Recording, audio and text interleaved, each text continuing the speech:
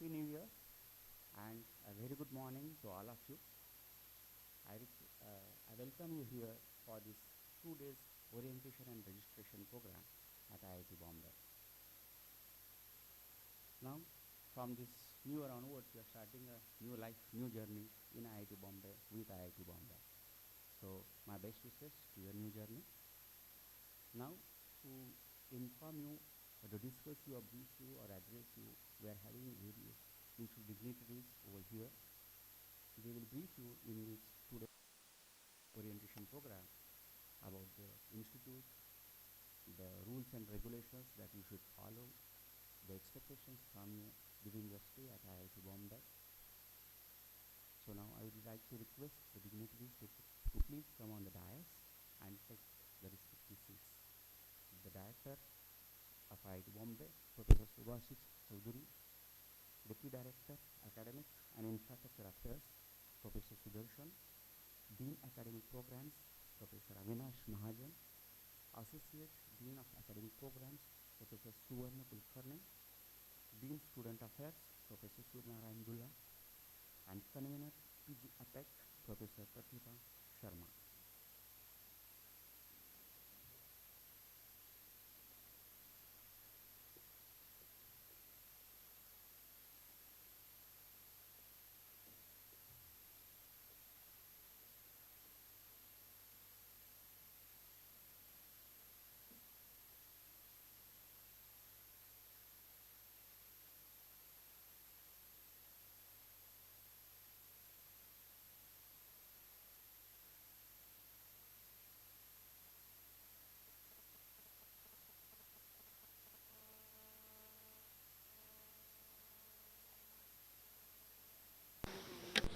Good morning.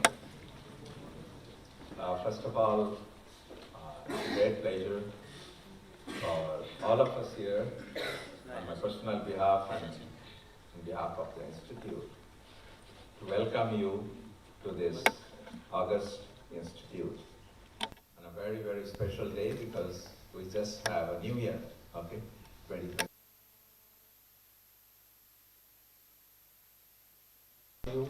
At the same time, a hearty welcome to the Institute. As you know that IIT Bombay is the #1 institute in the country in terms of all STEM education. It produces the largest number of PhD students and also ranked at the highest level.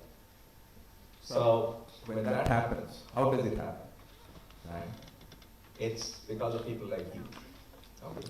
When they join hands together, they study well, they perform well in research, and that they get the proper guidance from our faculty members with the support of our staff. You bring in excellence in research. And that's something that we always look forward to. If you are going to be here for, some of you maybe 4 years, some of you maybe 5 years, okay, and I don't want you to spend more than 5 years here. Okay, and this is a time which is very critical for you in the sense that you have to learn what is research. Some of you might have done before, but not all of, most of you have not. Okay, it also needs a kind of the depth of knowledge, certain breadth. So this requires that you take courses here. Okay, to fulfill those kind of gaps that will be there. But so you have to attend to courses, do well there, and then your journey as a researcher begins. Let me tell you, it's a very pleasurable one, okay, and very satisfying, intellectually satisfying, rewarding, if you do put in a lot of good work. Put your heart in and you work hard towards it. And if you don't, the problem is that many times we are not able to get what we are actually looking for. Then certain kind of setback happens.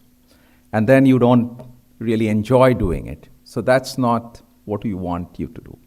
So from the day one, we expect you to be very sincere as a student, as a researcher, okay? So that your journey through this institute becomes a very, very rewarding and an enjoyable one. We have our laboratories, and if you know that we are the Institute of Excellence, and under that we got some government support, and through that we have now added a lot more analytical equipments in our system so that you have access to them, so that you can do cutting edge research, right? So only when you do that, at the end of it, you see the benefit in terms of your, whatever the career path you choose after you finish the PhD, okay?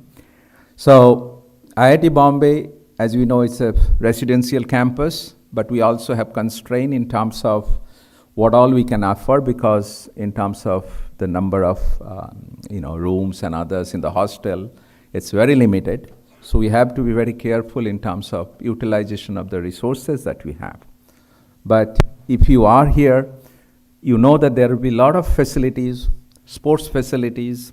There are several others. There is student support system. There will be, you can meet your seniors or professors. All of you will have a faculty advisor, your departmental head.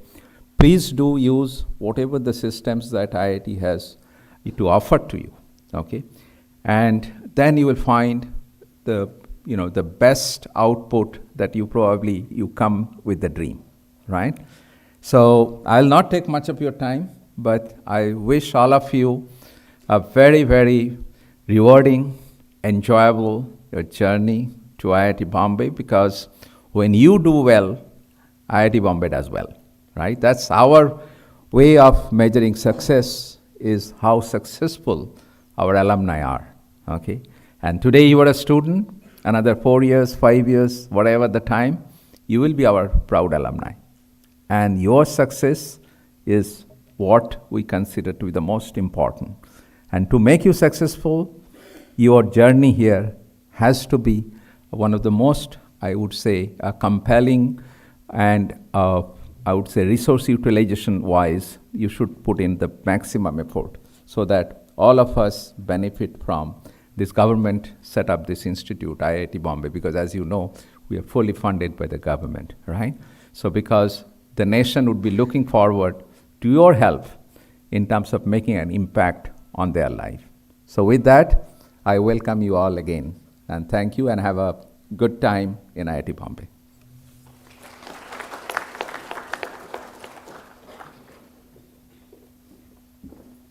Thank you, sir. Thank you very much for your encouraging and motivating words. Now I request Professor Sudarshan, Deputy Director, to address you all. Good morning, everyone, and a very warm welcome to IIT Bombay.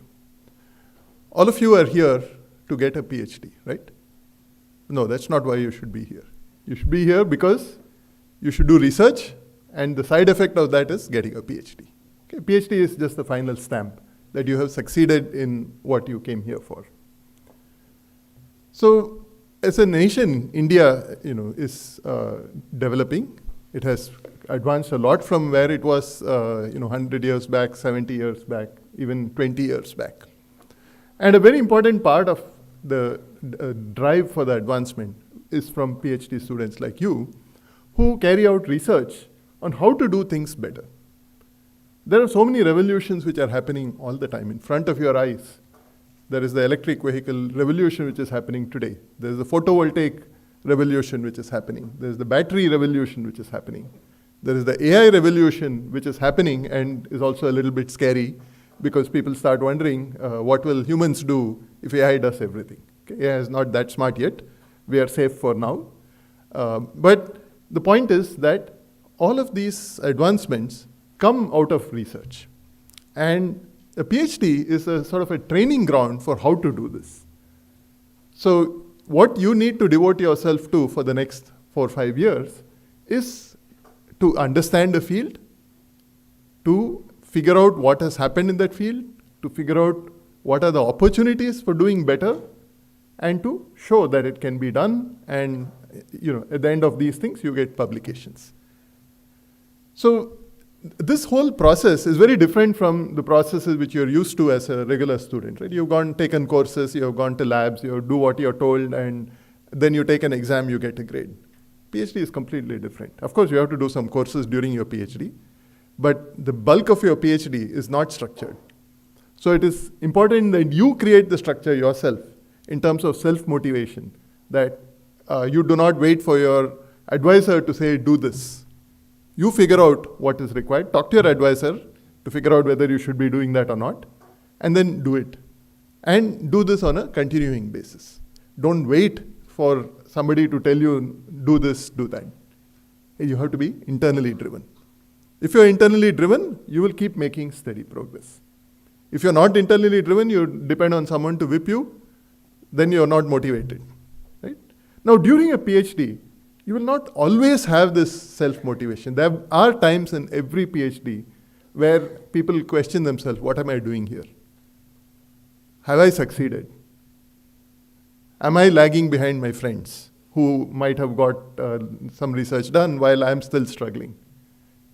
Am I going to make it? Am I going to even get a PhD at the end of it? These are all things which every PhD student goes through. So don't worry if you get these feelings. That doesn't mean that you are not doing well necessarily in a PhD. When you do research, of course, there is an element of chance. You are trying to figure out something. So are so many other people elsewhere. Sometimes they beat you to it. Sometimes you beat them to it. But there is an element of chance. You have to accept this. That is part of doing a PhD. But if you keep trying and do work at a good pace and come up with novel ideas, you will get through. Keep that confidence, self-confidence that you will get through. It is not may not happen today, it may happen tomorrow, it may happen day after, but it will happen. Have that self-confidence. Now, of course, not everyone completes a PhD. If you reach a point where you are thoroughly convinced this is not going to work, well, talk to your advisor and decide what you want to do at that point. But that only happens to a few. Most people do get through a PhD. So keep this in mind that you should be motivated. And sometimes you may take a break also, a few days, go do some fun thing, come back charged and again ready to attack the problem. So a PhD is like a marathon. It's not a 100-meter race. Right? It's a marathon. It's multiple years. So you have to pace yourself in this marathon. And as I said, there may be low points in your PhD life. There are a lot of opportunities. I think Dean SA will tell you what kinds of support you can get if you're feeling low about what is happening. You can get support from IIT. Okay, you will hear more about it. But keep in mind that many people have gone through this. If that happens, you're not the only one. Not everyone goes through it, but it's okay if that happens. Keep that in mind. You will come out of it. You will do very well. Everybody here will do well in life. Just getting in here itself is proof that you have crossed so many hurdles. You are way above most people out there. So you will do well in life. Have that confidence and do very well in your PhD and do yourself, your family and the institute proud. Thank you.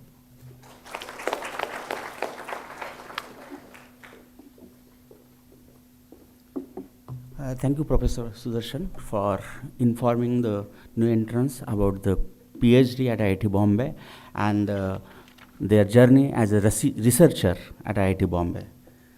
Now, I would like to request Professor Avinash Mahajan, Dean of Academic Programs at IIT Bombay.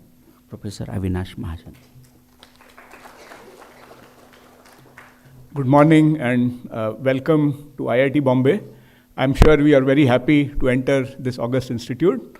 So our normal entry in July, of course, consists of a huge variety of students, so undergraduate, MTech, MSc, PhD, etc.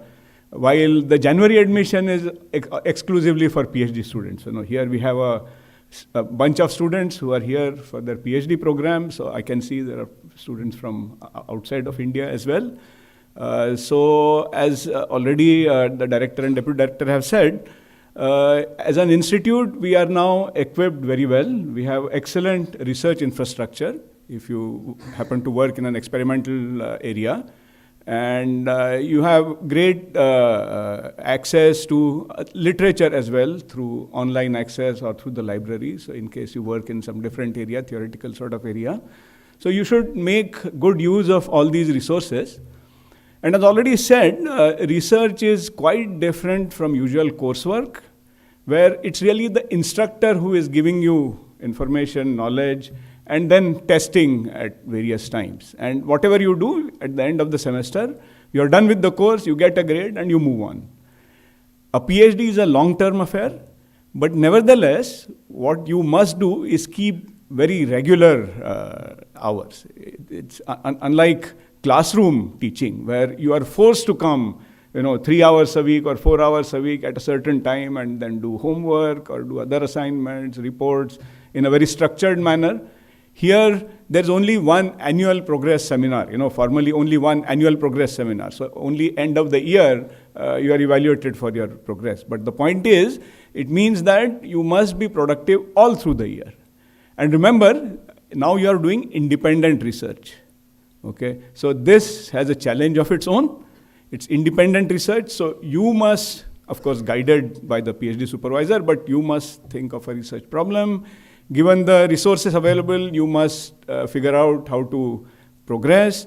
And remember, inspiration, creativity will come only after 90% hard work. So it's not that you wait for 10 months and suddenly in the 11th or 12th month, you'll have an inspiration and come up with something novel. It's not going to happen like that. You must make steady progress through the weeks, through the months, and then once you build up this foundation, then you will strike gold. You'll come up with something important, which would maybe be publishable and then cause good impact, etc. So remember that although it is different from coursework, but you still have to keep at it in a steady, consistent, regular manner. Okay, so inspiration will not strike just like that. It will come only after steady, consistent work. So keep that in mind. And always, you will obviously face pressures about whether you're making progress, not making progress. But don't worry about that. Keep discussing with your supervisor. Keep discussing with your colleagues, your peers in the lab, because there are some senior students who might have experience when working in different areas. There may be postdocs who are there. So always talk to people.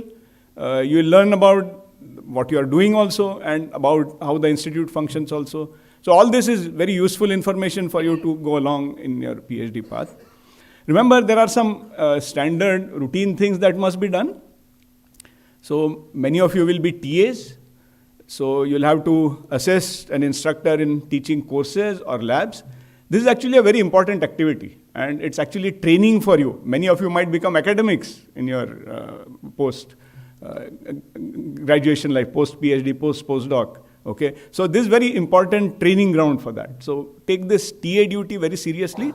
So it's not so much effort. Either you're assisting in a lab, maybe 3 hours, 6 hours a week, or you're assisting in a theory course where you're helping doing the tutorials or assisting with exam correction, etc. But all this should be taken very seriously because firstly it helps you and you're contributing to the system.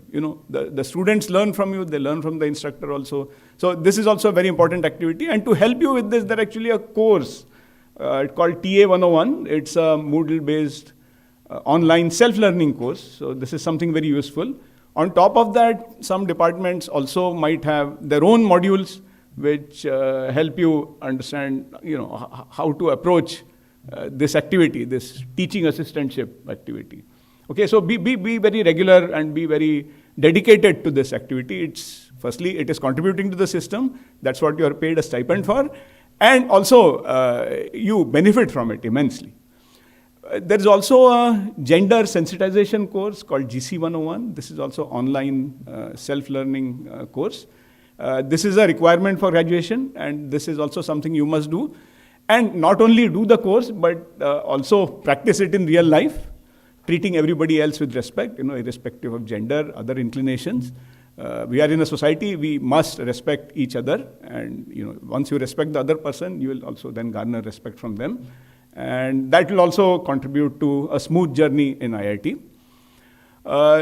Also for PhD students, it's important to remember that although you might finish coursework in a year or maybe a little bit more, you need to keep registering as a student every semester. This is important. Students seem to forget after a while that if I'm not doing courses, why do I need to register? No, you need to be registered as a student even to do any other academic activity. So please keep that in mind. Every semester you need to register. And also there are these annual progress seminars that you must give. So you must make steady progress through the year.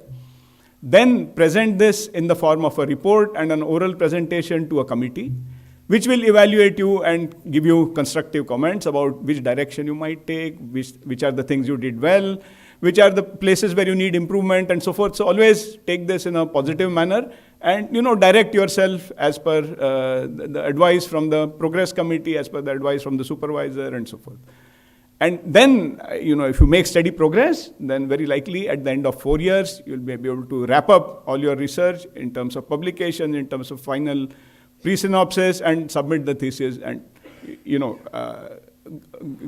go out into the world, whether in a research lab or in a postdoc position or in the industry or whatever. And all this foundation that you have built over the years will actually stand you in very good stead. So please keep this in mind, that right from day one, try to make steady progress. It will not come in spurts. It will come by steady application of mind and effort.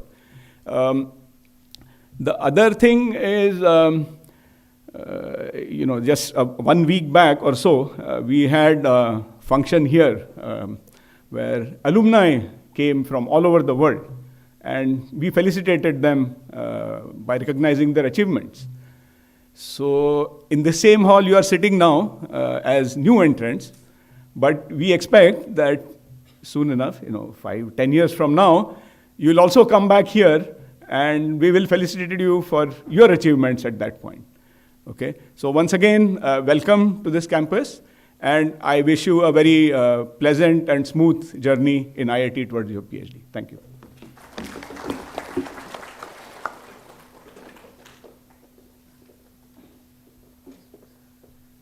So, I thank Professor Mahajan for such a nice words and saying about and giving you the glimpses of your PhD journey at IIT Bombay, the expectations from you. Now I request Professor Suvarna Kulkarni, Associate Dean Academic Programs, to brief you all. Professor Kulkarni. Thank you, Nish. A very warm welcome to all.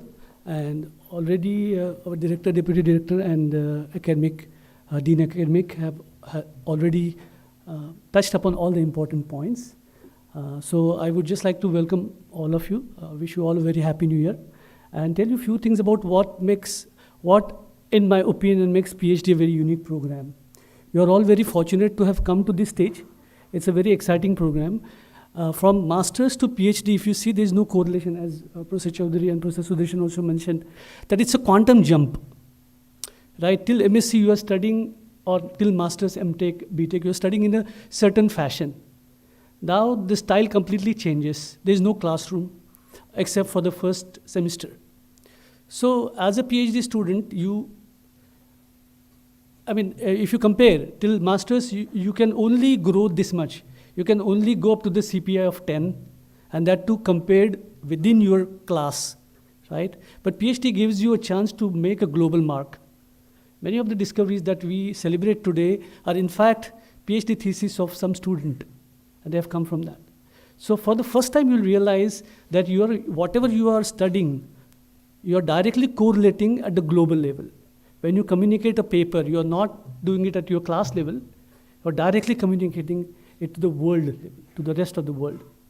And you are debating with the rest of the world, you are discussing with the rest of the world. So this is a unique program that brings you out of your classroom and gives you the ability and the training platform to plunge into the research and make global contributions. So I think that's what makes it very exciting. At the same time, everything has its plus and minus. So as Professor Sudarshan also mentioned, that it's like a marathon, it's a long program. So your fitness, your mental fitness, as well as your physical fitness is very important. So you can compare it to like a test cricket versus a 2020 cricket. Right? You have to, first of all, stay on the field for 5 days. So we all expect you to complete your program within a reasonable time of up to 5 years and not delay it too much. So, but those 5 years you have to have a great amount of focus, great amount of energy and self-motivation. And then first, once you cover your coursework, complete it complete the coursework, then you try to look at the literature and find out a gap. That's the next stage. That where is the gap? What is missing in the world? What is your mission statement? What do you want to address through your research? So spend some time on that, of course with the help of your advisor. And once you get that, then that gap drives you. And finally you see the light at the end of the tunnel. And it's a very exciting journey, very rewarding journey, and very unique program than the rest of them. So I congratulate all of you for this great feat that you have already achieved. You are already in the, one of the most thriving institute of our country. And I welcome all of you and wish you all the best. Thank you.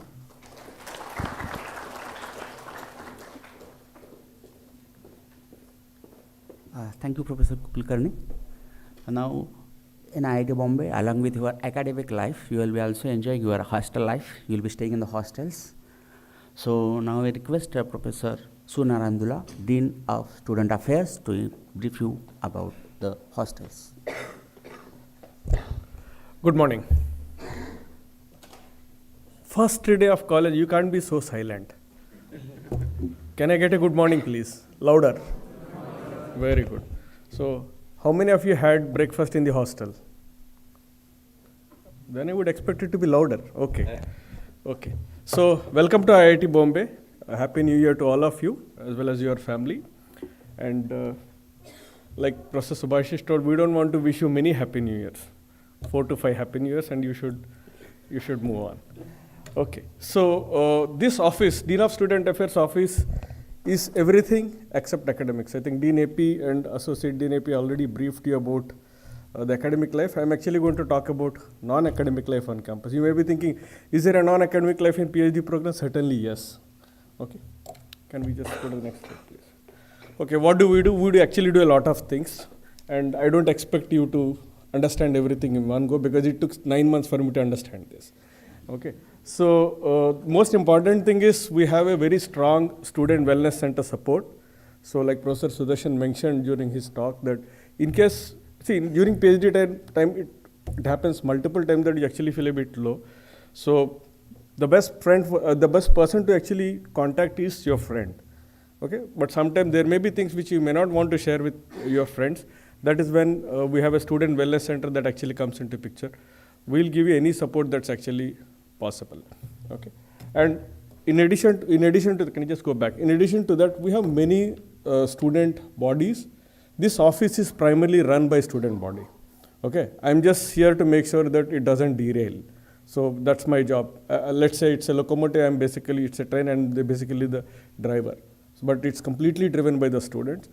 They do a lot of activities. And when I say student, please don't be under the impression that it's actually bachelor student. Where is Anmol? Here. He's a PhD student. He is representative for all the academic affairs of PhD students. So PhD students are actively involved in a lot of things. Okay. So we have many councils. Basically, it involves sports, culturals, academics. Okay. And we strongly encourage you to participate in sports as well as culturals because academics, your guide is anyhow going to put you on toes for that. Okay, but this office will strongly encourage you to participate in sports and cultural and make sure that you participate in at least one of them. And don't participate in too many things. Next slide, please. Okay, so make the best of your time at the institute. Please stay focused. I think already you have been told about this. And what is more important is actually to maintain moral and ethical standards. Things are not going to, I mean, people who joined with you may graduate slightly before, slightly later. Things are not going, they're not going to go anywhere. I would like to just give a very simple example. Most of you might have actually faced this in your life. If you're driving a bike or a scooter, or maybe you're traveling in an auto rickshaw. Okay, there will be few people who go really fast, right? They may be honking and they'll be bypassing everybody and going. I face this very often in Mumbai. Then I tell myself that he's anyhow going to wait at the signal, and that happens. Okay, so don't worry. People are not going to run away anywhere. You all are going to meet again. So if any of your friends are going before, don't worry. You are going to join them soon. Okay, so don't get depressed for these things. Okay, and yeah, please stop daydreaming. Okay, that's very important. Be very focused on what you. It's very important to dream. But don't spend too much time on dreaming because you anyhow have night time to dream that. right? Okay, so I have been, this is something I have been told by my supervisor when I was a student here, that he used to simply tell me that you please ask why, how and what. There are so many questions you have to ask for everything, okay, and you actually get answers. Unless you are clear, okay, unless you get a clear answer on your own, please don't let someone try to tell you what the answer is. You should know it on your own, then you are good to go. And please don't ask these questions when you are taking an auto rickshaw. Just sit in the auto rickshaw and go. Next, please. Next slide. Okay, I think this I already covered. So please try to participate actively in sports, cultural and other activities. And like I said, don't get too much into these things. Please do take care of your health. I mean, you did extremely well in PhD, but your health is not supporting. How good is it for you? So it's very important to actually take care of your health. And most important thing is, please try to take a walk on campus. This is a beautiful campus.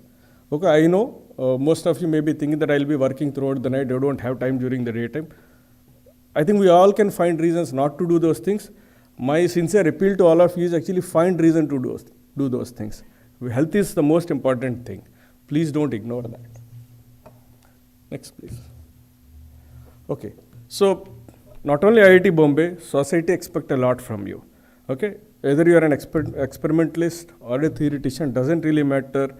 Your whole education is highly subsidized by the taxpayers' money. I mean, people who are sitting here, I mean, people who actually dropped you to campus, everybody has contributed for your education. Kindly be responsible. Next, please. I think Professor Subhash has already mentioned, this is a beautiful campus.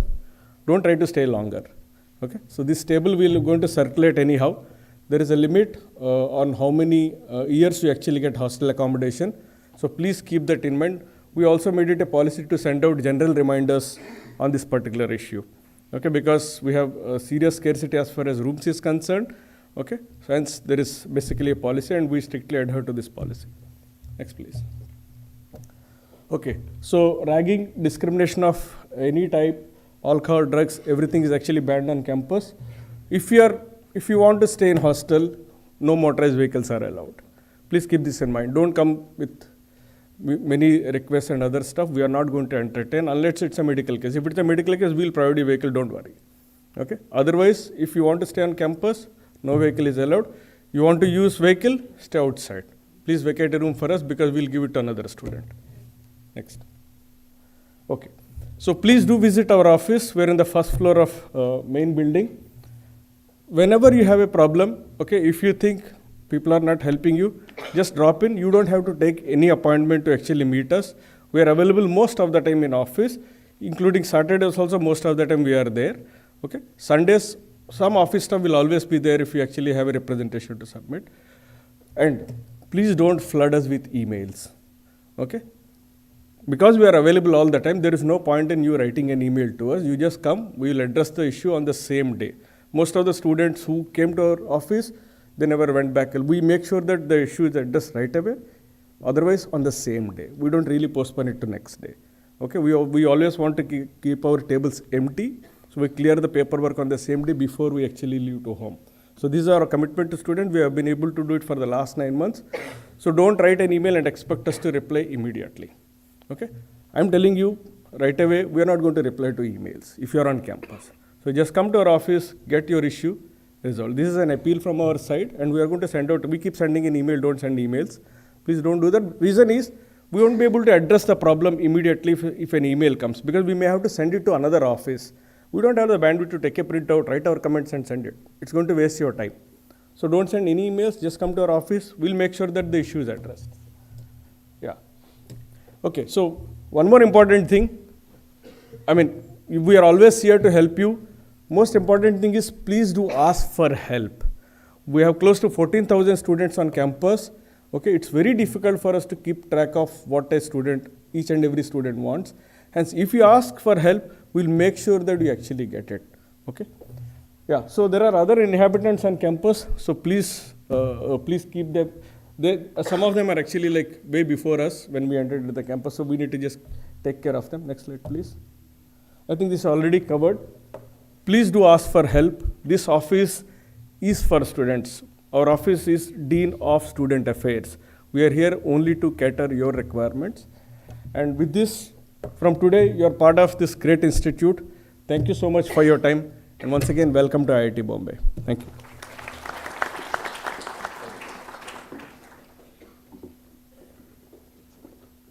Thank you, sir. Thank you very much for such a nice presentation. I hope that everybody has listened to you very carefully and seen the presentation very effectively, and they have learnt about things. Thank you very much for informing about the Student Wellness Center and to make use of the same and also to focus on their healthy life. Thank you very much.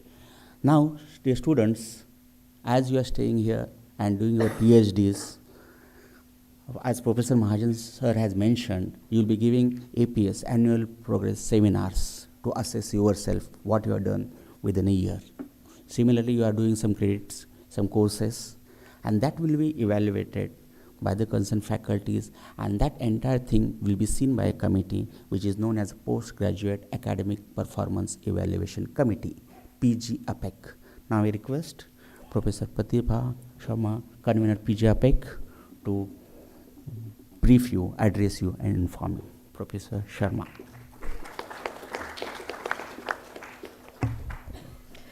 Good morning, Happy New Year, and warm welcome to the Institute. I am convener PG APEC. As already mentioned, what PG APEC stands for is Postgraduate Academic Performance Evaluation Committee. What we do at IIT Bombay is we facilitate you, we help you, we monitor, and we evaluate your academic performance throughout your journey as a PhD student.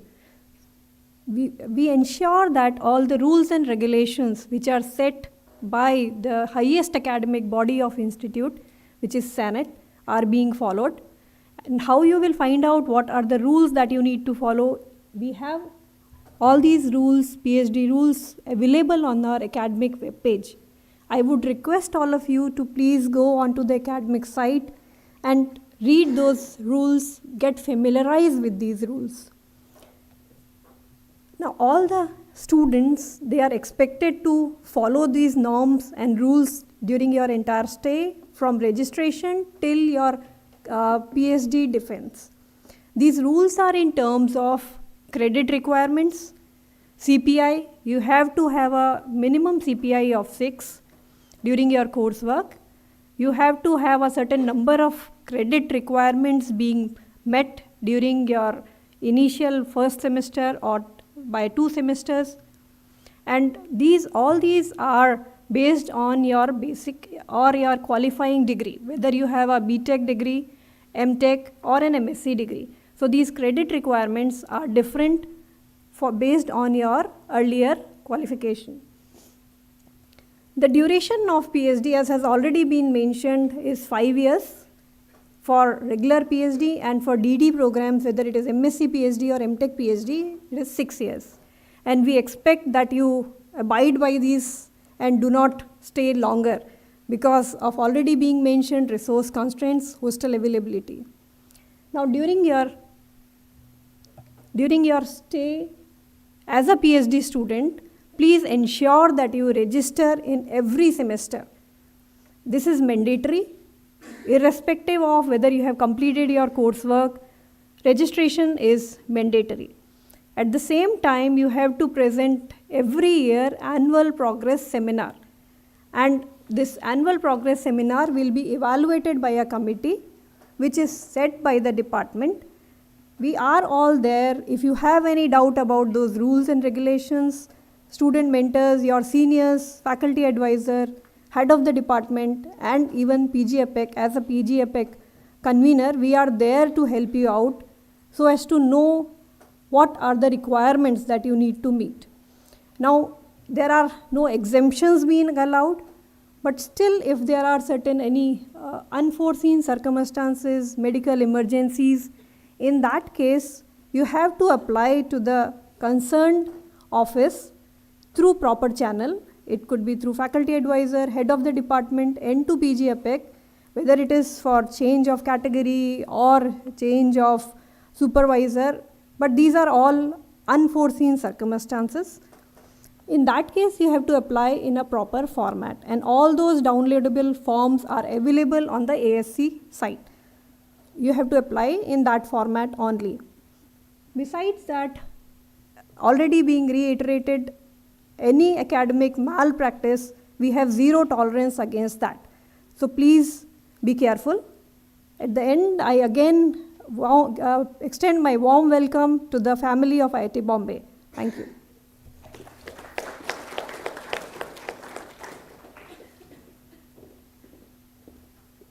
Thank you. Thank you very much. On my personal behalf and on behalf of the all new entrants, I request all the dignitaries on the dais to say thank you for taking some time from their busy schedule and coming here to address you all. Thank you. Thank you very much, sir.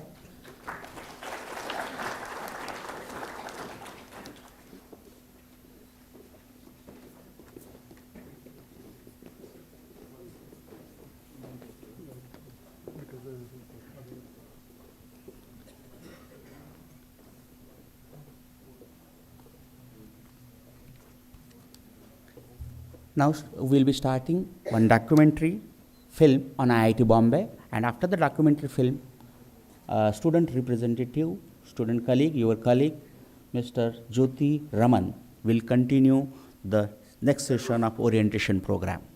Thank you. Myself, our Deputy Registrar, Academic Office, Umesh Korade. We are there on the main building, second floor, Academic Office. You all are welcome to the Academic Office to deal with myself, my team, Academic Office, Assistant Registrar and Dealing Assistants are there to help you out in our entire journey in IIT Bombay as a PhD students. So for any purpose, any reasons, you are welcome to main building, second floor, Academic Office. Thank you and wish you best of luck. Thank you.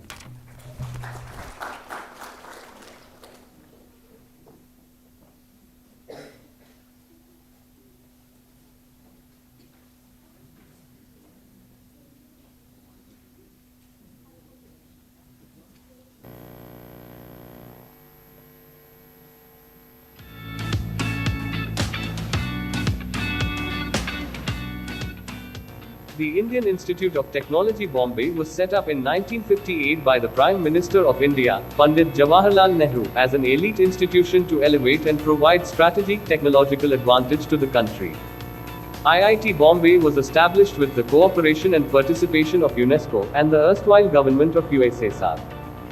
IIT Bombay, situated in picturesque 550 acres with the Vihar and the Powai Lake on either side and green hills in and around. IIT Bombay is a fully residential campus housing the best research infrastructure, classrooms, hostels, sports and medical facilities. IIT Bombay brings together the best minds in their pursuit for excellence. Today the institute has about 5,600 undergraduate students, 3,700 postgraduate students, 3,700 PhD research scholars and 400 postdoctoral fellows. IIT Bombay has 28 academic units and 25 research centers with about 700 full-time faculty, 4 professors of practice, 70 adjunct and 50 visiting professors. The faculty at IIT Bombay work on fundamental experimental and theoretical challenges as well as on development and translation of their research to create industrial and societal impact. Areas of teaching and research at IIT Bombay include all branches of engineering and technology, all areas of science, as well as economics, policy, and social sciences. Our faculty are internationally recognized as leaders in their respective fields. IIT Bombay has several academic and research programs that are aligned with the United Nations Sustainable Development Goals. Areas of focus in teaching and research include development of solutions for complex societal problems ranging from water access and quality, malnutrition, healthcare and clean energy, amongst others. For instance, the interdisciplinary program on climate studies has an internationally recognized research program focusing on climate science, climate adaptation and climate mitigation. IIT Bombay research has helped to significantly improve climate prediction models. IIT Bombay faculty have also been engaged in addressing problems related to energy transition, decarbonization, clean energy generation towards reducing environmental impact.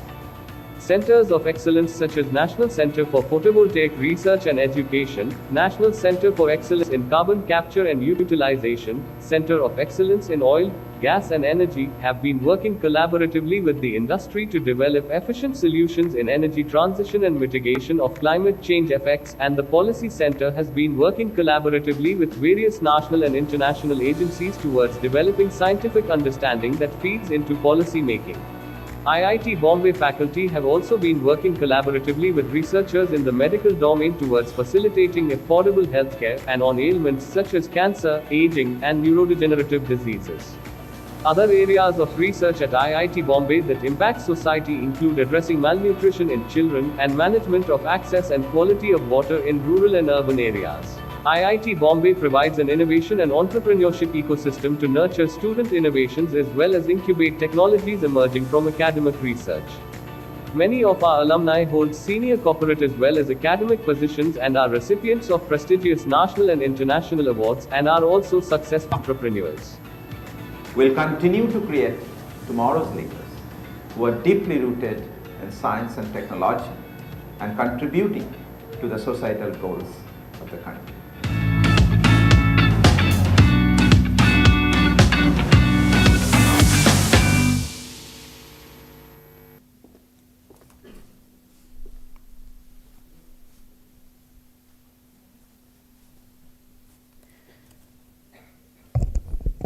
Good morning and warm welcome to all the new entrants and their proud parents watching this program. I am Jyotiraman Dey, third year PhD research scholar and a PMRF research fellow at the MEMS department, IIT Bombay. Congratulations to all the meritorious students to make it to your dream institution, and wish you all the best for the beautiful journey that awaits. We are as thrilled to have you as you are to be here. Moving ahead to our program, the three links important for the sustainable growth and faster progress of any institutions are its alumni network, business corporation, and philanthropists. And the alumni and corporate relations department at IIT Bombay play a very important role in managing it. I now welcome the Dean of Alumni and Corporate Relations, Professor Ravindra Gudi, on the dais to address the gathering. Please, sir.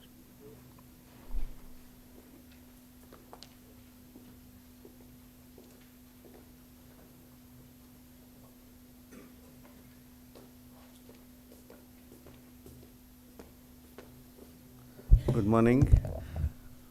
Good morning, good morning, good morning. Welcome to IIT Bombay. Congratulations on your achievement. PhD is, how many of you invest in mutual funds? Not many of you, quite a few of you. Okay, you invest there. There is also a statement that mutual funds are subject to market risks. Yeah? Well, all of you are here to invest, but not your capital, your intellectual capital. So you are basically investing your minds, and it's a positive feedback system, like I'll tell you in a short while. So when you invest your intellectual capital, just like you invest your capital in mutual funds, your capital grows, but it's subject to market risks.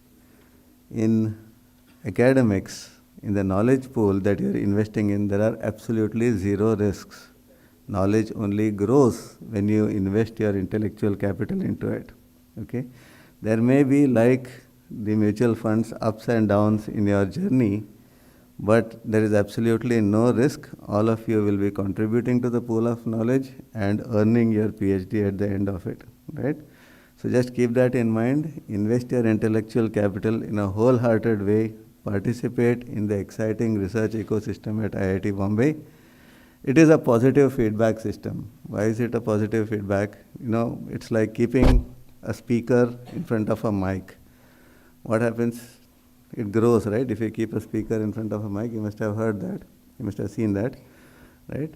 This positive feedback system is that together with your thesis advisor, you are basically taking an idea and growing it at scale, because it is two minds, more than one mind, two minds coming together, and each of the PhD students who has passed through the portals of IIT Bombay has contributed quite significantly, at least a factor of plus 5x in terms of the growth of knowledge, and all of you have the potential to do all that. Okay, so that's one aspect that you keep in mind when you come in. Have a lot of confidence in yourselves. Make sure that you contribute to the intellectual capital, your intellectual capital. Let that grow the knowledge pool. Okay. Now I don't know if this was said before, but in the last 3 years, and Professor Sachin Patwardhan, Dean R&D, will talk more about this. IIT Bombay has made substantial strides in R&D, and one of the aspects that typically results out of a PhD is something called translational research, which is taking your PhD outcomes at the end of 4 or 5 years. Typically, this is something that is measured by technology readiness level, TRL, which is how ready it is for the market. It may not all of the ideas are necessarily ready for the market. They are typically at a low TRL level. There is an ambience here which will help you to mature those ideas, take them to higher TRL levels. We have a technology business incubator on campus, SIGN, very, very successful. It has created a unicorn. It has created several commercialization technologies that have been commercialized. So there is opportunities for you to take your research, grow it to higher TRL levels, and mature them, commercialize them for those of you who have an entrepreneurial streak. Let me tell you that there is also, this aspect of, as a Dean of Alumni and Corporate Relations, you have come in here today as a student. Very soon you will be getting ID card as a PhD student. Now that ID card is going to be valid for you for 4 to 5 years, right? When you graduate, my office will give you an identity card that will lock your association with the institute for your lifetime. You will be proud alumni of IIT Bombay, 4 or 5 years on the other side of the tunnel.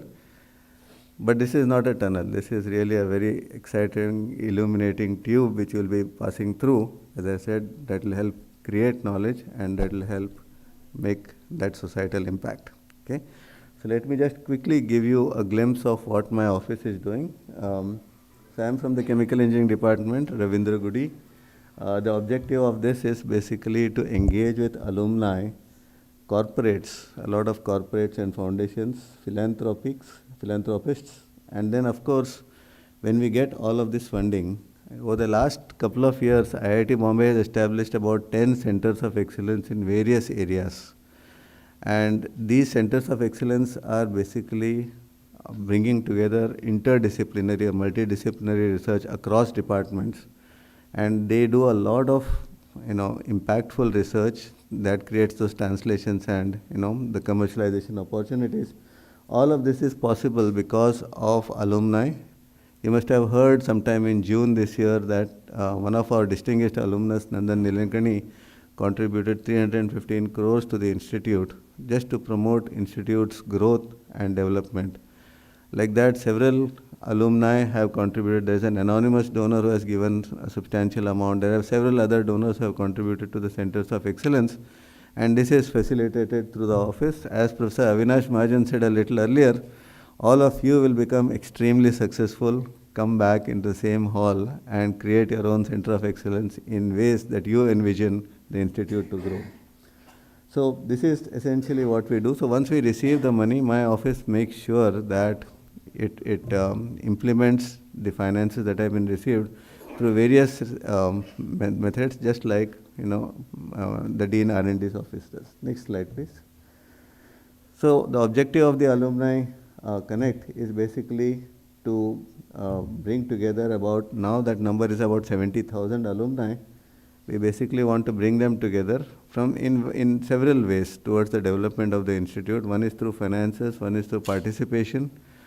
You heard Professor Surya Dula say about the Student Wellness Center. Now, Student Wellness Center essentially has a mentorship program where alumni come and contribute, share their expertise, wisdom of the professional world as well as in the research and academic world, and be able to guide you, mentor you and the like. That is facilitated again through the office. The other is the innovation that I mentioned about. Alumni contribute to, make your research more impactful, make your academic research more meaningful. For example, you know what is R&D? What is R&D? Research and development. Can we recoin that as relevance and delivery? Your work can potentially do that, right? So you can do that, and finally, become the alumni contributions have helped to create a world-class campus that you are seeing here. In fact, in the next 2-3 years, by the time you graduate from here, you will see a substantially transformed campus in several ways. Okay, next slide, please. So, in alumni engagement, as I said, with the students, there is alumni engage with the students, they engage with the faculty, they contribute to curricular development, student mentoring. They also serve as adjunct faculty, bringing in their professional expertise. They contribute towards growing the innovation and entrepreneurship ecosystem. Placements, right? That's one of the important aspects, placement and internships. Some of you who would aspire to work in your research by looking at industry problems or get a glimpse of what industry problems is, that can be facilitated. They also provide named chair professorships, distinguished lectures, student fellowships, more for the PhD students. There are a lot of exciting research fellowships that get established by the alumni. You can get a benefit of that. It provides student support, it provides top-up scholarships, it provides travel and contingency. So all of that is possible. Student wellness, Professor Surya Dula pointed that out, and infrastructure, institute infrastructure development. Next slide, please. So currently we have a fairly large list of, now this is just a representative, a large list of alumni donations towards setting up several alumni and corporate, I would say. Tata Trust is by a corporate. Ramesh Wadhwani has set up this Center of Excellence in Bioengineering. A group of about 8 alumni have contributed quite substantially to setting up the Center for Machine Intelligence and Data Sciences, C-Minds. Likewise, our distinguished alumnus, Dr. Sharad Saraf, who is also our Chairman Board of Governors, has helped, he and his brother have helped set up the TCA2I, which is Technocraft Center for Applied Artificial Intelligence. Bank of Baroda, a corporate, set up the Innovation Center for the financial domain. Koita Center in the area of digital health by Rekha and Rizwan Koita. Sunita Center for Research in Aging and Neurodegenerative Diseases. So all of these are ways by which alumni connect with the institute, contribute to various causes, and help promote research in the areas that they envision, and all of you are beneficiaries of that, not just the finances. It's basically creating a very nice ecosystem with advanced research facilities that gives you the access to perform really advanced research, right? So that's the idea. Next slide, please. Just a quick look at what Tata Center has been doing, fundamental research, applied research, lab to market and the like. Next slide, please. This is what Wadhwani Research Center has done, some of the exciting innovations in the advanced healthcare area. In fact, you must have heard in the newspapers of a company called ImmunoAct, which is a company founded by one of our faculty, Dr. Rahul Purwar.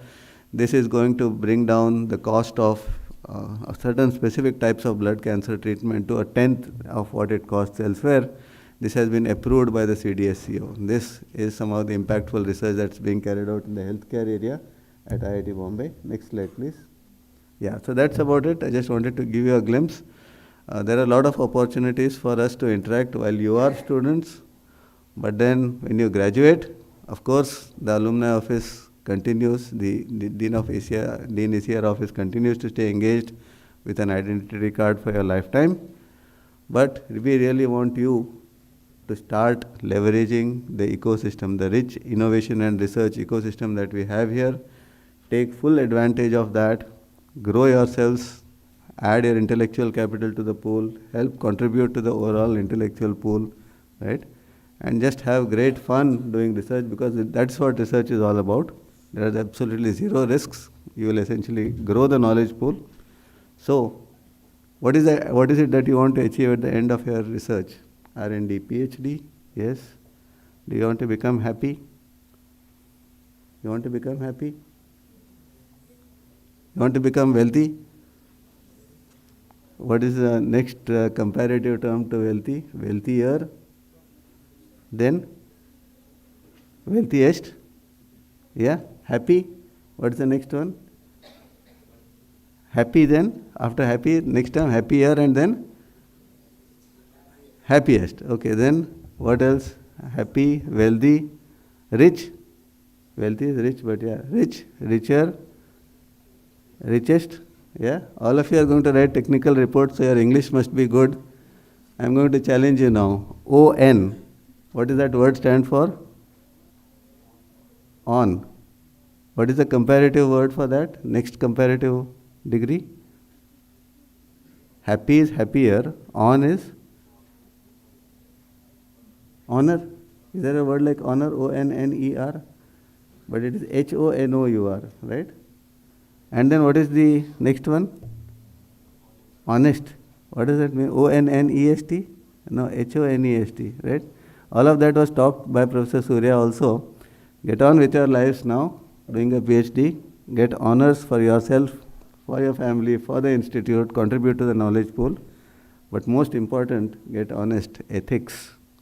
Be a person with a very high integrity and ethics, right? Whenever you do anything, mutual respect for everyone, make sure that you maintain a positive environment around you, give respect to everyone, get honest, have high standards of ethics and integrity, and I'm sure all of this will contribute to your success. So welcome again to IIT Bombay. All the very best in your research career. Thank you.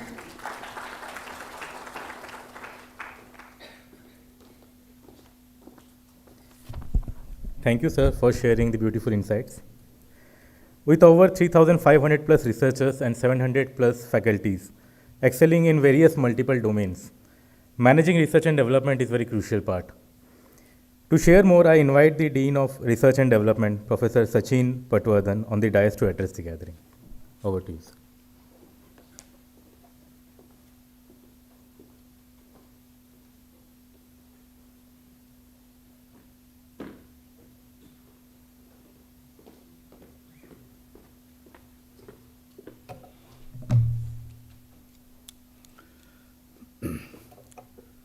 So, good morning and welcome to IIT Bombay once again.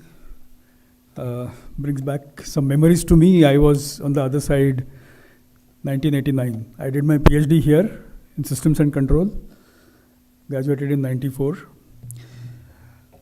So, well, now some slight change in the roles. I'm here talking to you about what is R&D infrastructure in IIT Bombay. Before I begin my presentation, let me tell you that PhDs from IIT Bombay have really made it really big all over the world. I'll just quote two names which you might know through newspaper. K. Sivan was previous chairman of ISRO. He is PhD from IIT Bombay. And Kota Harinarayana, director of Light Combat Aircraft Project. He is again PhD from IIT Bombay, and there are many more. If you move around R&D ecosystem in India or abroad, you will find many of us, not surprising to find somebody coming and tapping and saying, yeah, I'm PhD from IIT Bombay, I did your course when I move around in US or Europe. So, welcome to this great institute. What I'm going to do next is a few minutes. My presentation is going to be a little long. I'm going to give you introduction to IIT Bombay R&D ecosystem and things that are going to matter you most. There are two offices that you will be interacting most during your PhD. One is Dean Academic Program and other is Dean R&D Office. So there are various facilities, services that we offer to you, and you should be aware of them. So the purpose of this presentation is to give a brief introduction. So next slide, please. So I'm going to talk about what are called as central facilities, speaks a little more about safety in research labs. What has become very, very important over the last few years is protection of intellectual property and how Dean R&D Office will help you to do that in your journey. We'll talk about student projects. We offer one of the most important thing that we do in the journey, in your PhD journey, is to offer financial support at different stages. Some of you might be students working on research projects, so you'll be throughout you'll be working with us, Dean R&D office. Some of you might need support once the institute fellowship gets over and you are about to submit your thesis. That's where Dean R&D office pitches in and helps. And I'll talk about ethics committees, very, very integral part of doing research. Next slide, please. So, just an overview, I'm sure this slide you must have seen already. We are a postgraduate heavy institute, unlike what is the image outside. So IITs are known for historical reasons for undergraduate programs, but now 60% of the students are postgraduate students, and of that, 3,700 students are PhD students. That's a pretty large number. We have 700 full-time faculty, 90 adjunct or visiting faculty. There are multiple departments, and all of you are registered in one of the departments, but there are also multidisciplinary programs, which is unique culture of IIT Bombay. For example, I am a graduate of Systems and Control Engineering, which is one of the old multidisciplinary programs. Many departments collaborate and work in SysCon and other interdisciplinary programs. We publish large number of research papers, and the workforce behind this is mainly PhD students, and a number of patents that come out of IIT Bombay for last 4 or 5 years is of the order of 150, 140 each year. $40 million to around 370, 380 crores is the research funding of IIT Bombay. So we have, just to give you a benchmark, research funding of ISRO is 500 crores. So this is what the chairman who visited us recently last week informed us, that it's 500 crores. So our research funding is on par with leading organization like ISRO. Okay, next slide, please. So what you will realize as you go along your research is that the research is no longer just department centric. It's no longer chemical engineering, mechanical engineering. So it is multidisciplinary research. And it is in IIT Bombay, the research can be, current research can be categorized into these areas. So we have a lot of work going on in artificial intelligence, not just in one department, but multiple departments, almost all departments. 85 faculty members work in this area. A lot of work on future of transportation, quantum technologies, biosciences, healthcare, digital health, many devices that are developed for healthcare, sustainability sciences, waste to wealth.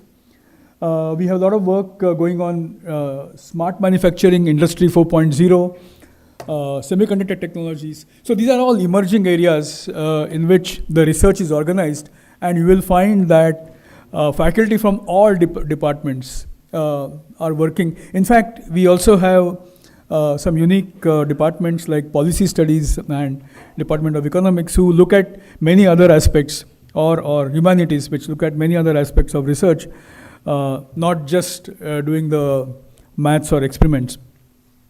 So we have a very unique ecosystem here to carry out research and all facets related to research. Okay, so that's very important. Next slide, please.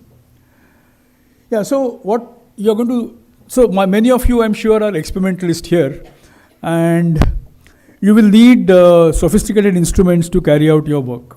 Okay, so this is where IRCC comes into picture. So Industrial Consultancy and Research Center. So we maintain, as of now, we maintain the research infrastructure. Soon it will be a separate committee that will look at this research infrastructure. So there are multiple facilities. There are national facilities. There are central facilities. Central facilities are about 46 facilities. I'll go more into details of what are these facilities.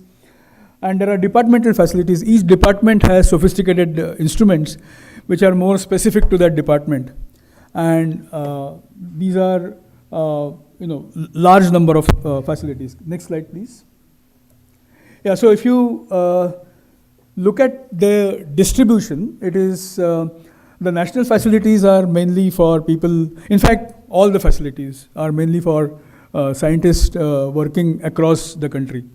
But the national facilities were set up deliberately from the day one to serve different universities, different departments, because these are very, very expensive facilities, not possible to have multiple of them.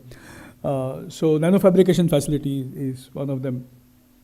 Central facilities are ones which are primarily for IIT Bombay, but they are also open to industry, other institutions, because again, most of these facilities are not available anywhere in the, not available, I wouldn't say anywhere in the country, but not available so easily throughout the country. There are so many universities and institutions, but some of the institutes are privileged to have these facilities. And departmental facilities are again that have come through projects, research projects. The research funding that we get has been instrumental in generating departmental facilities. Next slide, please.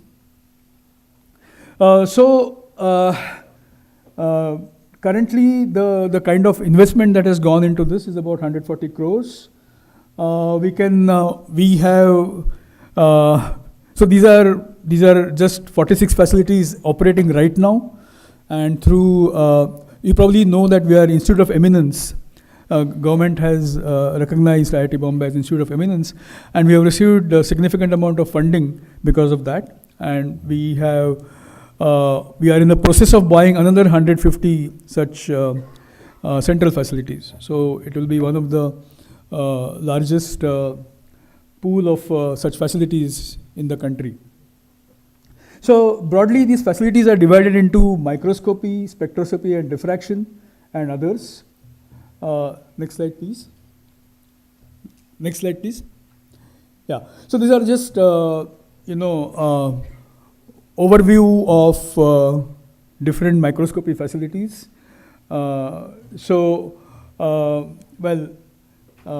of you who are experimentalists, I'm more of a mathematician, so I won't be able to explain, but many of you who work in this will be able to recognize this high-end microscopes. These are all available to you. So there are multiple, for example, tunneling electron microscopes.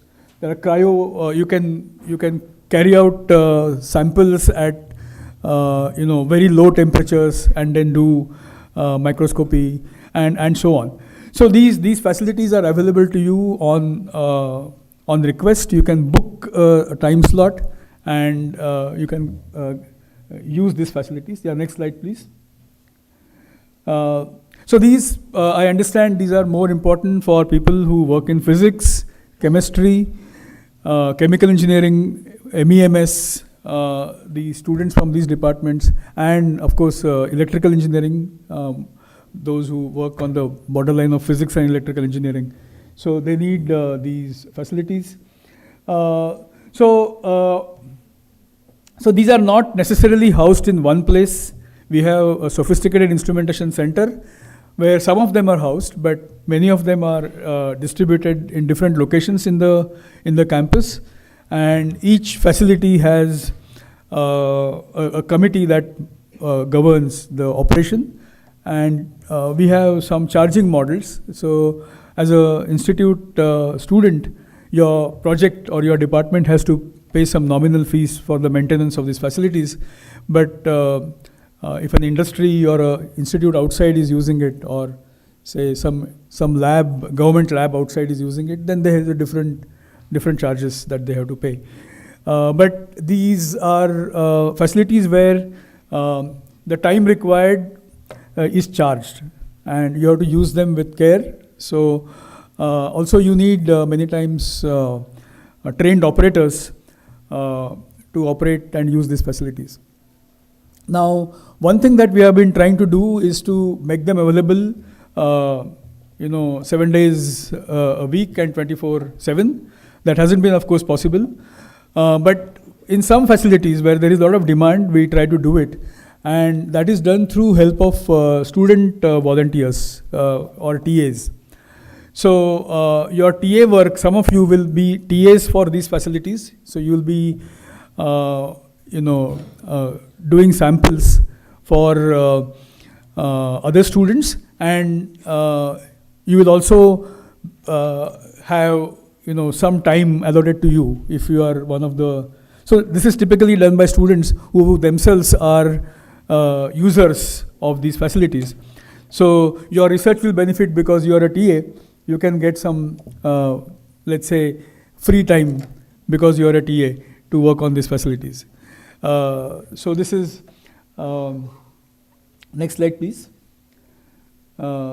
So there are many other facilities. So those two are mainly probably for material science, chemistry, chemical engineering students. There are many other facilities that are, for example, we have this liquid helium plant which gives or supplies helium, liquid helium required for maintenance of or for running of the many of the advanced facilities. So we have a facility in mechanical engineering which is for Industry 4.0, advanced manufacturing, automated manufacturing, and so on. So you can plan your experiments, you can book your time and plan your experiments in these facilities. Next slide, please. The way to do this is that information about these facilities are available on IRCC website. So you can just look for Industrial Research and Consultancy Center website on main page, or just type IRCC on Google search. You will hit us and look at the research facilities. You will find the description of all the research facilities. You'll have to search for what is relevant for you. Next slide, please. Yeah, you can book, you'll have to register yourself as a user and you can book a slot. And so our website allows you that interface. It will help you to book slots and use the facility. So we'll make this particular presentation available to you through PhD coordinators. Yeah, we'll make this presentation available so that everyone has a copy of this presentation, so you can make it available. Yeah, so you will know where to access, where to book for time for these facilities. Yeah, next slide, please. Yeah, what is extremely important is that you are working in labs. Which involve chemicals, which involves maybe hazardous chemicals, which involves microbes, biological cells, and many of you, I get scared when I hear my colleagues talking about modifying DNAs on daily basis. You have to be careful when you deal with cells that you keep modifying. So safety is extremely important. We know what can go wrong if cells escape some lab. We have gone through a terrible time recently. So it's not just the fire, or it's not just the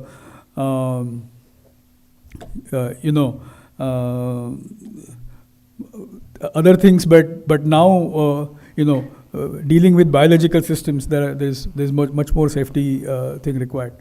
So go to the next slide, please.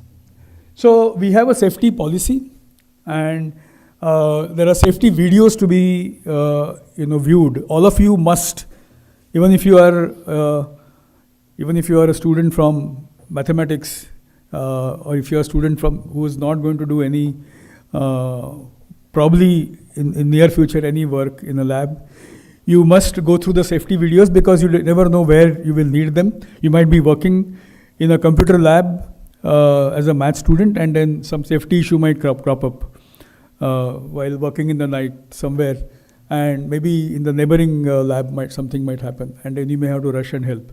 So you have to know about safety because we are dealing with microbes, chemicals, circuits that can be dangerous, and you must be aware of this. So we are committed to provide safe and healthy environment. So we also strive to continually enhance safety performance by conducting hazard assessment, implementing controls, making sure that there is legal compliance, and providing safety training. And we believe that safety is the prime important when you conduct research, because of prime importance when you conduct research, and you must keep this in mind. You must keep this in mind all the time you are here as a researcher, and also when you graduate from here, safety should be one of the on the top priority as far as your research is concerned. Yeah. So next slide, please. Yeah. So this is something that you are going to come across sometime or the other. Maybe say third year of your PhD, when you start generating results, start generating intellectual property, as we call it. It's important that particularly those of you who are developing technologies or new ideas, it's important that you protect your intellectual property. So this engine, Questel, is an engine that allows you to search for see, when you file a patent or a trademark or any copyright, so you need to actually find out what is already available in the market, what is already available in the literature. So just like you do literature review and there are search engines to search papers, you need to search patents and make sure that your invention is something different other than what is already available, what is already patented. So this we have a license for this Questel, and then we also provide this service of so at some point when you will need information about what are the other patents available similar to what you have done, IRCC will help you to search those patents through this search engine. Next slide, please. It's important that IRCC distributes these lab notebooks. Now, it is very, very important that you maintain a detailed record of your research. Okay, currently we are giving hard copies. These become important when you do discussions with your guide, your supervisors. These become important when you actually log or create journal papers, patents, and so on. It's very, very important to maintain a detailed log of your discussions, because as compared to what you have been doing till now as masters or undergraduate students, here the work is, I would say, relatively unstructured. See, in a lab experiment, when you do for undergraduate or a postgraduate lab, there is a structure. You have to do certain things in a certain sequence in 3 hours and record the experimental data and do some analysis. This is something that will span over next 1 year or something. What you are going to do in your lab is not for 3 hours. That's what you are going to do. Okay, so you have to be there is no perfect plan of what you are going to do next. Okay, it keeps evolving. New ideas keep getting generated as you discuss with your supervisor, with your colleagues, with your lab mates, and it's important to record everything properly. So these lab notebooks are very, very important, and you should maintain a record. We are trying to see whether we can also give access to digital notebooks, particularly in certain areas it will be useful to have digital notebooks. But then there are issues that we are still not considered digital notebooks, because the data sharing on the cloud is a questionable thing. Many people would not want to share data to some unknown entity, because data is our property, whatever you generate here. So it's not easy to just say that use digital netbooks. But so you might wonder why today even we are still giving hard copies. Yeah. So to come up with solution for digital notebooks, we'll have to have some internal storage and securities involved. So still not okay. Next slide, please. Yeah. So this process of patenting involves a lot of iterations. You will file what is called as invention disclosure form. It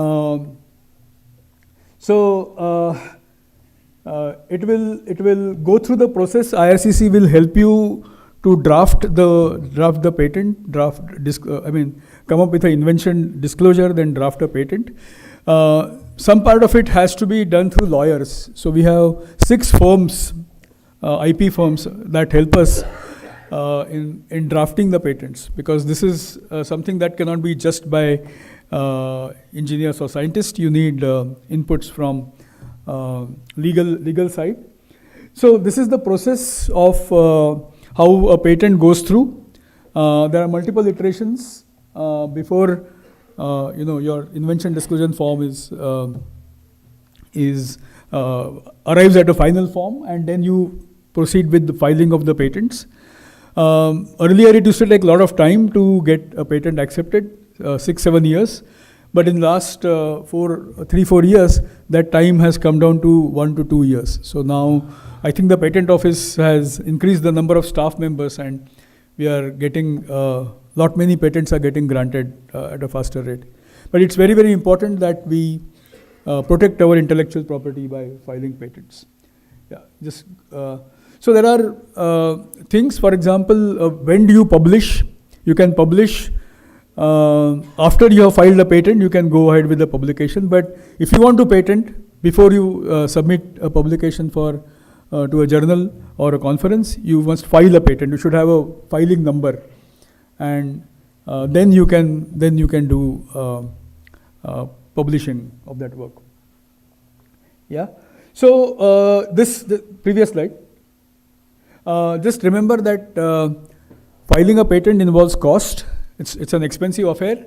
Filing an Indian patent roughly cost about 60,000 for one patent. And subsequently, we have to pay yearly fees to maintain it. So you have to maintain the patent for 20 years.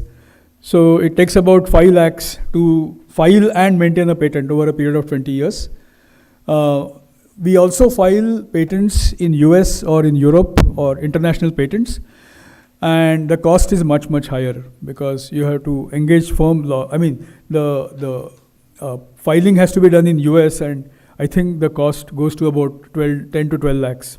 So IIT Bombay shares, if it is an Indian patent, we fully give support, financial support.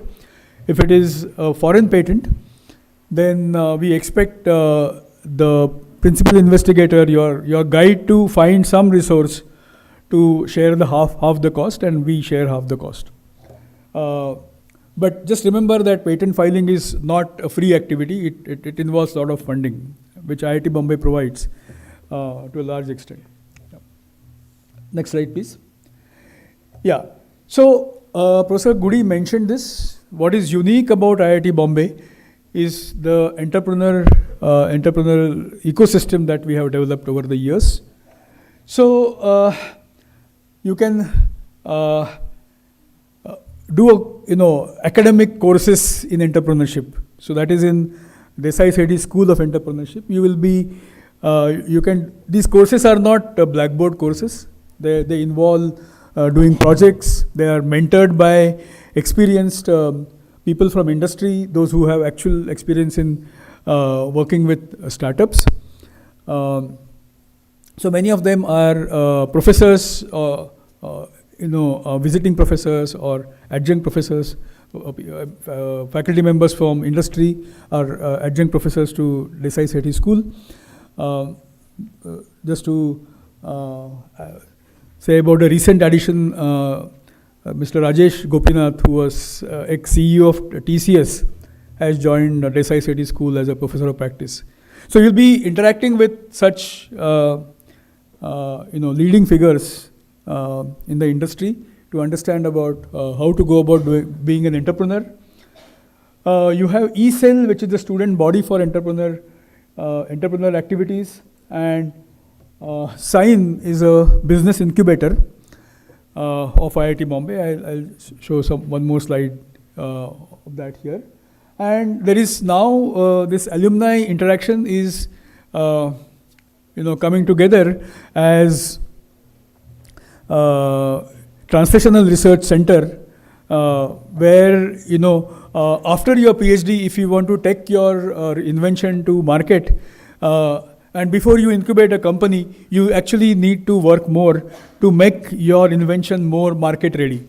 And that is where Translation Research Lab, with the help of alumni, will help you to take your work to the next level so that you can start a company in Sign.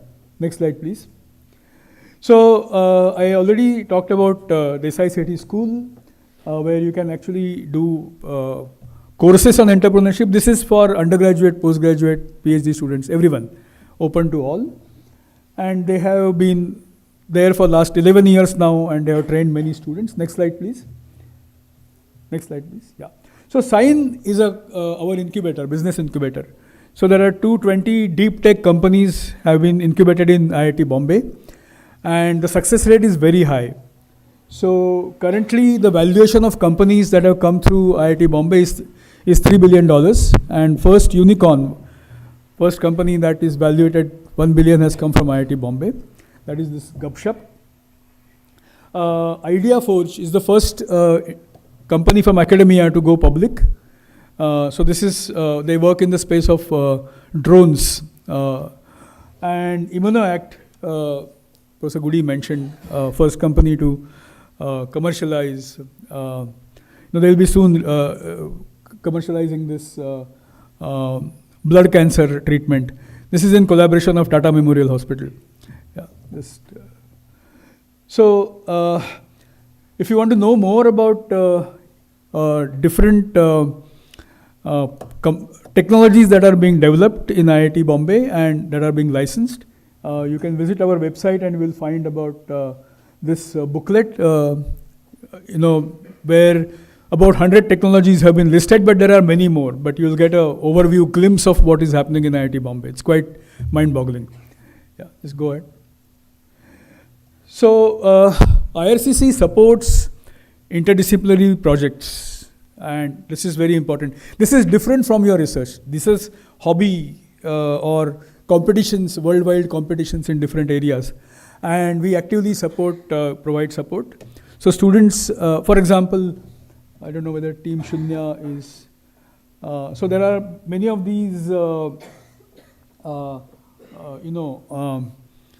devices that have been developed and they participate in the international competition. For example, Matsya is the underwater vehicle for carrying out all kinds of tasks, say maintenance of oil platforms below the, in the sea, and so on. We have this Mars rover. Currently, ISRO has announced a competition in Mars rover. So multiple students are collaborating and working on developing this Mars rover. And Dr. Somnath was here last week, and we demonstrated it to him while he was here. So there are many such projects. These are funded through IRCC, and there are faculty mentors. You can collaborate and contribute to these projects. These students present in international competitions all over the world, and we have won many prizes, international prizes. Next slide, please. Yeah, this is probably one of the most important slides for all of you. Financial support. Many of you are TAP students. How many of you are TAP students? Yeah. So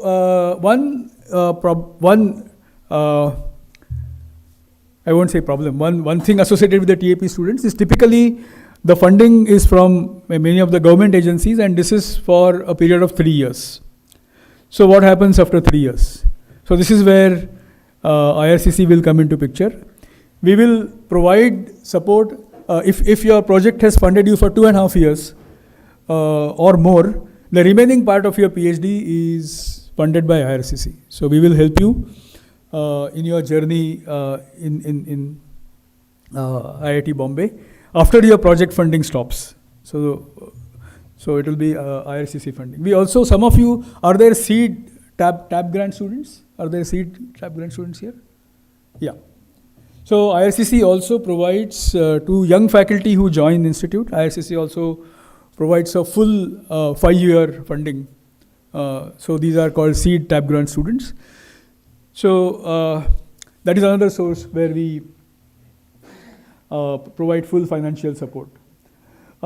We also provide mid-states, we also provide support, as the second thing is mentioned here, is for the remaining part. If your project funding is over, we provide the salary for the remaining part. Next slide, please. There are other things that are not exactly missed out here, is that we also provide support in the interim period after the 5 years of funding is over and you have submitted your thesis and you are waiting for your defense. So we provide financial support for that period. We also provide financial support when you submit, you give pre-synopsis and then you are waiting to submit the thesis. So IRCC will help you financially during that period. Yeah. You should know about these two committees, particularly those of you who are working in biology or things that involve conducting surveys, talking to people, and so on. There are many research activities, research programs, particularly in humanities, that involve conducting surveys. And you cannot do it without going through these two research committees. So Institute Ethics Committee, IEC, and Institutional Review Board are the two bodies that look at ethical aspects of research. And unless you have clearance of these bodies, you cannot publish, you cannot carry out, you cannot proceed ahead. And all the management of these two committees is through IRCC. Okay, so you will have to, those of you who are involved in this kind of research will have to interact with us and will have to have a lot of patience while, just next slide please. Yeah. So if you are working in clinical or health research, if you are using health related data samples or academic studies involving physical intervention, there are a lot of work is going on implants, medical implants. Okay. So in material science, but actually dealing with implants in the patients. Then work that is being carried out in collaboration with hospitals.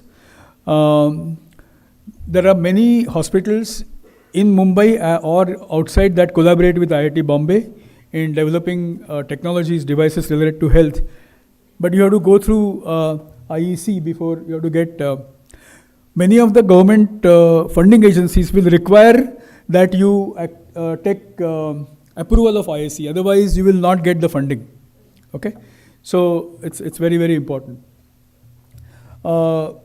This also involves this. You will hit upon this when you also have to publish work that is involved interaction with hospitals.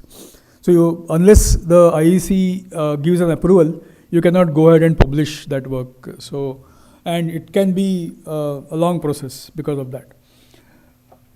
Institutional Review Board is actually looking at societal or behavioral studies. There are questionnaires in some cases where, and again, the questions that you ask might be disturbing to the subjects whom you are interacting with. So those have to be very carefully designed and vetted by this IRB. And unless that is done systematically, you are not allowed to carry out those kind of research. So all of you who are involved in this kind of research must know about this. Yeah, next slide, please. Yeah.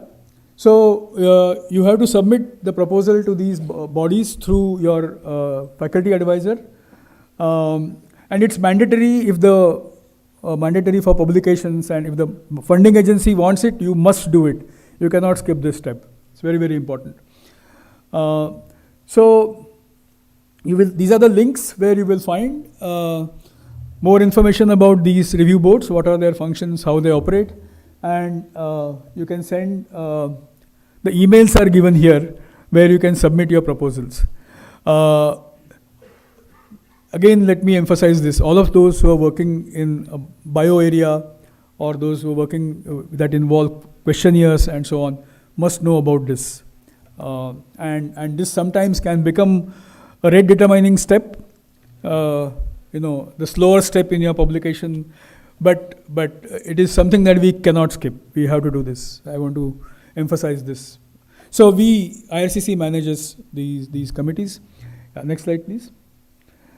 So you can visit our website, and you will be able to find about ethics committees through navigating through the website.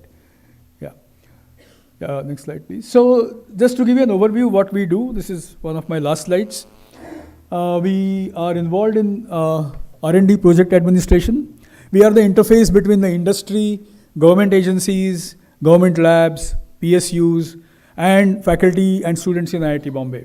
Okay, so we are the first point of contact from both the sides. If there are problems coming from the industry, we find out suitable expertise in IIT. We make connections and take the thing forward through IRCC, through various kinds of projects. Okay. We also do IP management. Go back. Most of these projects involve signing of agreements or MOUs, memorandum of understanding, and we help with the legal part. You have to know this because as researchers, you will have to deal with legal aspect. It's not that you just do your experiments or maths. That is too narrow. There are many other things related to research, and all those things are handled by IRCC. We also do research infrastructure management. I told you about this. We are involved in information dissemination. You have to tell, one thing that was emphasized in the beginning of these introduction session was that we are funded by the government, we are funded by the taxpayers' money. So we are answerable, and we should tell them what we are doing here. Okay? So dissemination is a very, very important aspect of our work, and currently we are in the process of involving students, PhD students particularly, who have some flair for technical writing. Technical writing in the sense for public dissemination, to help them, help us to disseminate research that is being carried out. Then we also are involved in statutory clearances. We are in the process of setting up one more ethics board that is for animal experiments. So those who will be involved in animal experiment, there will be soon an animal facility here in IIT Bombay, and we'll have to have separate clearances for carrying out experiments there. Next slide, please. So you will be interacting to us, to Dean R&D office through this system Drona, and you will be able to navigate and get all the information that you want throughout your stay in IIT Bombay. Next slide, please. And I'm Sachin Patwardhan. I'm Dean of R&D, and my colleague Professor Upendra Bhandarkar, Associate Dean of R&D, will be very happy to help you if you have any. You'll be interacting with us in many, many ways throughout your stay. We also help in conference travel. We also help in, apart from things like your fellowships and so on. So sometime or the other, there is no way that you will not write an email to us. So please feel free to contact us when you need. And thank you for your patience. If you have any questions, I'll be happy to answer. Yeah. Are there any questions? Yeah, otherwise we can take them later. We'll share this presentation with you. Yeah, thank you.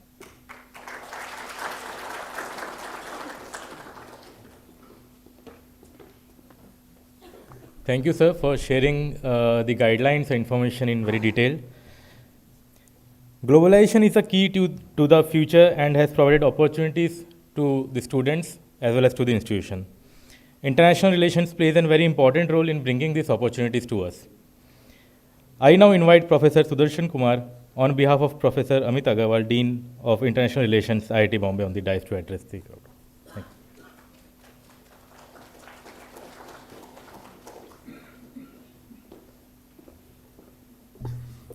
Yeah, thank you and welcome to the Institute. I'm not going to take much time, but since I'm supposed to take over this portfolio very soon, so I will give you some brief information that what this international relations means in IIT Bombay. And next slide, please. Yeah, so basically we deal with several aspects when we go for these international relationship with several universities across the world. Some of them include the admissions from abroad, like the foreign students who want to come in and do their bachelor's, master's and PhD. So their entry and their everything is taken care of by Dean IR office. Mobility, that is the students inbound or outbound, like many of you would be traveling abroad for research collaborations. We will be looking after your travel and other things related to, say, how we should go about these MOUs, your research publications and so on, joint publications, IP and so on. We also look into these partnerships, that is institutional partnership agreements, student exchange agreements, bilateral staff development and exchange programs. We also conduct several events and outreach programs, like several consulates general, they visit the ministry officials, they visit us, and we conduct those meetings to basically make sure that what are the different programs which are being offered by them and how our students can benefit through these exchange programs. Then we also conduct several of these summer and winter schools and foreign language programs. So foreign language programs are also very much appreciated, like some of the students who want to go to, say, Japan, Korea or Europe, like say France, Germany and so on. So we conduct these language programs also, so that learning these languages will help you when you want to go there for short term or long term. Yeah, next slide please. Yeah, so here basically I'm not going to spend much time, but what we have is two aspects, that is the coursework and the project work. So students are given opportunity to complete a semester in one of these universities. They do the courses, we do the equivalence of those courses and take your credits and put into your mark sheets. The project work is like the research which is supposed to be conducted at the host institute. The onus of finding the guide rests with the student and the faculty. And they also need the concurrence of the project guide at IIT Bombay if they wish to submit their work done at the abroad for the degree requirements. Next slide. So basically there are some deadlines. The presentation we will share with you.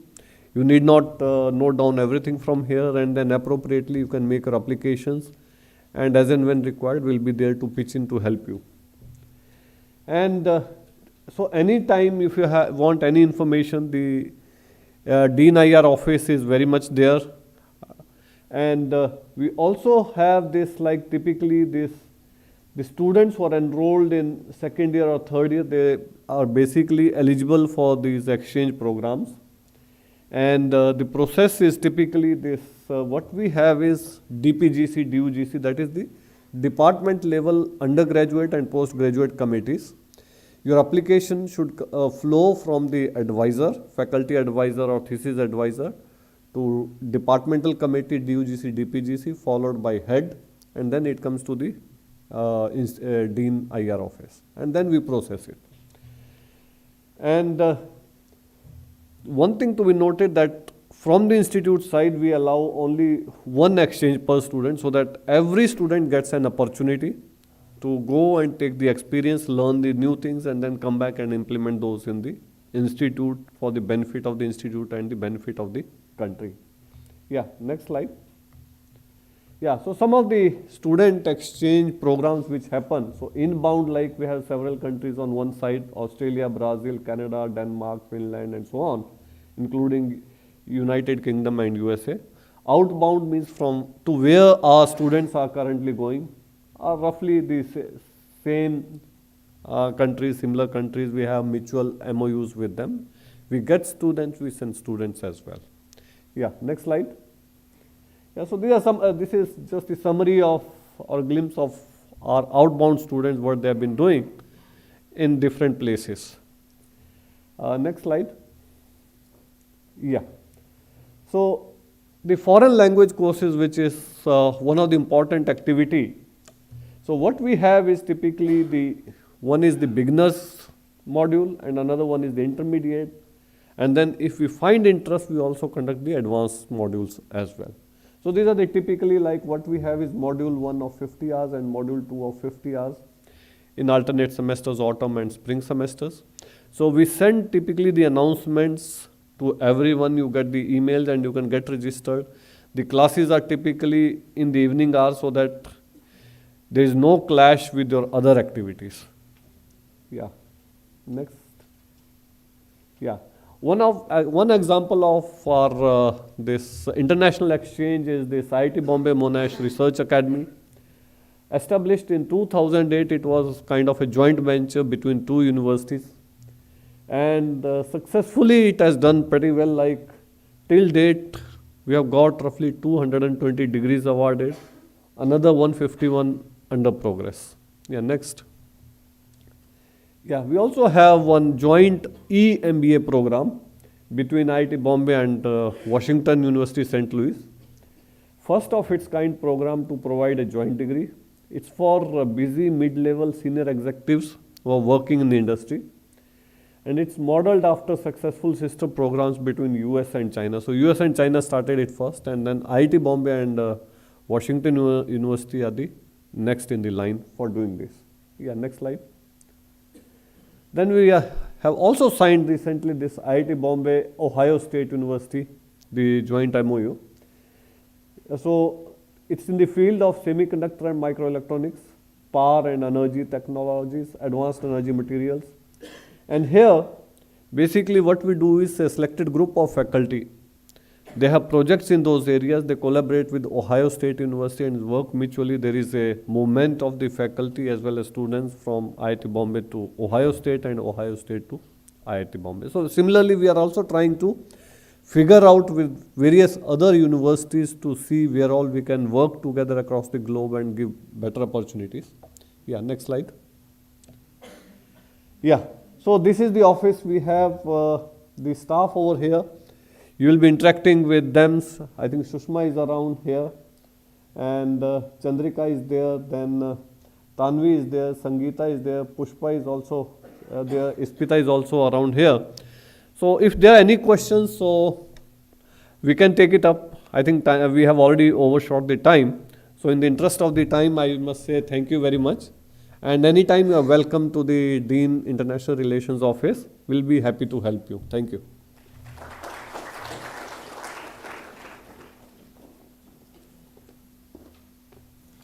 Thank you, sir, for sharing the glimpse of opportunities you are providing us. Seamless, faster, and secure connectivity is one of the contributors to the easy and progressive life of the campus residents. The Computer Center of IIT Bombay is the backbone of all of it. I invite Dr. Jyoti Prasad Maharana from Computer Center to address the gathering.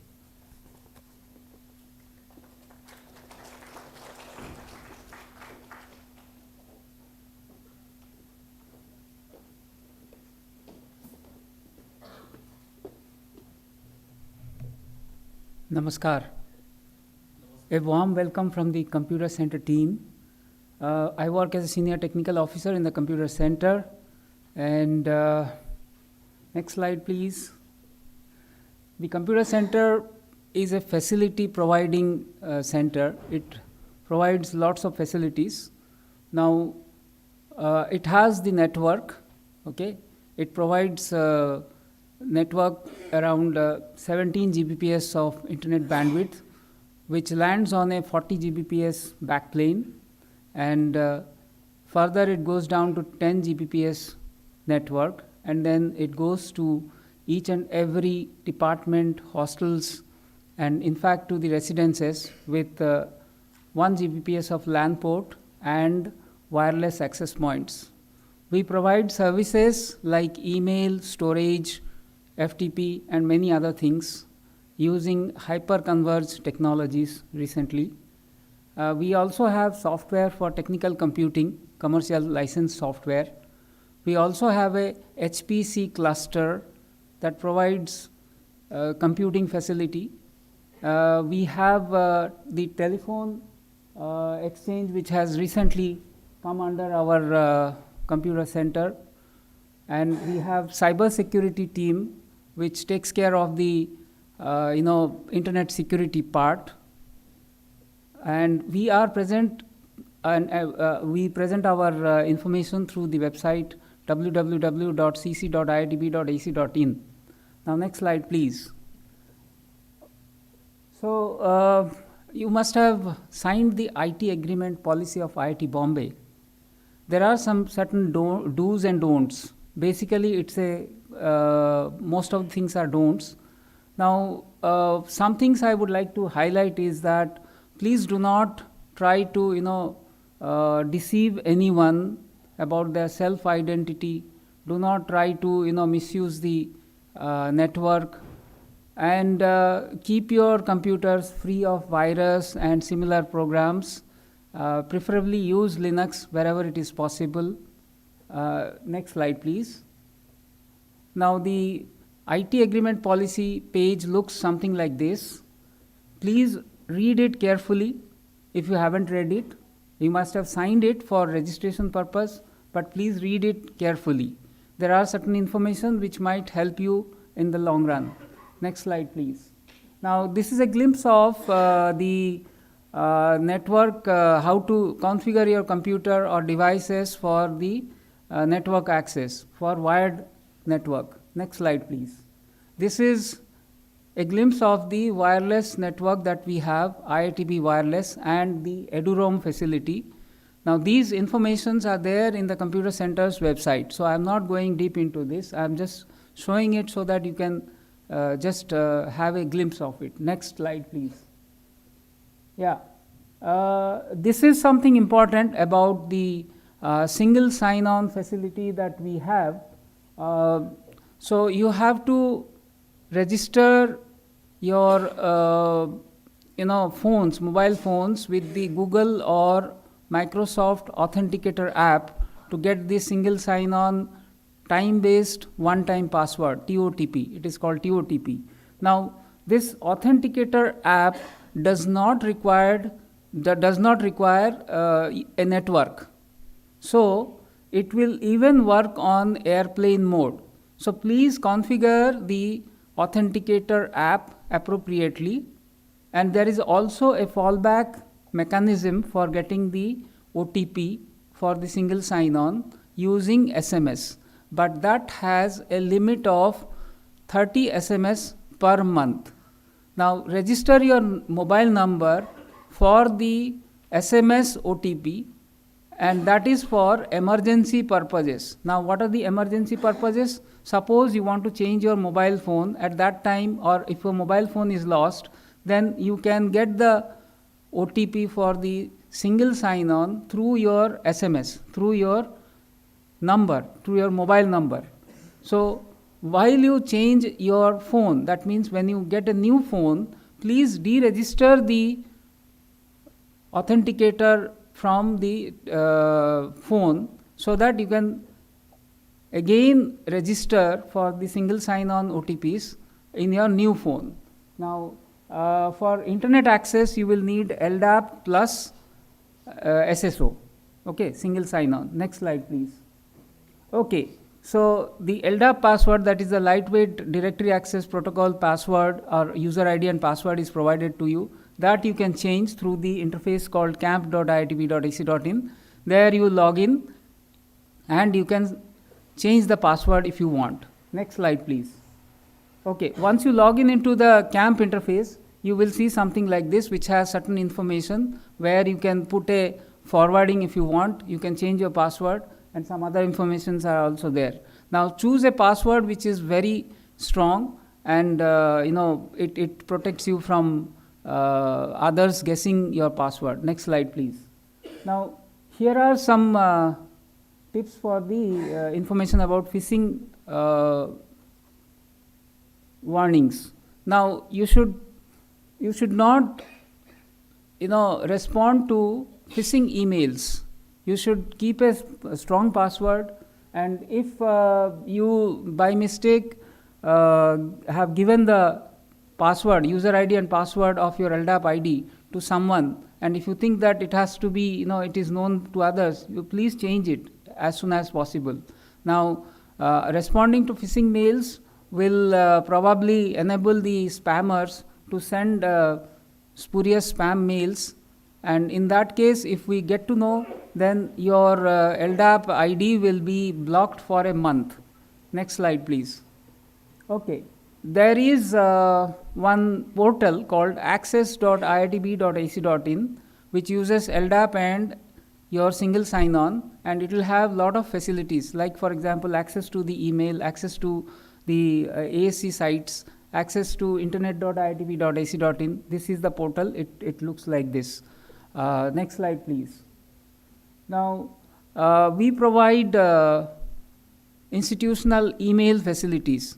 Now, the web interface of which is shown over here. It comes as webmail.iitb.ac.in. It uses LDAP plus SSO. We are not providing that much of inbox space. At least for research scholars, it is 5 GB right now. Earlier it was 1 GB. Recently it has gone to 5 GB. And other students, PGs, will get 3 GB of mailbox space. Next slide, please. Our mail facility has a feature which can be used. The web interface can be seen on a mobile phone. It looks like this. So this is just a glimpse. Next slide, please. Okay. Now we have access to the Microsoft and Google Cloud. There, in case of Microsoft Cloud, we have OneDrive facility, which is about 1 TB of storage space on the cloud, and in Google it is 5 GB right now. So these are facilities which is up to the time you are associated with IIT Bombay. That means when you graduate, you should take your backup of these storage things, because these facilities will be automatically deleted once you graduate out. Okay, next slide, please. Okay, we run a lot of facilities. The most important thing is the domain name service, DNS. Now DNS is run, you should remember our local internal DNS is 10.200.1.11. Otherwise, the internet or access to various facilities will not be possible properly. We also run network time services, so you can synchronize the devices time with the standard time or internet time.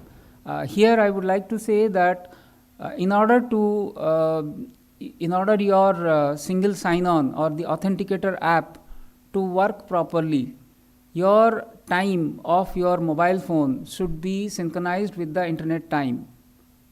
Even though there is no network connectivity, the time on your device should be same as the time in the clocks of the internet. Okay, next slide, please. There are other facilities, but yes, next slide. So here we have some technical computing software, licensed software, ANSYS, MATLAB, Abacus, and so on and so forth. We have few licenses. If you need any software, you should approach your thesis supervisor and your thesis supervisor can let us know which software in how much quantity you need. We will try to see if we can get it for you. Please do not try to use pirated copies of any software, and in case you happen to use or you are caught, then it is your responsibility. IIT Bombay is not liable for any kind of charges that the company will put on IIT Bombay. The IT agreement policy clearly states that the users are responsible for the misuse of the licensed software. So that means the company can directly catch you. Okay, so please do not try to use pirated software. Use open source, use Linux. There are a lot many things which can do a similar kind of job as these, if it is not, if these commercial software is not available. Now next slide please. Okay, under high performance computing, we have a 1 petaflop system right now. 2 more systems are expected to come very soon. 3 plus 2 petaflop systems are expected to come. And to access these HPC facility, you need to approach through your thesis supervisor once again for getting an access to this high performance computing cluster. Now, the information regarding this is under spacetime.iitb.ac.in. This is the website, spacetime.iitb.ac.in. Okay, next slide, please. Okay, we do cyber security of our various websites, various machines, various services.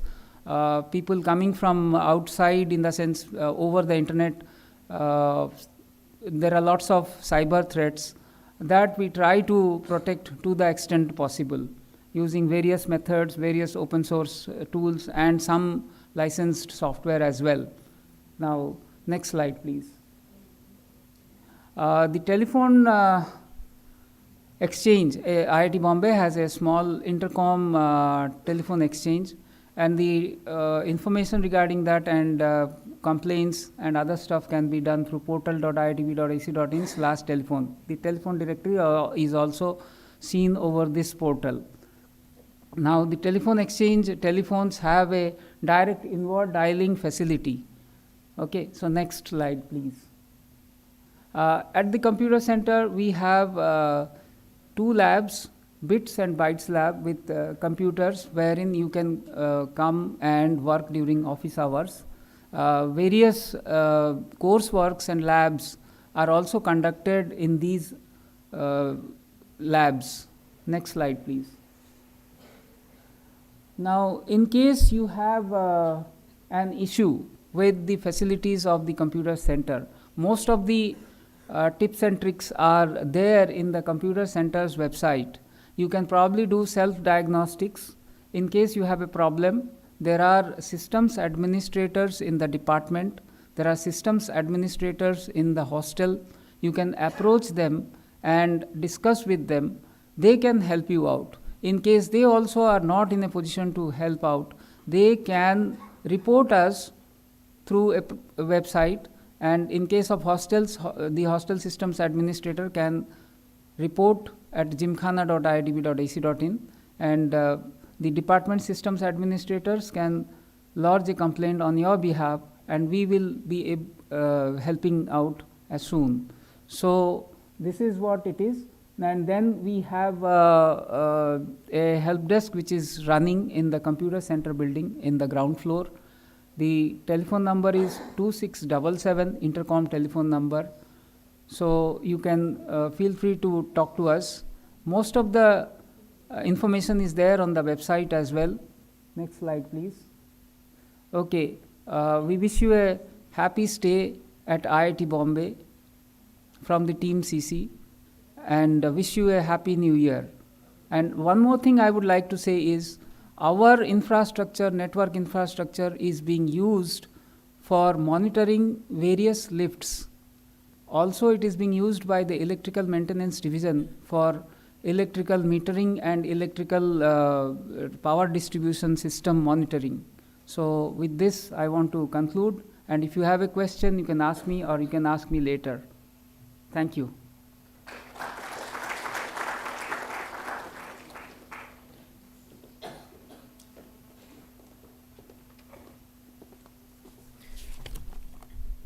Thank you, sir, for sharing the details. Gender equality is crucial to the development and the peace of every nation. At IIT Bombay, the gender cell plays an important role in keeping it up. I invite Professor Nandita Madhavan, co-convener Gender Cell, to address the gathering.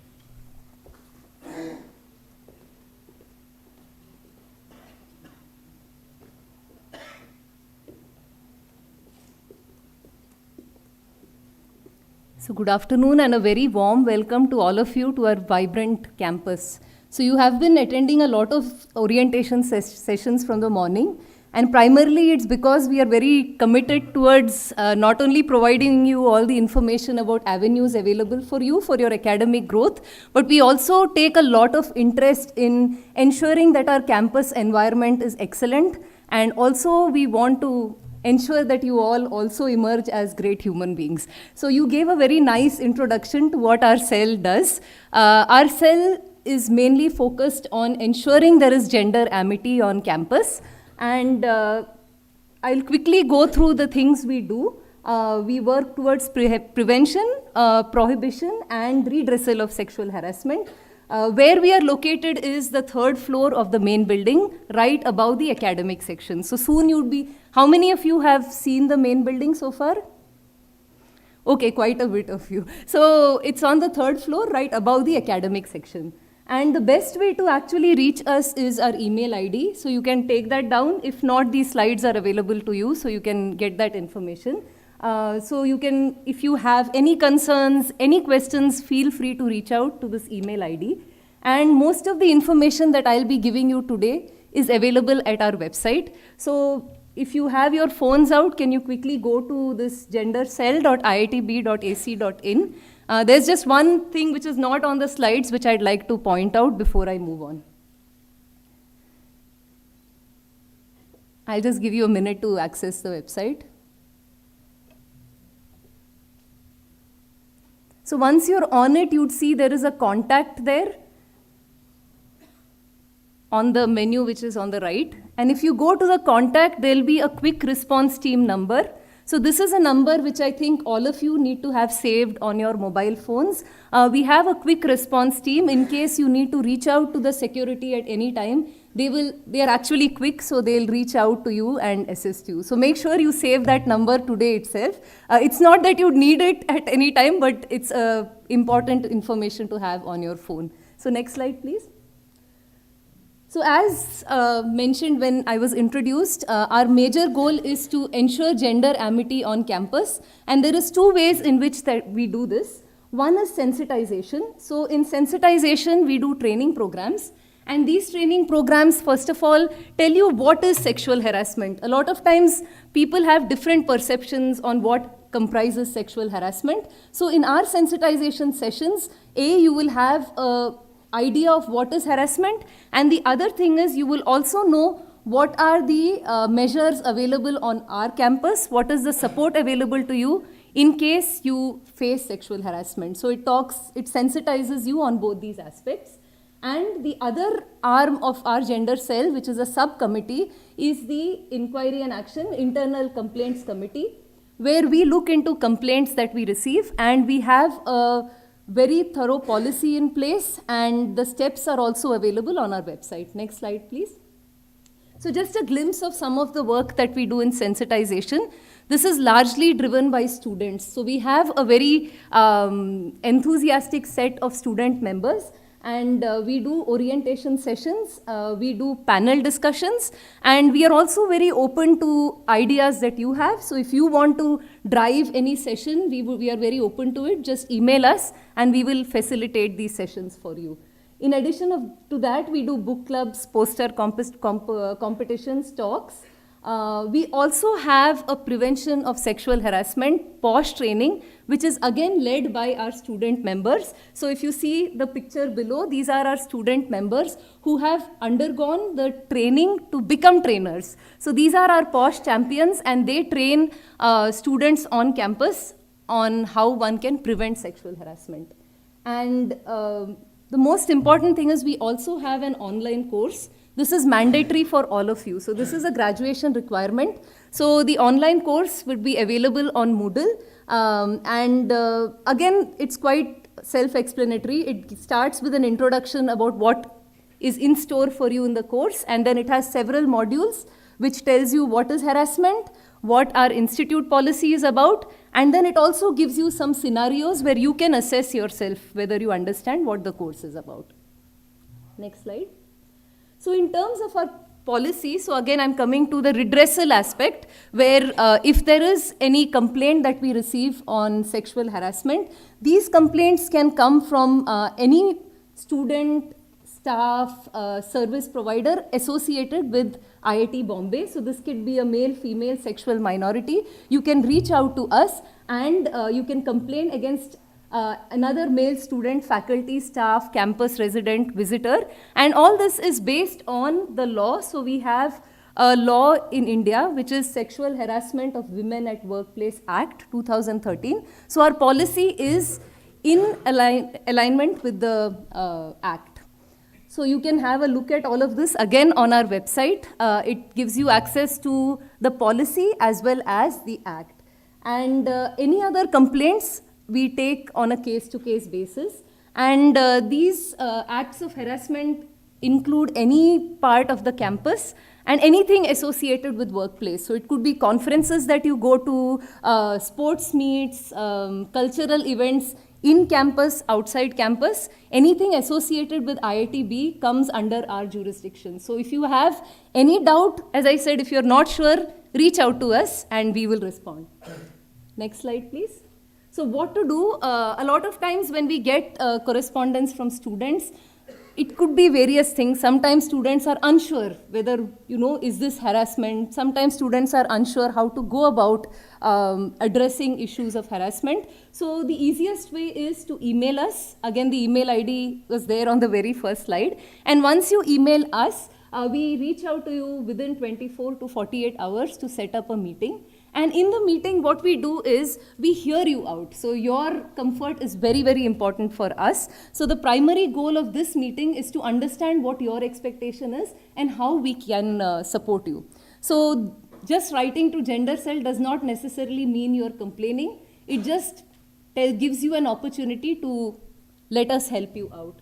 So in this meeting, we actually give out options, and you as the complainant would get to decide what you want to pursue. And we will support you based on whatever you decide. And further action depends on what you want. So it could be a formal complaint, it could be sensitization. There are multiple options available to you. And one thing which I would like to tell you is that confidentiality is assured throughout the process. So if you write to us, please be assured that confidentiality will be maintained. So don't be hesitant to reach out to us.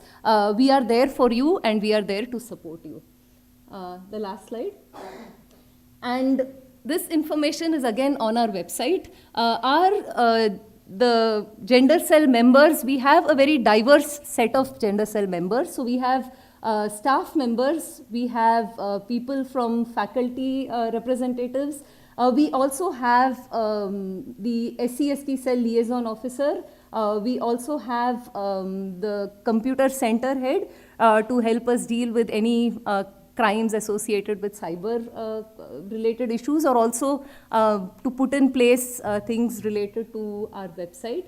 We also have external members who are very active in the field. So we have 3 external members. One is an advocate, the other is a former student and of IIT Bombay and also very active in the field, and the third is faculty from TIS. So these members guide us and help us deal with any situations of harassment on campus. And I've highlighted 4 names here in purple. These are our student members, and you can reach out to them if you feel uncomfortable reaching out to us.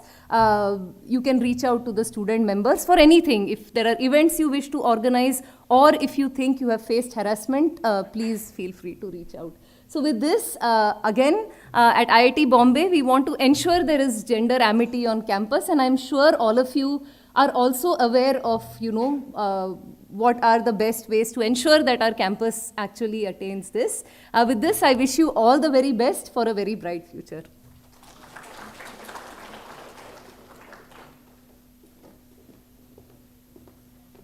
Thank you, ma'am, for sharing the details very briefly. Disability need not be an obstacle to success. Now we will watch a video with more details.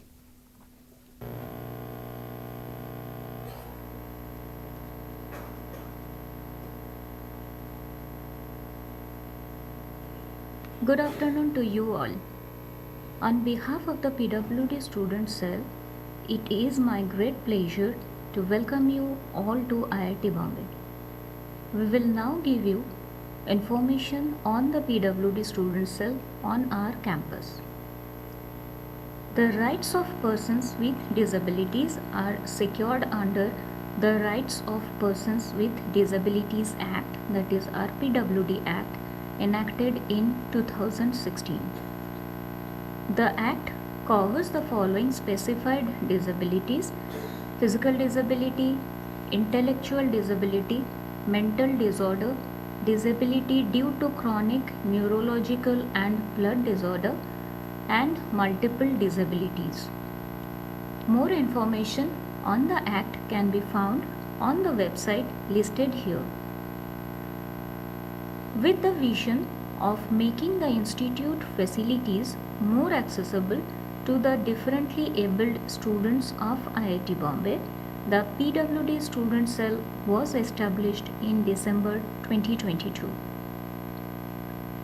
This cell aims at providing support to PWD students of IIT Bombay, policy advice in keeping with Indian laws, advocating better learning environment for PWD students, creating awareness about disability, audit and advice on campus facilities and infrastructure. The physical office will be located on the 3rd floor next to Gender Cell in the main building. At present, you can contact us via email. For appointment, discussion, advice, please fill the form available on the website of the PWD Student Cell under Contact tab. Currently, 4 faculty members, 2 student representatives, and a member of the staff at IITB are serving on the PWD Student Cell. Now I will take the privilege to give you a walkthrough of the website of the PWD Student Cell. The website serves as a comprehensive source of information for all PWD students on campus. This website serves as a comprehensive source of information for all PWD students on campus. The website also contains resources and guidelines for faculty to create inclusive classrooms. You will also find a link to another website that has been created to spread awareness about different forms of disabilities. We encourage you to visit the website. Since its formation in December, the PWD Student Cell has undertaken a wide range of activities. These include providing support to PWD students, advising faculty on resources. Other activities undertaken includes the mapping of resources and tools for PWD students, creation of PWD Student Cell website, and sensitization and awareness website. I like to thank all the contributors in this regard. Few of the ongoing work includes the infrastructure audit, evolving policy recommendations for facility development for PWD students. Finally, the cell is committed towards creating an inclusive campus. Please don't hesitate to reach out to us. We believe the effort of this cell is only successful when all of you will support fellow specially abled students. Thank you.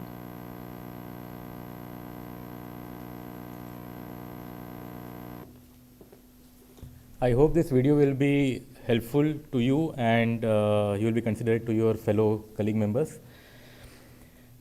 Every individual deserves equal opportunities.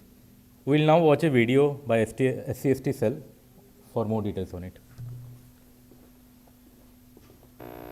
At the outset, we would like to state that caste-based discrimination or harassment is a crime for which IIT Bombay has zero tolerance.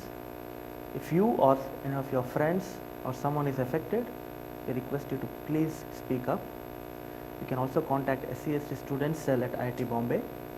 The email ID is scstcell@iitb.ac.in. I am Professor Lakshmi Shah Somappa, and on behalf of SCST Student Cell at IIT Bombay, Professor Bharat Atsul and Professor Madhu Belur, I welcome you all to IIT Bombay. Professor Bharat Atsul and Professor Madhu Belur are conveners and co-conveners, and myself, I am a co-convener of the SCST Student Cell at IIT Bombay. Again, the email ID is provided, scstcell@iitb.ac.in. IIT Bombay implements the constitution sanctioned reservation policy in letter as well as in spirit. In fact, IIT Bombay is very proud to implement the reservation. Reservation is a constitutional provision to compensate for continuing effects of centuries of discrimination. The institute strives to be socially inclusive and encourages diversity. So this is the SCST Student Cell website. You can also visit this. The crux of the discussion here today is that IIT Bombay does not discriminate anyone based on their caste, religion, race or economic background. We believe that there is opportunity for everyone to grow. So why SCST Student Cell? We are here to ensure a pleasant stay for all, free from crime of harassment and discrimination. Please reach out to us if you face caste-based discrimination from anybody. The discrimination could be in the form of a sly joke or a merit joke. It could be subtle casteist remarks. It could be remarks or jokes about reservations. Please note that offenders will be punished as per provisions of the criminal law, and we are also here to help all the students and inform SCST students especially of scholarships and career opportunities, and offer other academic and non-academic help. We believe that tolerance and inclusiveness is a part of the education, and we must strive for it. Respecting people from different social economical backgrounds is a part of the education. It is also important to realize that the achievement is a sum of talent plus effort, but it also depends on the background and the opportunity. Being inclusive makes us more complete human, and that is our motto. Our view is that we view campus as an opportunity to open the borders that we have imposed on our mind. We believe that this brings in awareness towards sensitization. These are a list of some of the few recent activities or events that were conducted. The recordings are also available on our website and the YouTube channel of our SCST Student Cell. We believe that the future is full of hope inside and outside the campus. We all would agree that some of us have come through tough paths, and we look forward to always a bright future. Reservation has been designed to compensate for the tough past and for inadequacy in representation. We hope our campus life conveys that in the future there is a bright light for all. We all should come together to make this hope realistic. The members of SCST Student Cell are as follows. We have the academic deans, liaison officer, and general secretaries, CRP coordinators, and student representatives. Furthermore, we have departmental level faculty advisors, and the list of the faculty members are presented here for all the departments. You must note that the departmental faculty advisors are another important point of contact, and they can also connect between the SCST Student Cell and the students. Finally, to re-emphasize, SCST Student Cell strives to ensure pleasant atmosphere and to ensure no discrimination.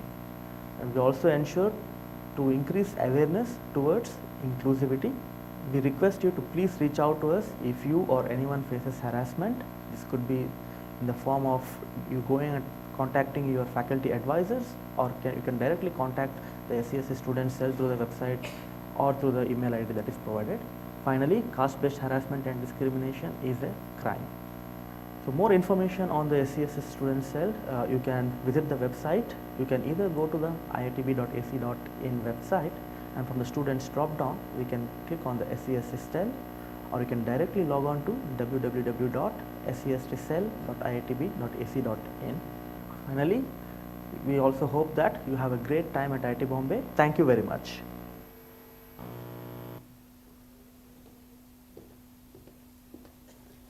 I hope this video was helpful.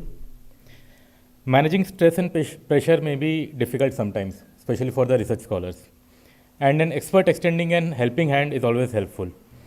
The Student Wellness Center helps you keep up your mental health well-being. I invite Professor Meera Raghunandan, Chairperson, and Ms. Lavina, Student Counselor, on the dais to address the gathering.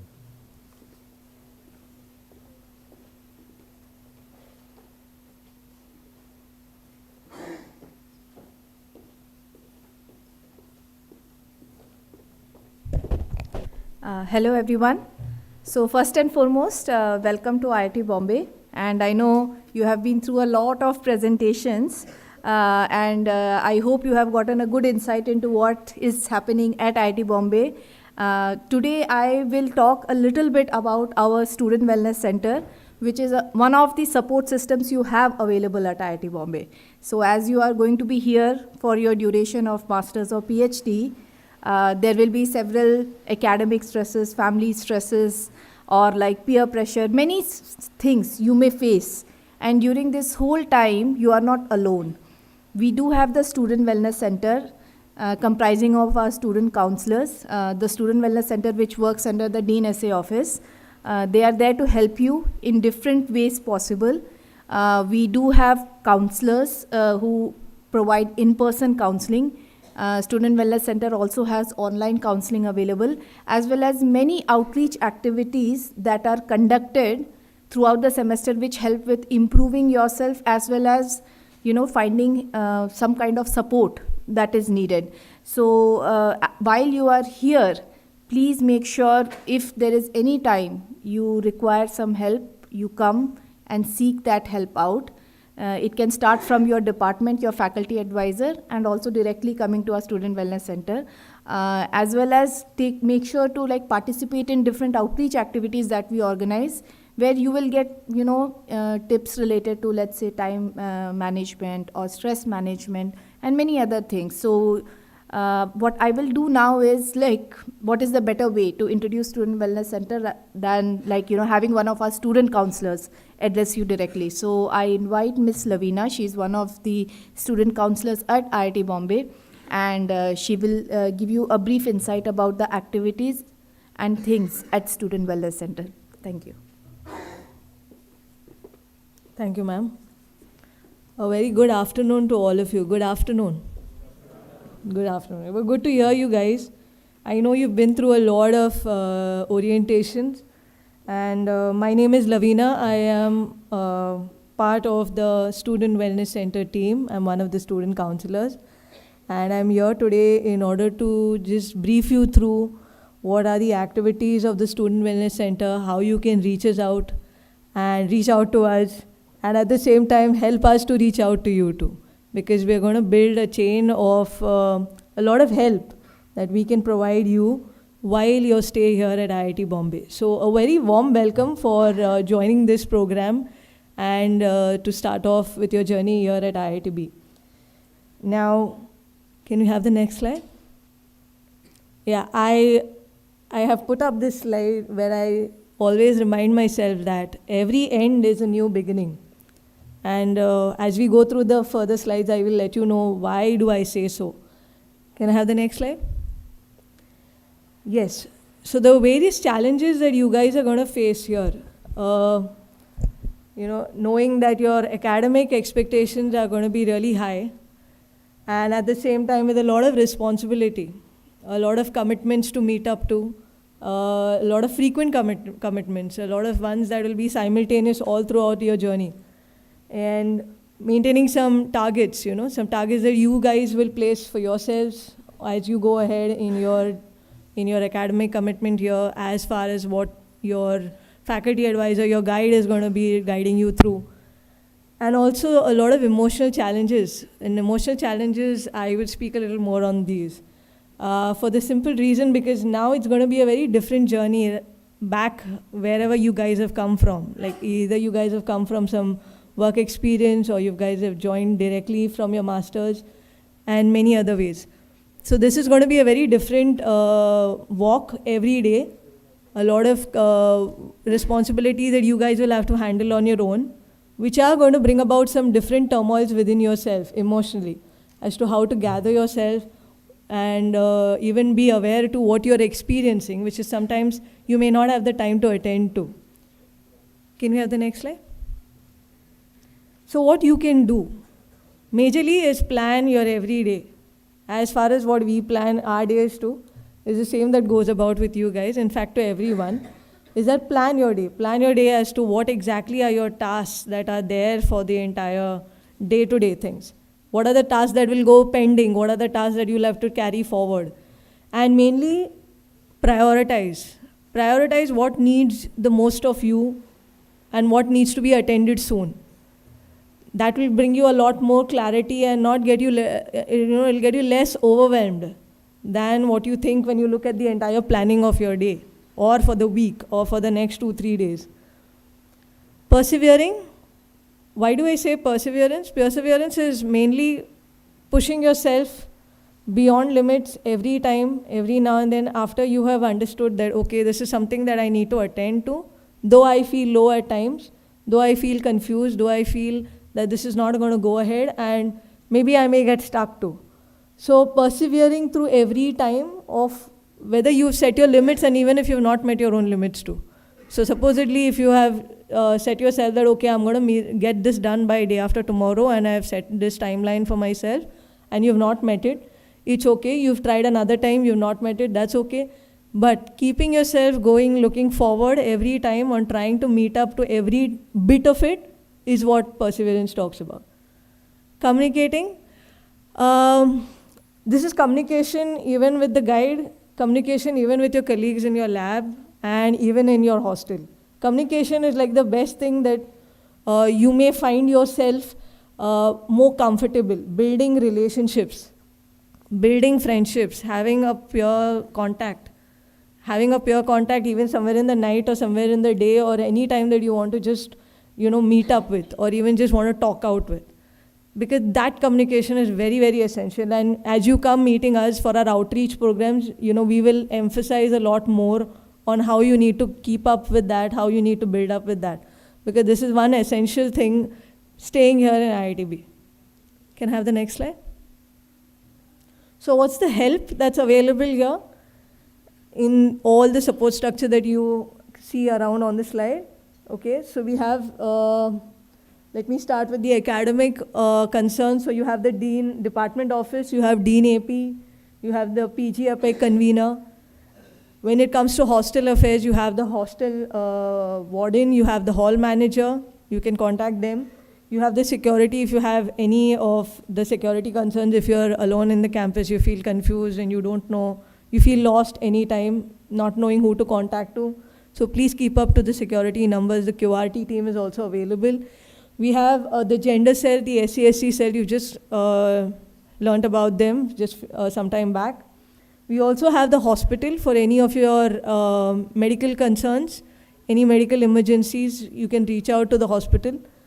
You also have the student companions. There's a postgraduate PG academic council. So we are in touch with them. They are in touch with us. You can reach out to them. We also have, that's a student wellness center. We are working in collaboration from the Dean of Student Affairs, and you can contact us anytime. Can I have the next slide?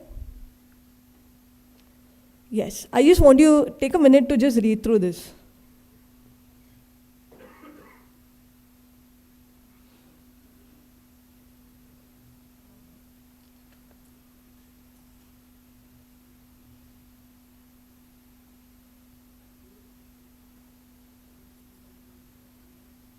Done? Yeah? Okay. So these are some of the myths that, many of you guys may have in mind. Many of you guys might have heard about. Some of them may relate to them very quickly. Some of them that you might have heard of, that will be okay. Yes. I'll just quickly go through with them. It's counseling only for crazy people. It's counseling only for problems that are very severe. So some of us will start rating our problems कि इतना ज़्यादा नहीं है तो अभी नहीं जाने का है, बाद में कभी देख लेंगे या फिर कभी और देख लेंगे या कभी और देख लेंगे तो कभी और देख लेंगे. That process keeps going on. What will others think about me? Okay. How can I talk to a stranger? Is it going to be okay? What if that person goes and tells somebody else? Is that person going to understand me? Or what if nobody is going to understand me? Why can't I solve my own issues? So is there a big problem with me because I can't I can't solve my own issues? And will seeking help make me look very indifferent or very small? Can I have the next slide? So mainly, in reality, when you come to meet us for our sessions, please understand you can unburden yourself. So all those myths that I just put up on the previous slide, they're all myths that I want you guys to just have a burst for today. Okay? It's a space to talk with no pressure whenever you come to meet us. Moreover, there is no judgment. We are not sitting with any criticism in mind that, अरे how come you have such an issue या फिर ये ऐसे कैसे तुम सोच रहे हो? ऐसी कोई बात नहीं है. हम कोई इस बारे में सोचते नहीं है, ना ही कोई काउंसलर ऐसे कोई मानता भी है हमारे सेंटर में.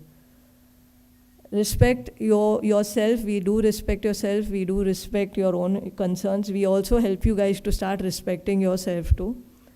Okay? Helping you to consider many options on what your concerns are. Helping you to come down to a better decision of what you want to do while you are facing this particular concern. It could be emotional, it could be behavioral, it could be academic, anything. Yeah? So even if you come and you think that, okay, will I say it and will I not be able to say it? You can come as many times till the time you're comfortable to come and tell us completely.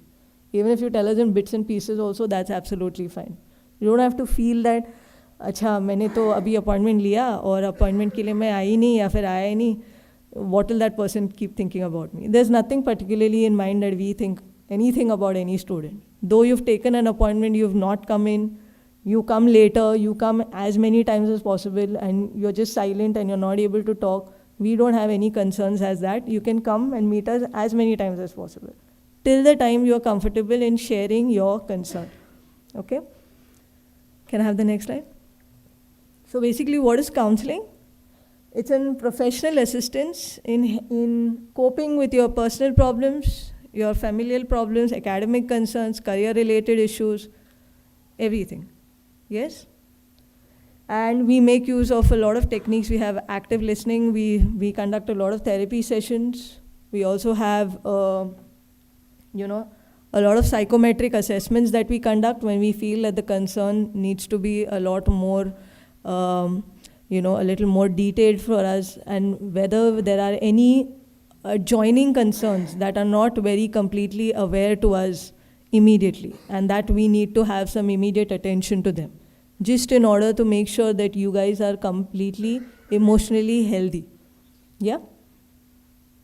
Is everyone clear onto this slide? So basically, what is counseling is this. Yes? Can you have the next slide? And now coming back to the services that we provide at the Student Wellness Center. First is, as I said, individual in-person sessions that you guys take an appointment to meet us and we meet you. Yes, as many times till we resolve and till we help you to resolve your concerns. We have psychometric assessment, as I mentioned of. We have a psychometrician visiting us and she conducts the assessment. We have referrals even from the hospital too. We have our training and workshops. We conduct a lot of workshops even in grief counseling, in peer grief sessions that we need to do, or any other concern like stress management, time management. So we are conducting these various workshops timely, and we would like you guys to attend. even though it's not up on your schedule to come and meet us or to attend our session, even if you've heard of, just make sure that you put a word to at least 4-5 people or as many as you can for the others to come and benefit to meeting us and attend these workshops and gain a lot of understanding. We also have our outreach and awareness programs, and that's very essentially done. We recently had one for the BTech students while they were having their placements. We also are in the process of conducting Harmony Hangouts that we are going to be soon establishing in all the hostels. So in any of the hostels that you learn of any Harmony Hangout taking place, please do come and attend. It's basically a very open session that we keep in, wherein the counselor will assist you in order to speak of some small concerns, like my colleague is not speaking to me, what do I do?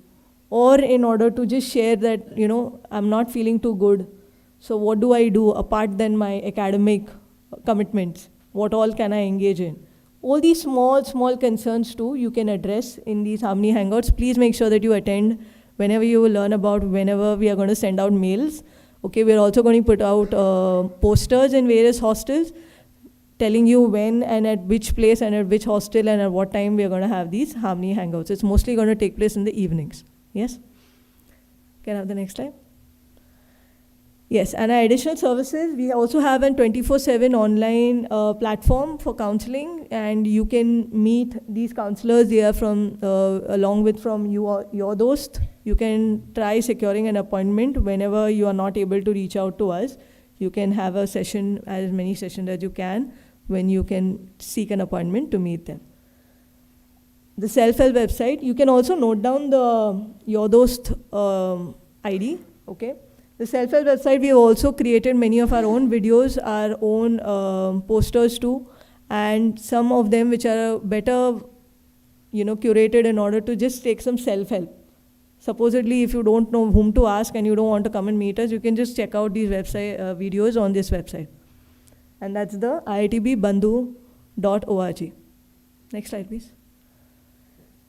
Yes, and this is the team that we are headed with the Dean of Student Affairs, Professor Dulla. Our chairperson you just met is Professor Meera. She has joined us and has been guiding us since a very long time. Next on the panel, we have Anisha ma'am. She is in charge of the Student Wellness Center. We have Hima ma'am. She is also heading the outreach team. We have Tagare ma'am. She is been the most oldest amongst all of our counselors and is still contributing her valuable advice in guiding us. We have Professor Shaukat Ali. He is the acting in charge in place of Anisha ma'am. So right now we are working under his guidance. And that's me. And then we have Aditi Vaze. She is a psychometrician. She is the one who has been conducting our psychometric assessments. We have Pratika right here with us. Pratika, where are you? Yeah, okay, put your hand up. So we have Pratika ma'am. She has also joined us in our team with her valuable time and service. We also have Shushmita. She is another counselor, and Jemima. And the next one is Shrestha. She has also joined us. We have Swati ma'am. She is also part of the outreach team working along with Hima ma'am. And we have Shamsheer, who has just recently joined us. He is our youngest joiner. Yes? And we have Pinky and Chandrakant Dada, they are our office staff. So whenever you reach out to contacting us on our number, our contact number, you will have these two attending to your calls in any time that you join us or you call us from 9:30 to 5:30. So how do you reach out to us? That's the web page, if you guys can note that down. We also have the QR code. You can even scan that right away. We have the QR code put up even in the hostels. We have also put them up in the student notices board in the hostel and even in the department. Now, for your counseling appointment, you can log on to www.iitb.ac.in SWCEN appointment. All right. If in case this is not working, just mail us at wellness@iitb.ac.in. And we also have our office that is At the main building, if you just recalled from the SCST cell that they mentioned about the academic section, we are just above the academic section on the 3rd floor, and you can meet us from Monday to Friday. These are our timings, and you can take down the contact number. Please do. You can also check in with the presentation in order to take out all the contact details in order to reach us. Yes, and as I said, my second slide, if you could just put that up. Second one. Yes, so every end is a new beginning, and that's what I said I would talk about that a little. Because whenever you find that, emotionally you're a little down and that you don't know what to do, and you may think that this is an end and I don't know where to go, for us, every end is a new beginning. Yes, so please do come and meet us. We are very, we'll be very glad to help you out in your journey whenever you face any emotional or any concerns with regards to your academics or to your behavior or to anything else. And even if you just want to come and share with us when you don't have anyone to share with, please come and meet us. We'll be happy to hear you out. Thank you so much.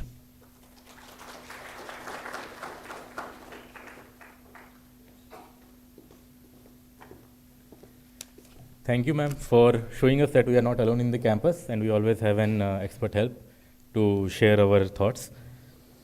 We are running a bit late on our schedule and we are aware of that, and please bear us for 2 more short talks and then we'll break for lunch. Quickly moving ahead with the student representatives under the Student Affairs. Now I call on the dais Mr. Anmol Jain, General Secretary Academic Affairs, to share more on the Postgraduate Academic Council. It's basically an interface between the institute policy makers and the PG students for academic affair purpose. Please.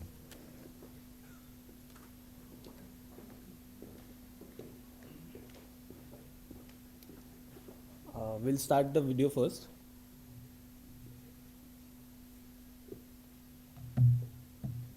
To the Iit Bombay family.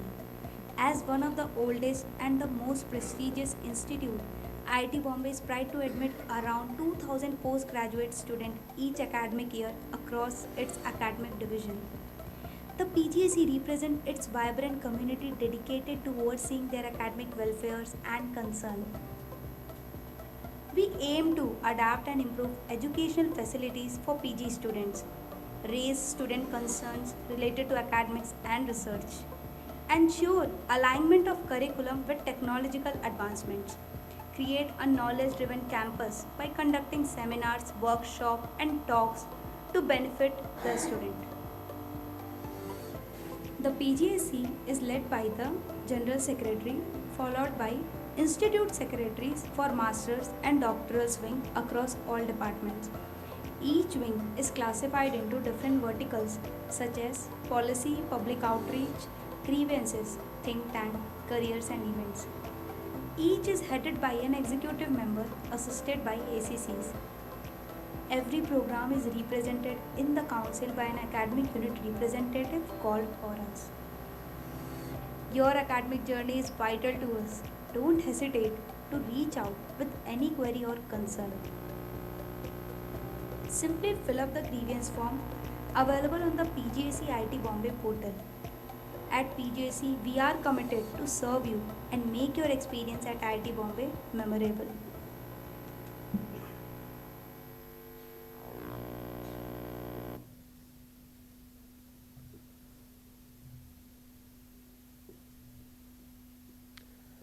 Hello all. Congratulations on securing admission at IIT Bombay. Next slide, please. Postgraduate Academic Council is a student-run body which helps students to communicate their concerns to the authorities, and we help them, based on their inputs, we help them to put policies in front of authorities which are based on societal demands. Next.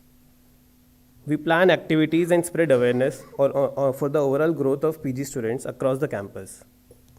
Next. The General Secretary Academic Affairs, aka GSA, leads the team of PG Academic Council and has representation from master's and doctoral wing, along with the representatives from the academic units.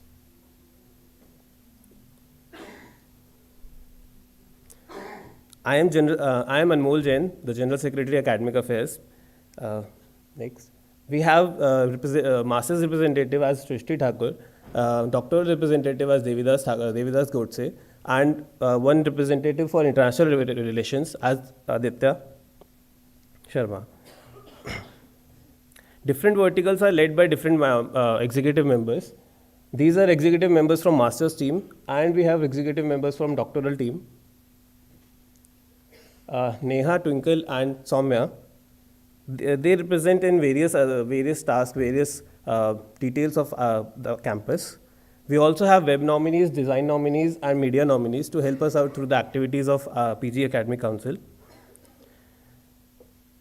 We organize events, and based on the inputs and requirements of career enhancement and skill development through workshops and activities, we also invite people from outside other organizations to help students with diverse point of views. If you have, next slide. If you have any academic issues, you can always reach out to us through the grievance portal. You can scan and bookmark this for the future purposes.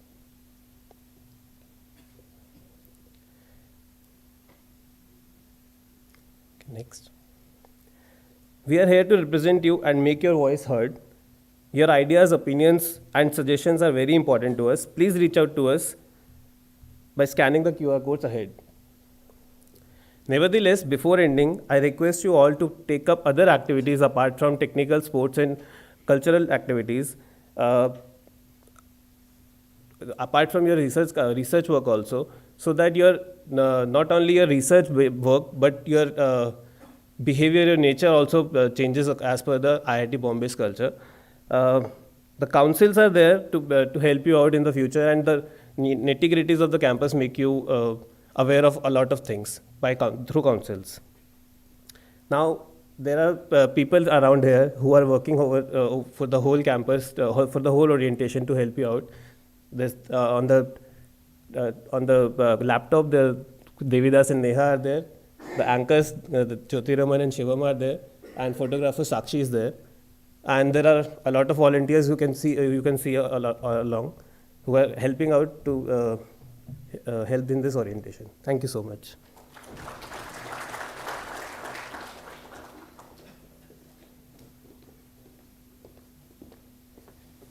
Thank you, Anmol, for sharing the details.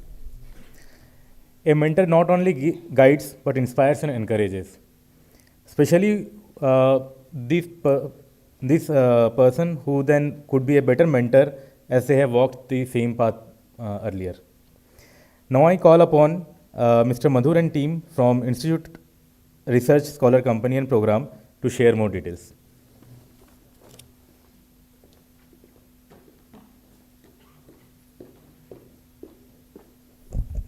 Thank you, Jyoti Raman. Good afternoon, and a very happy new year to each one of you. And once again, like everybody, welcome to IIT Bombay. So my name is Madhur Srivastava. I'm one of the overall coordinator with Institute Research Scholars Companion Program. As the name suggests, we are your companions. Let me assure you, reassure you, and reassure you to each one of you that you are not alone here. We are here to help you in each and every aspect of your research journey as a companion. Till now, all of you have arrived yesterday or today. If everything has gone per what you anticipated it to be, it's good. If something has not gone as you anticipated it to be, I take full responsibility for it. So next time we'll do it better. And I lead a team with 2 or more overall coordinators, so we'll just introduce you to what our program is and how do we go about it. Next slide, please. So we have basically 4 verticals in which we work upon. We help you with registration, so tomorrow your department registration will be taken care of by the IRSCP volunteers at DCs. There are quite a few queries which you will encounter right from tomorrow till end of your defense and even after that, so either my team or the next team will help you with that. We have a huge coordination with SWC, that is a Student Wellness Center, to take care of your overall well-being. And then if you need any workshops or any assistance for your research work or otherwise, we are there for you. Next slide, please. So, to introduce my team to you, we have a faculty coordinator, Professor N. Prabhu, who is from MEMS department. Then there are 3 overall coordinators, Mr. Niranjan Bhattacharya, who is from MEMS, Mr. Sehpal Singh, who is from CSRE, and myself, Madhur Srivastava, I come from School of Management. Next slide, please. Next slide, please. So let me ask my volunteers if they are around to just stand up on their seats so that you can recognize them, and these will be your faces to help you navigate with the system. Tomorrow during the registration and down the line, we have Aboli from Aerospace, Ajinkya from Climate, then from CSRE we have Amitesh, Buddhadev from KCDH, Simran from IEOR, Prashant from Environment, Iqbal from Economics, Sham from Physics. Next slide, please. Supriya from CSC, Educational Technology we have Vineet, Mechanical we have Vineet, Energy we have Ravi. Then we have Sumana from BSB, and then we have Rahul from Physics, Rumela from MEMS. Next slide, please. We have Ankit from CSRE, we have Adrija from MEMS, Garima from Chemistry, Mridul from Sierra NTS, Sapna from Physics, Mohan from Civil. Next slide, please. So what do we do? After your registration, it is not that our works end. We are there for you. We are there to assist and support you in any problems that you face here. And let me reassure this to you that the entire IT system has been curated, keeping the student welfare at top. So anywhere if you are stuck, please reach out to us. We'll assist you in whatever possible ways we can do. We also organize certain activities with the Student Wellness Center, certain training workshops, which will help you unwind yourself and give yourself a little more space apart from your research and academics. Like it has been mentioned several times, research is not a structured program, and it is a double-edged sword in that case. In a structured program, you have a coursework, you have a syllabus, you have a book, and you have an exam. Life is little simpler. Here you have to write your exam every single day, and that is at the best I can put up. So every morning you have to wake up with fresh mind, on a clean slate, and then walk around by the end of the day. Next slide, please. We also conduct certain activities which are voluntarily in nature. This entire team that is of IRSP is of voluntary in nature, unlike PGAC, which is an elected body. So we come here voluntarily to help you to become your companions. So we have conducted few activities in IIT Bombay School and help giving something back to the society that we come from the places we have come from. Next slide, please. Once again, these are our details. You must have received some emails from our side where either the overall coordinators have written to you and attached some of the rule books and procedures for your reference. And then your department coordinators would be in your touch to help you with your registration today, tomorrow, and after that. You can note down these addresses, email addresses and phone numbers. Please reach out to us if you need any help. We'll be really glad to help. And once again, welcome to IIT campus. Irrespective of whichever corner of this country or corner of this world you are from, whichever socio-economic background you are from, we are there for you. May the winds of fortune blow very kindly apart on you, and may good luck attend all your deeds. Thank you very much.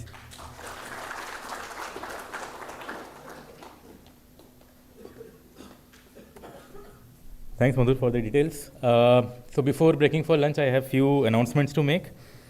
It is being informed to the students that registration will be done tomorrow in your respective academic units. And for ID card, photographs will be clicked between 4 to 7 p.m. at security section tomorrow.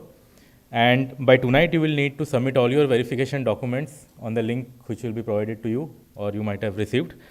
And without verification, no ID cards will be issued. And further, no LDAP IDs will be created, and hence you will not be able to access any of the facilities which as a student you are eligible to. Also, please ensure before leaving for lunch that you have received all the registration materials required for the registration purpose.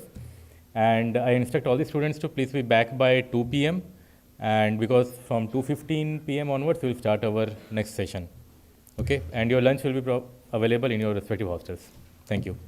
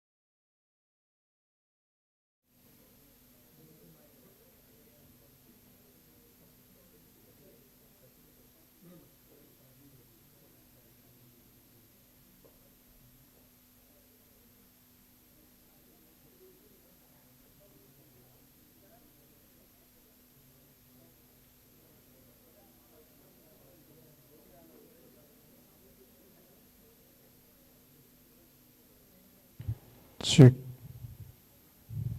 Hello.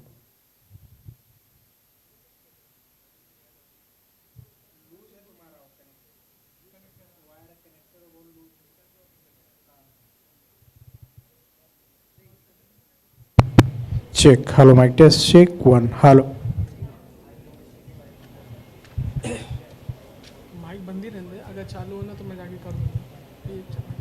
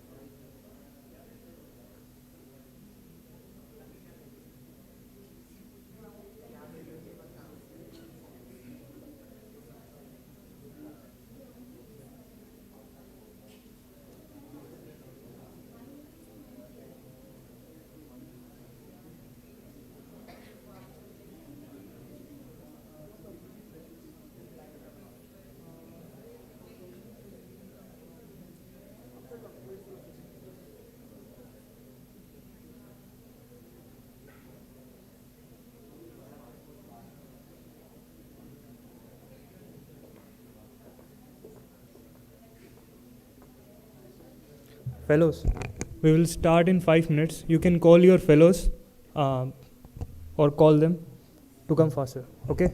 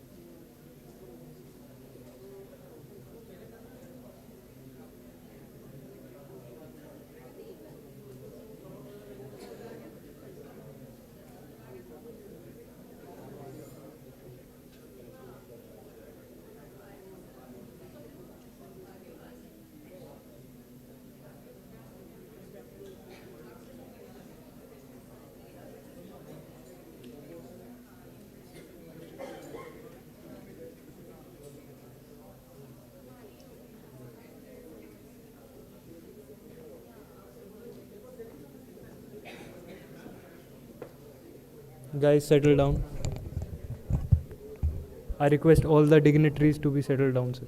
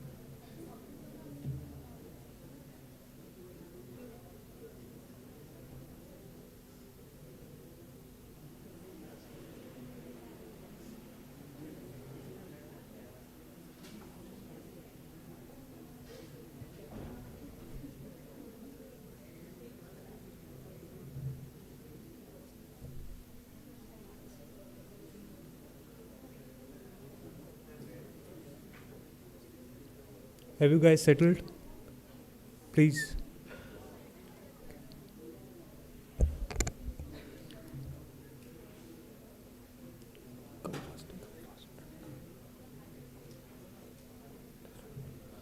Greetings to all dignitaries and my new research scholars, fellows to this auditorium. I am Shivam Vats, a second year PhD student at IDC School of Design here at Iit Bombay. Welcomes you all again to this prestigious institute, Iit Bombay. You can call this place your home, away from your home for the rest of your life. Congratulations to you and your entire family, your friends, your mentors, and whosoever participated in your journey throughout your career so far. So welcome back home. On the note of that, we must talk about our future. And future is best when we create and envisage that. And here at Iit Bombay, Society of Innovation and Entrepreneurship helps you to create that. With that note, I would like to call upon the stage Mr. Sahaji Varghese, CEO, Sign, on behalf of Professor in Charge, Professor Santosh Garpure, to address this gathering. Ladies and gentlemen, CEO, Sign, Mr. Sahaji Varghese.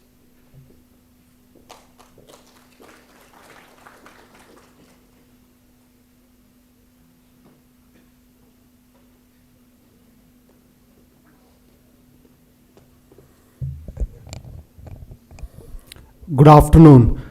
I know it's very difficult when having a session immediately after lunch. I hope I will not will bore you with too much of information at this point of time.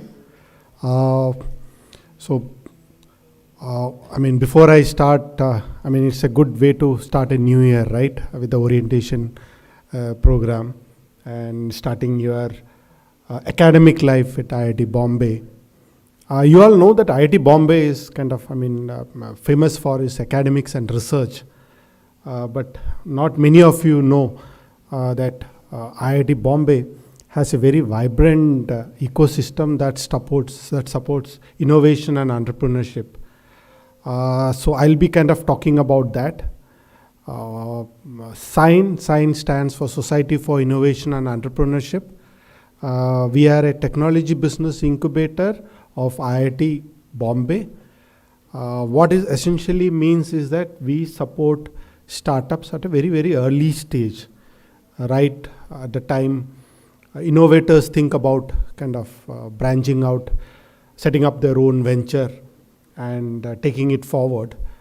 We support at that point of time till they are able to kind of sustain themselves either through kind of external funding or through the revenue that they are able to generate through their operations.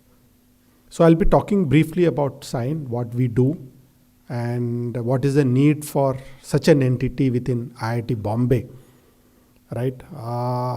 It's not just academics or research, but you should think beyond research, which is basically kind of applying your research in the real world in terms of solving certain problems. And once you do that, and if there are enough value in that, it always makes sense to actually leverage that, set up a venture, take it forward, and kind of benefit from it. And so that's what we are doing. So as Sign, what we do is we provide an ecosystem that support innovation and entrepreneurship at IIT Bombay. Next, please. We were set up in 2004.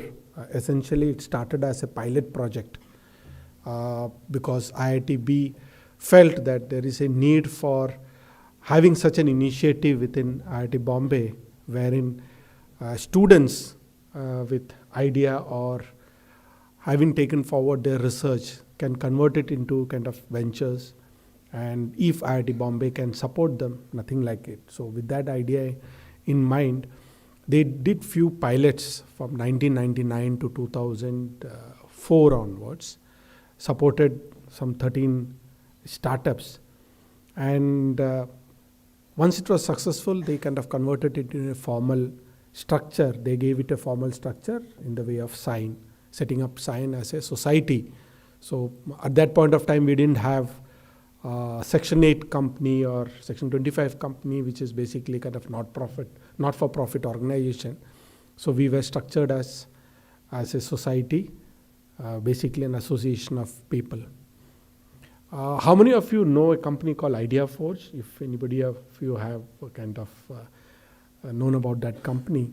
So IdeaForge was basically kind of set up by students from IIT Bombay way back in 2008.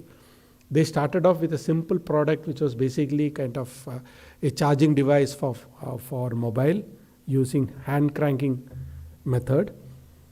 They worked on that product, and over a period of, they got incubated at Sign at 2008, and then kind of started looking at different products, and they kind of identified drone as one of the kind of product that they felt there would be kind of a need going forward.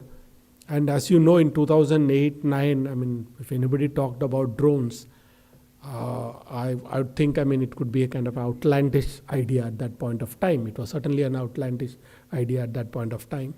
But nevertheless, Sign provided the initial support to IdeaForge. The team worked on it, went on looking for market, reached out to the Defense Ministry of Defense, worked with DRDO on their product. And now they are a listed company.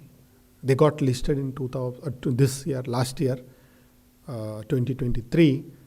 And this was one of the first startup from an academic institution getting incubated, right? Developing their product, getting it to the market, getting validated at the market, scaling it up, now getting listed. That's kind of, this is what you can kind of think about or achieve if you have a kind of a great research what you're working on, and then or a great idea that you can convert it into product. And that's what kind of Sign supports at a very early stage for those kind of startups. So when we say kind of, as a technology business incubator, the intention is to support startups with strong IP, intellectual property, and we don't kind of support startups which can be easily scaled up or which can be easily kind of copied. We essentially look for translational researches that is happening within IIT Bombay, and if there are good ideas or good research which can be converted, taken to market, then that's where the sign comes in. So that's why if you look at kind of our preference, it's always startups with a strong IP is what we kind of look forward to, and we support the team in whatever way we can do. From in terms of basis of incubation, when you create more startups, essentially kind of you are helping the economy in a way through economic activities. So that's one of the kind of preference that we have.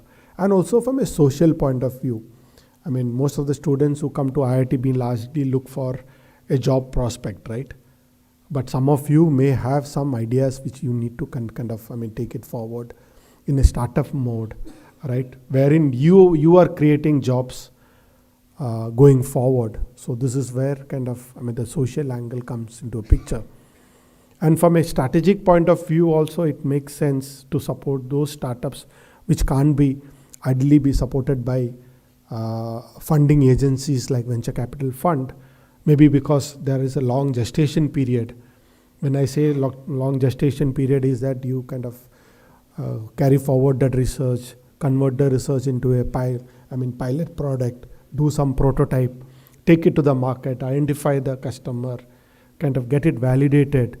So if you are really working on a cutting edge technology product, then the time frame for converting is going to be long, and who will support you during that point of time? So that's where the incubation comes into. So we have grown from last 2004 onwards, and we are now one of the leading technology business incubators in the country. Next, please. So what do we do essentially? When I say incubator, we provide infrastructure support to the startups. When I say infrastructure support to the startup, it not only means providing office space to you, but also access to, we have our own labs where the innovators or the startups actually work on their product, develop the product, make a working model of that. And that lab facility is available. All startups which are incubated at Sign get to use our lab to develop the product. And also they have access to IITB labs also. So if you need any specific equipments to be used for developing your prototype, you can access IITB labs also. In addition to that, I think that's more like the tangible part of it. But the most important part is the value add that we brings in from day one onwards. As an incubator, we are connected to the larger startup ecosystem, be it in terms of mentors, experts, right? And investors, early stage investors, very, very early stage investors, and service providers. A lot of, once you set up your own venture, there are a lot of things that you need to do, setting up of a company, incorporating a company, having the memorandum of articles of association and memorandum of association, drawing down that, and then there are a lot of regulatory activities that has to be done. So we step in at that point of time. What I can safely say is that today, any startups, if it has a strong value proposition, right? Funding is not an issue. Funding is always available, be it from the formal venture capital route, or even through high net worth individuals, or from the government. Government has come. I've come in a big way in terms of supporting startups by providing grants and seed support. And most of this support is routed through incubators like us. So we just not support startups, but we also support innovators through our pre-incubation program, where you are not clear in terms of whether you want to take the entrepreneurship route, but then you want to test the market, you want to reach out, work on your idea, convert that idea into some workable model. There also Sign will come in and support you. And we have several accelerator program Accelerator programs are wherein you have kind of achieved a certain kind of an validation from the market, but then you need to scale it up, right? And that's where kind of a lot of value add comes in from science side in terms of, support for your go-to-market support, and all those activities are kind of supported from our end. And the intention is to kind of reduce the time for you to reach the market. The lesser the time you take, the better for you and better for the company and the scalability and the value from the startup that you derive. Next, please. So, I kind of talked about largely on this. One of the thing also kind of, if you are starting on your own and kind of, you are not supported under an incubator program, then you are kind of, on your own, and then you'll have to kind of, build relationship or create network or develop network with the industry, with the investors. This comes automatically when you are part of an incubator network. The visibility that you get, the access that you get is humongous compared to if you are kind of setting up on your own. So from a support perspective, we have close to more than 200 mentors. We have investors who actually work closely with the startups, because these startups are founded by technologists like you, right? You are more comfortable in the product technology rather than understanding the business side of the venture, which is very, very critical. How do you identify your client or customer? Why will the customer pay you for your product, right? What is the pricing mechanism that you will have? What is the channel that I should use to reach out to my customer? So all this kind of support is provided through the mentor route. The mentor works with you closely and try and kind of facilitate an early access, market access for you. Next, please. Yeah, so this is the most important slide. Since 2004, I would say 1999, we have supported 223 startups. And currently 68 companies have been incubated at Sign. When I say incubated, they are been using our support system to actually kind of our incubation facility to kind of achieve their objective, be it in terms of the product development or taking it to the market.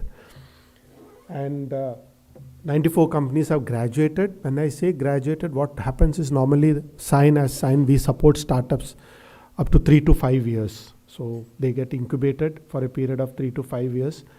And as I mentioned earlier, once they are able to sustain themselves or able to generate some kind of a revenue or able to kind of demonstrate a traction or have received funding support, they move out of the incubator, because then the support that we provide may not be kind of necessary at that point of time. So in a kind of an startup terminology, we come at time from 0 to 1 stage. And so companies which have achieved certain milestone, they move out of incubator. So those startups are called as a graduate companies.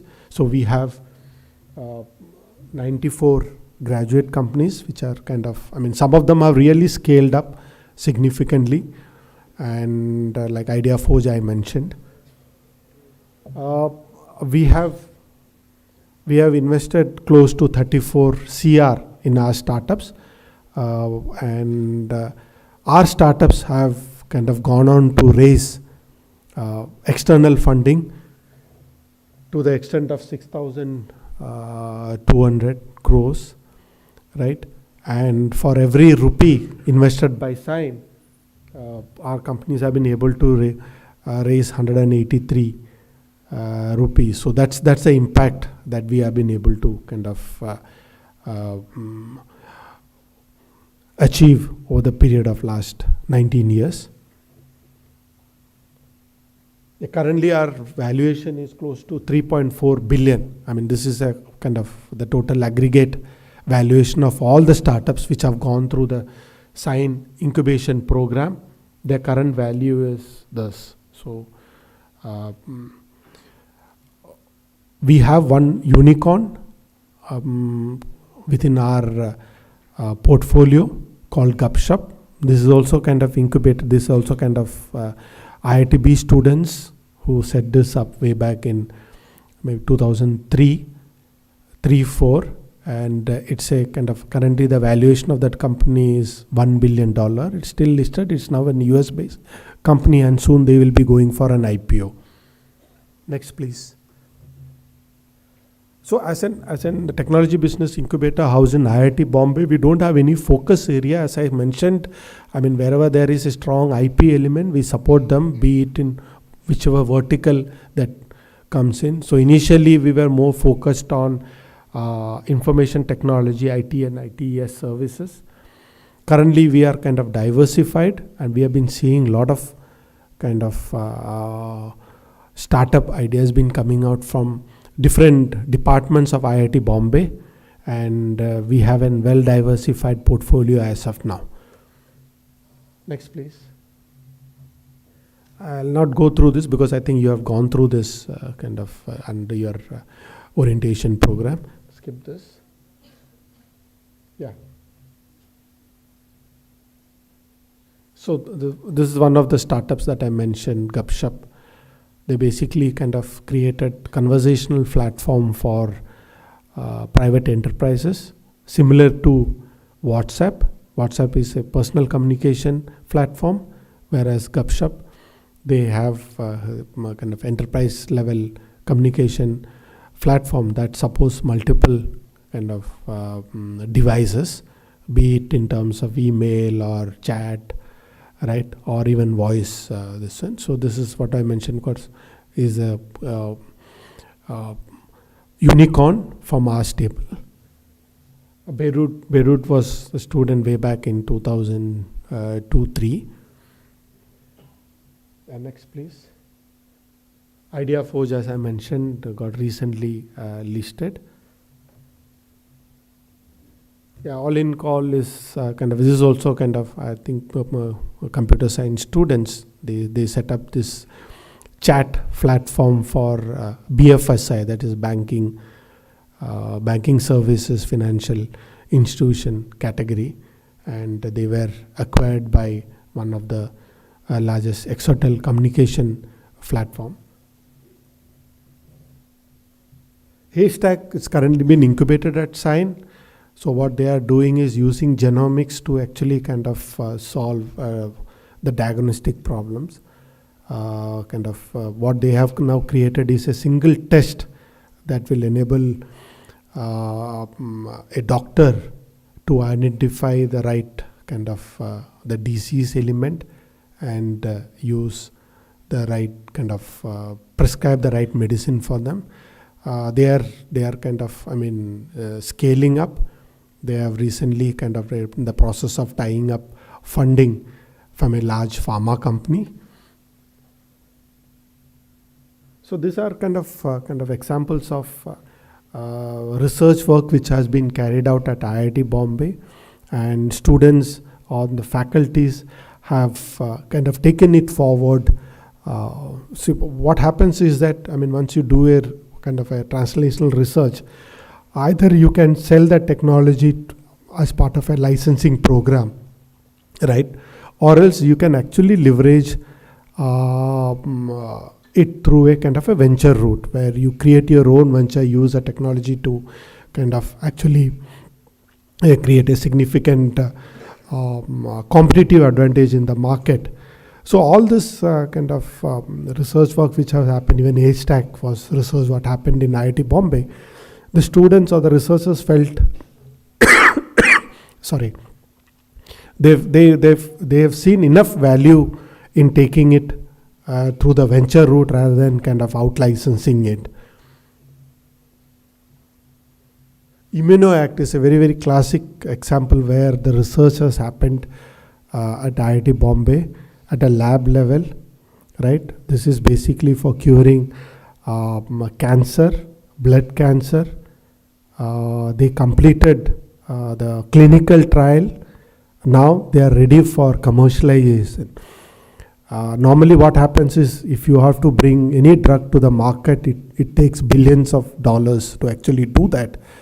But ImmunoAct have shown a way of doing it which was much less capital, and hopefully the company will be able to scale up significantly going forward. They have just graduated from Sign.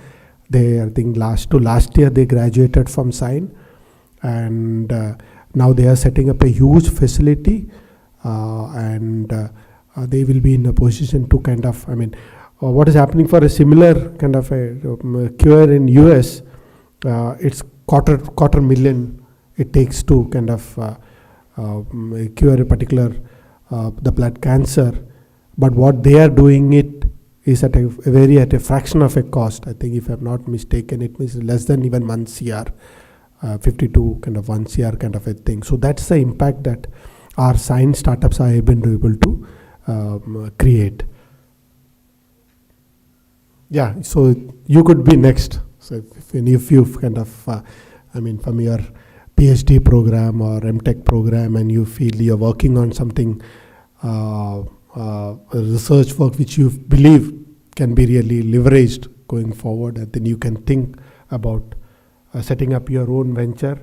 And in case you are planning to do that, the first port of call should be Sign, and we are just next door. We are kind of situated at the 5th, 6th and 7th floor of Rahul Bajaj Technology Innovation Center. You can walk in anytime, discuss your idea. We will be able to and willing to work closely with you and take forward your idea into kind of commercial venture if you really want to do that. And as Sign, we are kind of very much interested in kind of having more and more projects or startups coming from within IIT Bombay, because that's where the value lies in. I hope I kind of gave a brief about Sign, and if any of you have any questions, you are free to reach out to me at any point of time, or you can walk to Sign at any point of time and kind of speak to my team. Yeah, that's it from my side. Thank you.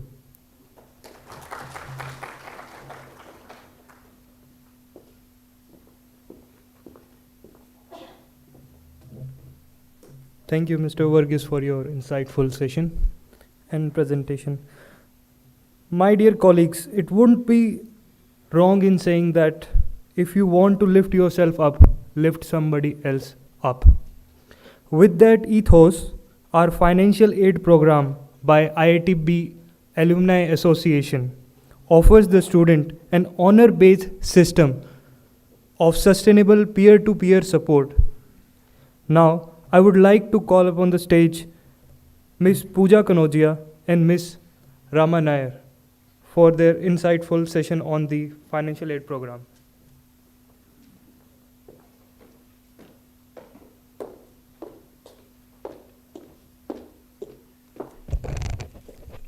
Dear students, warm greetings. My name is Pooja Kanodia, working with Alumni Association.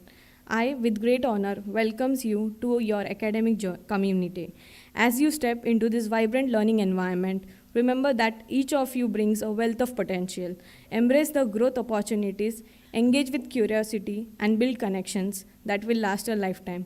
We would like to represent you to our program called Financial Aid Program. We have a short video explaining it to you by our committee members. Please have a look.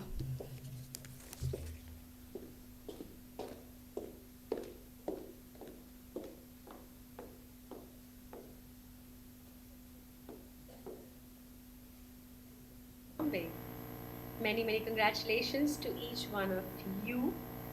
My name is Meenakshi Nagdeve. I'm BTech Metallurgical Engineering Material Science.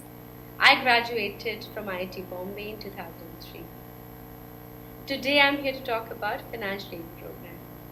I'm a member of the Alumni Association and also part of the FAP committee. So without any further delay, let's get started. Financial Aid Program, as the name suggests, is an initiative that provides assistance to students, both undergraduate and postgraduate students, who face financial or economic difficulty and are unable to pay their fees to the institute. Now, the fees covers tuition fees, mess fees, and more. The way this program functions is that the student, whoever gets benefited by this program, will repay this amount back once the student has graduated and has taken up a job and can repay the loan. This program runs on donations received from alumni across batches, donations made by ITBHF and CSR of Tata Motors. The way this program executes is, this program is administered by IIT Bombay Alumni Association in collaboration with IIT Bombay, ITBHF, Tata Motors and Foundation for Excellence. I just want to give a snapshot of the impact this program has created. So this program was started in 2007, and last 15 years, more than 1,000 students got benefited. Over 10.94 crores was disbursed as the financial aid assistance. And in last 2 years alone, this program has benefited 175 students. That's not all. I'm happy to share that the students who actually have been benefited in the past have not only repaid the loan, they've also become an active member of the FAP committee. With that, I just want to share two things. The first one is that in case any of you is having any financial difficulty and are unable to pay the fees, you can reach out to FAP. And at the same time, I also would like to invite you guys to join this initiative once you graduate from campus and support students in the coming years and provide them assistance. With that, thank you very much and wishing all the best to all of you all. Thank you. Hello friends, welcome to IIT Bombay and IIT Bombay Alumni Association. I am going to talk to you about FAP portal and how we have developed an MIS that will help you to seamlessly process your application. My name is Sudhir Nikam. I am a graduate of 1993 batch BTech in Chemical Engineering. I have been serving on the board of IIT Bombay Alumni Association for the past 3 years, and I am actually officiating as a treasurer. I am also looking after the FAP program. I am a part of the FAP committee, and also this MIS tool development is something which I spearheaded, and we have developed this. This portal is a web-enabled portal. You will need to create your login ID in that. Once you create your login ID, you need to create your profile. Post that, you need to input all your details like your educational background, your family background, your family's income details. All this data input then gets updated at our backend. Whenever you have to apply, all you need to do is simply log into the portal and apply for the assistance that you want for which semester and for which of the fees, whether it is for hostel fees, tuition fees, or whether it is for a mess bill. Once you do that, our back office staff, the IIT Bombay Alumni Association staff, they will schedule an interview for you. You will get an intimation of the interview again through an alert generated on email through this portal. Your interview process will also be conducted on this portal, where some of the FAP committee members will come and discuss with you, understand your background. Once you do that, your intimation of the interview success will also be notified to you on the portal. So net, this portal will be the single point of contact for you and the FAP program. Also, once you start repaying back the assistance that you have received, the necessary workflow is also architected in this MIS portal.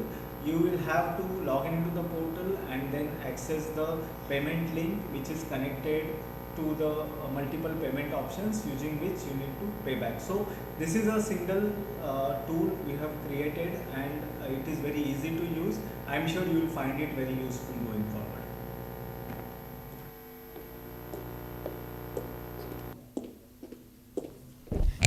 For students receiving stipend, we do provide bridge assistance, supporting them for 1 or 2 semesters until they've been receiving their stipend regularly. In your registration kit, you will find a flyer, financial aid assistance program flyer, which contains all the details with our contact information. Feel free to reach out to us at Alumni Association. We are located at Gulmore Building, first floor, cafeteria building. Thank you very much.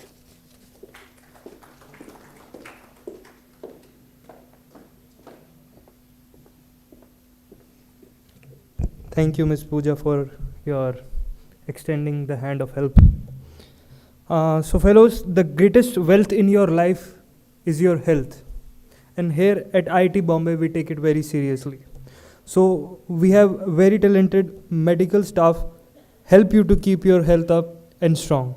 I would like to call upon the stage Dr. Arvind Maheshram, from Chief Medical Officer, IIT Bombay, with his colleagues, Dr. Aditi Day, dietitian, Dr. Rajendra Bharve, psychiatrist.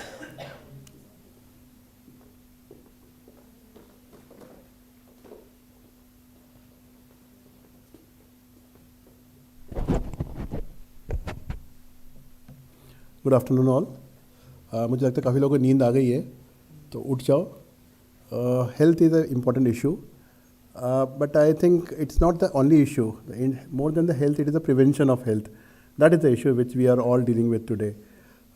We want all of you to be at your place in the hostel, not come to the hospital for any other reason, unless it is a specified reason, और बहुत ही ज़रूरत हो तो ही आना है, नहीं तो hospital में आना नहीं है. You are not welcome in the hospital, none of you. This is the first thing. But with all due respect, कभी न कभी ऐसा problem आ जाता है when we have to come to the hospital. So I, being the in charge of IIT Bombay Hospital, I am just giving you in brief what IIT Hospital is about and what services and facilities which we provide in the hospital. So let's start with the journey. Next slide. As I said, I am Dr. Arvind Maheshram. Next slide. Next slide. So as it is written, we have a primary level hospital. Primary means we give the very basic level of treatment in the hospital, but that doesn't mean that the treatment is in a way it is halfway treatment or anything. At any time we feel that you require more than the primary level treatment, we do have specialists coming to the hospital. Also, we have a facility wherein if the person requires, then he or she can be sent outside for a secondary level or tertiary level treatment. And most of your treatment is free of cost. That is very clear to you. So we have outpatient department, we have inpatient department, and on an average during a peak season we can have at least 500 to 800 students, or rather patients, coming to the OPD. So that is the kind of load which can come to the IIT hospital, and basically we want to reduce that, because that is most of the time health is a very preventive thing. You can prevent it with a little knowledge, which we'll try to impart in the run when you are in the campus. As I said, the hospital facilities are free of cost. Next slide. So we have dedicated staff who's providing not only the OPD services. We have consultants coming up. We have general practitioners in the OPDs. We have consultants actually in all the facilities: the medicine, the surgical, the orthopedic, the psychiatric, the physicians, the dietitians. Virtually most of the basic faculties are covered in the hospital, wherein you can, if you have any problem, can come to the hospital, visit the hospital. We will give you the timing also. Please note those timings. These are very important, because there is a difference between the OPD services and the emergency services. So OPD services means you get not only the doctor services, but you also get the lab testing done also. Whereas in the emergency service, it is a basic service which we provide. You'll be seen by a doctor giving the basic treatment and may be called the next day. So if you have an OPD problem, I think, or rather the basic problem, I would suggest you come during the OPD timing and get the services of the doctors in the OPD. Okay. So these are, this next slide, previous slide please. So these are the services which we have already specified. The pathology is there. We have X-ray, dental, physiotherapy, homeopathy department. This homeopathy department is a new one. It was already there, but the doctor has left, and now one doctor has joined. So if somebody wants to take in the facility of a homeopathy doctor also, we have this facility in the hospital as well. Next. So the facilities are available 24/7, so you can come to the hospital anytime. And as I already told you, the facilities available.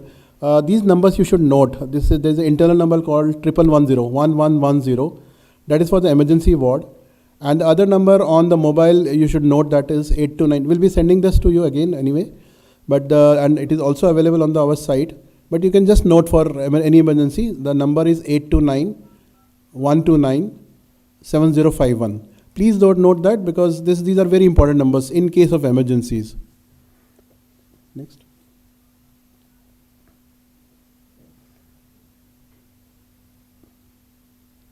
Okay, I have already told you that the hospital is available to you all the time. You can come and meet the doctors at any time. And at any time, if you feel the doctors, since I said this is a primary level hospital, at any time you feel that, or rather we feel that more services or more better services are required for you people, then we can definitely send you outside for a better and a higher level of treatment. And as I said earlier, these treatments are free of cost for you. So come if you have any problem. I'm the doctor in charge. I'm available almost throughout the day and night. You can come and meet me at any time if you have any difficulty apart from the medical problem. We are always there to help you in the hospital. Next. This is an important aspect. See, the students here, I'm talking about not only the PhD student, I'm talking about the students in per se. So they form at least 1/3 of the population of the IIT community. But paradoxically, almost 2/3 of them have come are found in the hospital for one problem or other. Why does this happen basically? Next. As it is written, and you can read it, it is because the students pay very less attention towards health, wellness, and until the illness catches up with you, they are forced to slow down and dance times for prolonged duration. Basically, you are here to study. We don't want you to come to the, as I said. But as we all know that you are all busy and you will be busy during your studies. In the meanwhile, what happens is you tend to have a lifestyle which is not suitable for a healthy life. So if you can just modify your life a little bit, it will help you in the long run. So next. So I have with me Dr. Aditi Day here. She is a dietitian in IIT Bombay Hospital. She'll be giving a very few tips in brief how it can help you in the long run when you are in the campus and help you in the becoming a healthy person in the life.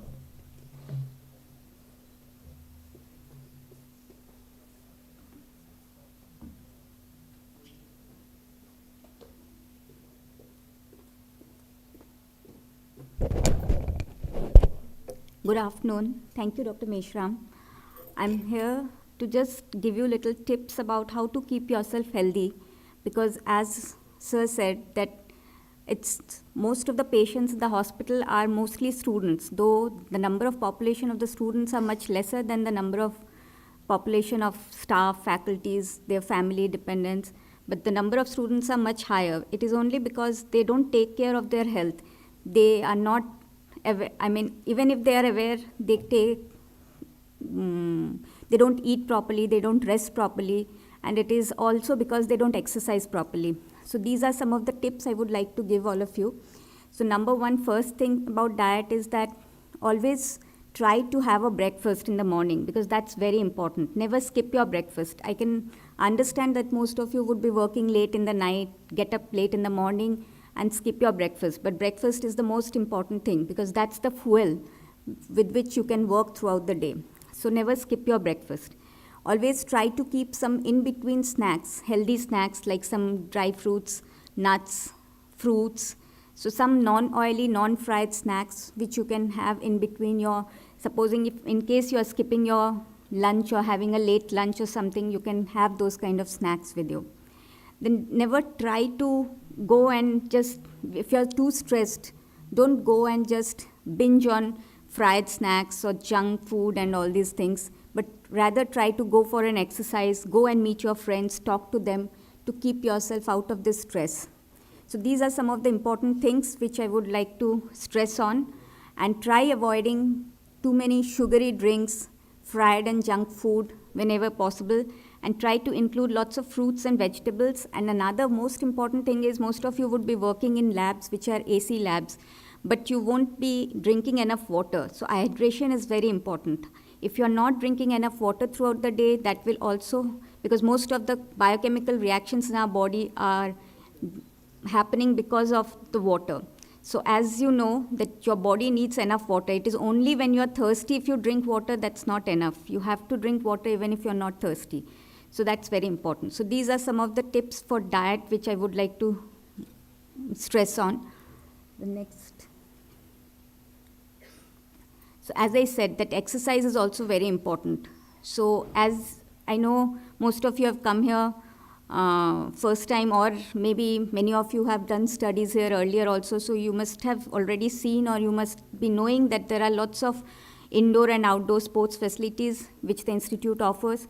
So please try to make sure that you go for some kind of exercise, play some kind of game which will keep you both healthy as well, physically as well as mentally, because these are something which are very important. If you can work out every day at least for half an hour to 1 hour, that will keep you healthy both physically and mentally and keep away from many of the diseases. So as sir said, that see, if you are able to prevent yourself from illness, you will not have to visit the hospital. We will not welcome you to the hospital for any small minor ailments. So it's better if you can take care of these things. Next. Now, I know most of you are attending this orientation right from morning, so right now most of you must be sleepy, but still, if any of you are awake, just it's a small secret mantra that sleep is very important. If you're able to sleep for at least 6 hours, at least 6 days a week, that really helps, because that rejuvenates your brain cells, that helps you in, that increases your academic as well as your physical and all kind of output. So that's very important. So make sure that you're sleeping well. So finally, I would just like to say that eat well, exercise well, and sleep, rest, give rest to your body. That's very important. So these 3 things, if you can maintain properly and fix up some timings for your exercise, for your sleep, and take care of your diet, I'm sure most of you will not have to visit the hospital. And all the best to you. Thank you.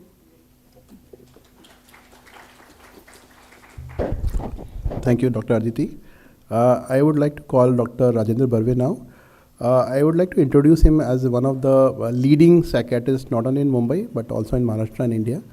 He has given a lot of talks among students, among people on health, rather mental health, and basically healthy life balance situations. So let me not interrupt in between. I'll call Dr. Thank you, Dr. Mishram, and thank you, students. I think all of you can wake up now. It's a free country, so you can sleep anytime, but don't snore loudly. And don't fall from the chairs. So I'm allowing you to keep awake by, I just want to have some fun with you. We're very serious, almost like a condolence meeting here. So it's not bad. It's very good time that you are having. So let's have some activity. So I would like you, all of you have paper pen with you? Paper and pen with you? Just keep it ready very quickly, very quickly. Paper and pen. It's just going to take few minutes, just few minutes. But I think what you'll remember is for lifetime, I hope. Paper and pen. No, don't use iPad or anything. Use paper and pen. You are not used to it. Don't use the mobile also. Paper and pen.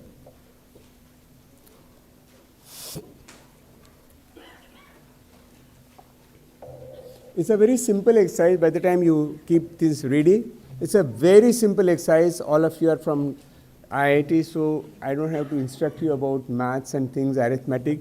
You just have to count number backwards. Very simple exercise, count number backwards from 100 backwards, like 100, 99, 98, 97, etc. Right? Everyone knows that. When I say start, you start counting 100 backwards. Count, and I will say stop, stop. And when I say stop, write the number on the paper, right? Very simple, write the number on the paper. We'll do this exercise couple of times. Every time you have to start counting backwards from 100.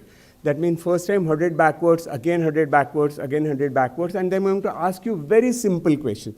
utterly simple questions, nothing to do with rocket science, right? Which I don't know myself, so I can't ask you. So it's a very, very simple activity. Are you with me? Are you ready for this? Wake up, right? No condolence, right? Okay. So count backwards, 100 backwards. So when I say start, count backwards, again 100 backwards. Okay, ready? And then we'll just take a call on that. Okay, start. Count in your mind.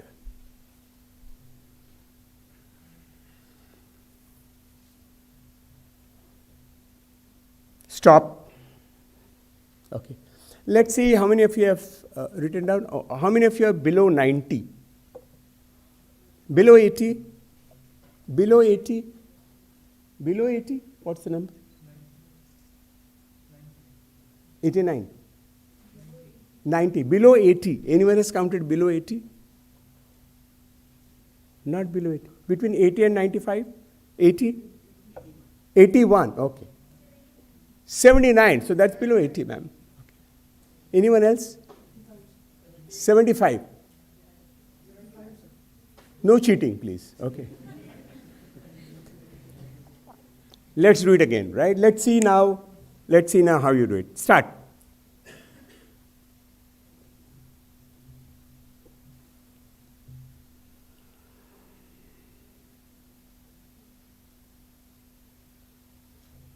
Stop. Write the number. Below 80, how many? Below 80?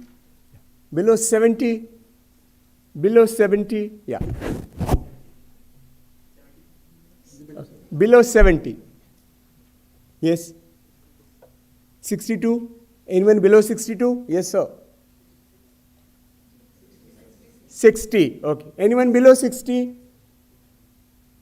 60 last? Okay. Start.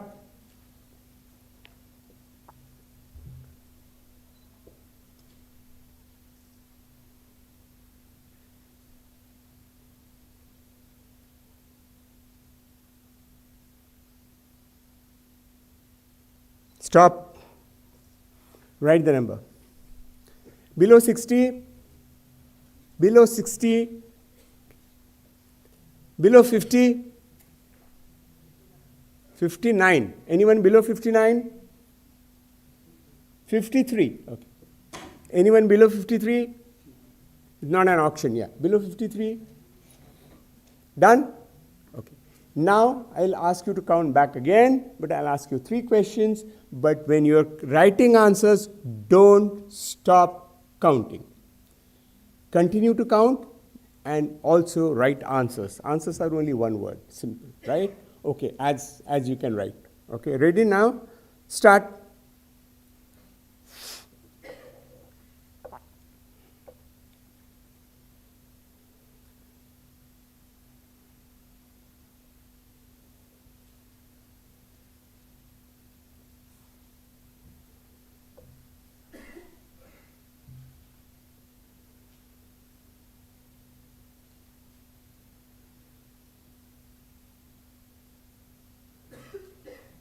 Name of a color. Write down name of a color. Don't stop counting. Don't stop counting. Name of a color. Name of a flower.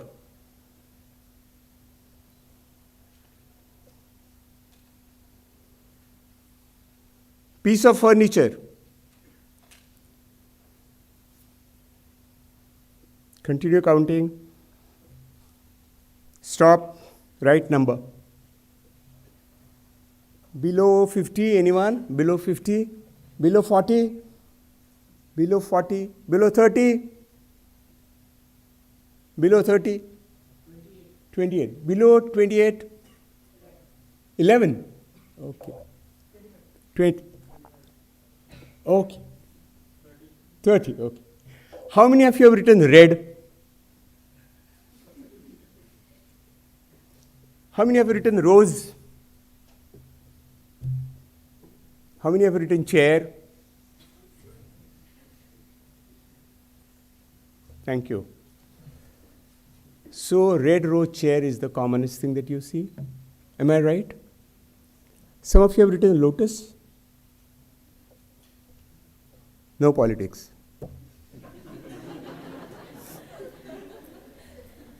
Students usually write bed, not chair.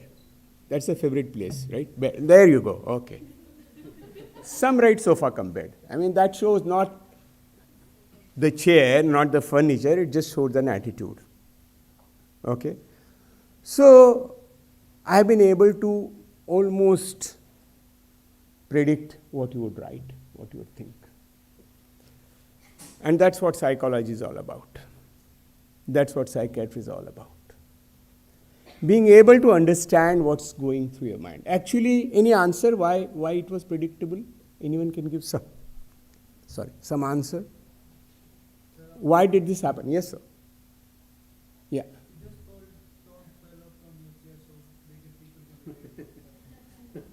But I say to everyone, okay, it's a very interesting answer. Anyone else? Any other answer? Common words, common color. Okay.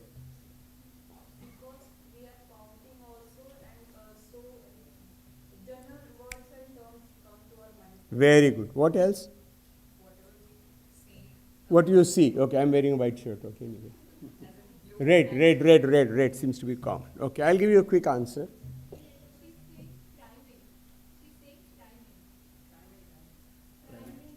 Rhyming. Priming. Oh, I primed you. Simple answers?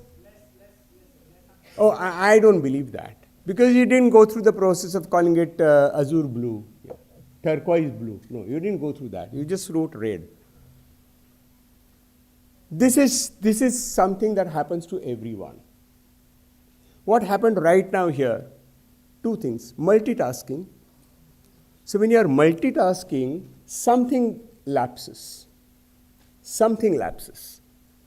And actually counting number backwards is not a rocket science. Very ordinary, very ordinary activity, just little off, that's all. So it means that when you are engaged in an activity which seems to be repetitive, seems to be actually very mundane, not really very challenging, and not very competitive at all. Who told you that you have to count faster? Nobody said that. I'm below 40, 50. I just made that ambience here that you have to count faster and faster and faster. Actually, it was not so. I was just giving you a little more time. 10 seconds, 12 seconds, 15 seconds. And you thought you are competing. You are competing with yourself, competing with people. And then red row check appears. Understand, this is what is happening in the real world too. I was present when the incubation and company was on. I was really amazed by the kind of facilities available, but I was thinking all the time, what kind of competition is that? And that competition is one of the most important factors that is currently challenging mental health. Competition is very healthy, but competition can bring the best within you, but the competition can be extremely stressful, particularly if you are multitasking. So I don't say don't multitask, learn to remain focused. Because the first thing that happens in mental health is attention span goes for a toss. Currently, I'm being a senior psychiatrist at IIT Hospital. My patients whom I see, 2/3 of them are PhD students. Maximum number of students who come for mental health are PhD. Essentially because of the stress that you feel. And the stress, we give only 3 responses. You take a fight, you take a flight, or you are frozen. And what I see are frozen people. Frozen in anxiety, frozen in the fact that they can't focus, they can't proceed, they can't remain focused on their work. Along with many other factors which are there in most institutes, supervisors, people, expectations, loans, etc. So we don't want you to be victims of this stress. Stress is what has brought us here in this auditorium. If there was no stress, we would have still remained an amoeba, a single cell animal. But because of stress, we took challenges, we adapted ourselves, modified ourselves, created brain, created cerebral cortex, created prefrontal cortex, which takes challenges and puts us here. So stress can be the best friend and can be the worst enemy. And unfortunately, what we get to see is the victims of the enemy. So like my friend Aditi, she talked about simple tips. So being aware of yourself is very important. When will you know that things are going beyond focus? Number one, disrupted sleep, disrupted appetite, disrupted energy. Three important things. Sleep is disturbed, energy is disturbed, appetite is disturbed. And when that happens, it should go up. Anxiety, everyone. What I see is mainly anxiety, depression, rumination. Same thought keeps on going around in the mind. Same thoughts, same thoughts.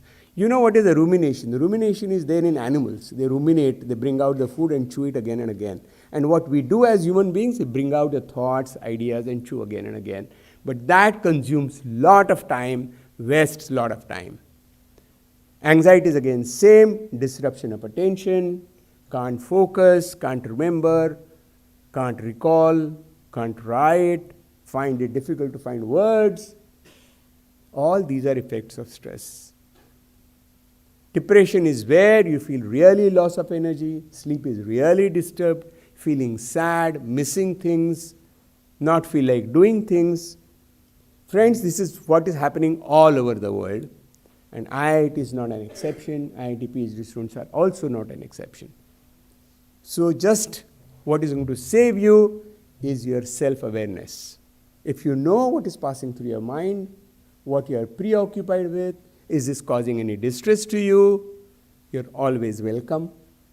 If you are interested, you can always do at least 3 minutes of mindful meditation. Just 3 minutes of mindful meditation. Are you game for it? Right now we can demonstrate. Just sit wherever you're sitting. Just sit upright. Just sit upright. Your feet firmly on the ground. Feet firmly on the ground. Don't take support of the back. Just sit straight. Your shoulders pulled back a little and down, chin little down. And what you're going to do is very simple. Just focus on your breath. Just focus on your breath. Breath is the magic. Breathe in and out. And when you breathe out, let the breathing out be little longer than breathe in. Eyes closed, mind focused on the breath as it comes in, hold and goes out. Count 4 for breathe in. 1, 2, 3, 4. Hold 1, 2, 3, 4, 5, 6. Breathe out 1, 2, 3, 4, 5, 6, 7, 8. Again 1, 2, 3, 4. Breathe in 1, 2, 3, 4, 5, 6. Hold 1, 2, 3, 4, 5, 6, 7, 8. Breathe out. The longer you breathe out, the more relaxed you'll feel. The longer you breathe out, more relaxed you'll feel. Just feel the breath that comes in and goes out, and breathe out longer and longer. Feet firmly on the ground, mind completely on the breath. Thoughts, feelings, actions, impulses, intentions all pass through your mind. And your mind is only on the breath. Just feel your breath as it comes in and goes out. And as you breathe out, just take off all the weight in your body. Let it pass through your legs, down through your feet. Breathe in and breathe out.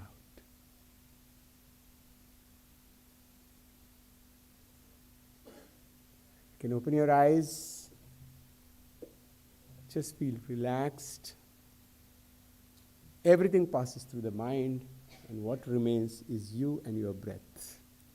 The best friend in your life is your breath. Take help of that best friend, and when you can't, you're always welcome to us. There are 3 psychiatrists in IIT Hospital. We are almost there every day. Take our help. We can do more than what we are doing for you. Thank you very much for your time. Thank you, sir.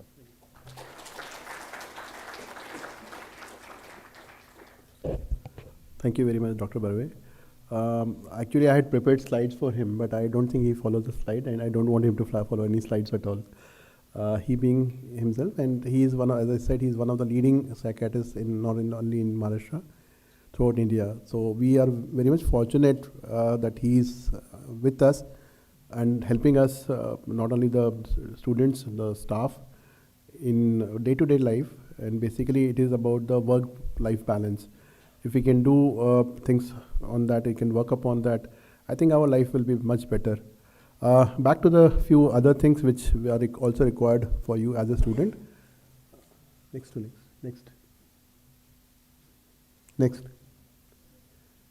This also I'll skip. Yeah, vaccination. As a students, almost I can count, roughly there are 13,000 students in the campus. So as a student, we know there are a lot of diseases which are preventable, and for that vaccination is required.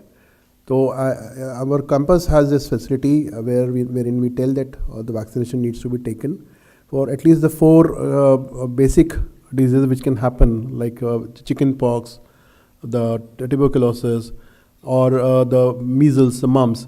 So we have facility wherein most of the Saturdays between 2 to 4, and sometimes we keep a camp also for you to come and take the vaccination from the hospital. And these are chargeable vaccinations, but as a student, if basically what we say, if one of you have had this problem, it can spread to the others. And if it spreads to others, obviously you lose a lot of time in the hospital, which we don't want. And as I said, this is preventable. So, and vaccination is also required because that is also one of the prerequisite for the medical folder making. So we have this medical folder making, which is very mandatory for all of you. Next. So this form will be available, I think, in your when you register for it, and you have to fill it. The basic things you have to fill it, and the vaccinations. If you have had a vaccination or if you have a record of vaccinations, you can fill it with you. Or if you don't, then we give you a vaccination and fill it for you. And when you go out, generally what happens is most of the students, when they go out, these vaccinations are asked for. If not in India, most of the places, like in some foreign countries, these are compulsory to be had. So we have this facility. I would suggest that if possible, you can go through our site, and we also send you mails regularly for the vaccination. So you have the facility, you take the facility and avail the facility and make the folders. The folder itself is a very important thing, and it is mandatory for all the students to make the folder. There are 2 things which the folder says. It tells you about yourself, and also it helps us in knowing, in case of emergency, if a student comes to the hospital and he has or had any major problem in the past, and when they come to the emergency with a certain problem, and we don't know what are the allergies they may be having, what are the medications they may be taking, or what are the diseases they may be having before coming to the hospital. When you have a medical folder with you when you are coming to the hospital, it helps us to diagnose and treat you at that time, and saves time for you as well. Next. This is the timing which we have given, the 6th of January, 2 to 4. The vaccination will be there. So you can come during that time and have yourself vaccinated and make the medical folders as well. So as I've already told you, if you're not well, you can come to the hospital. The hospital is open 24 hours. There are certain OPD timings and emergency timings. I'll just give you the timings also. Next.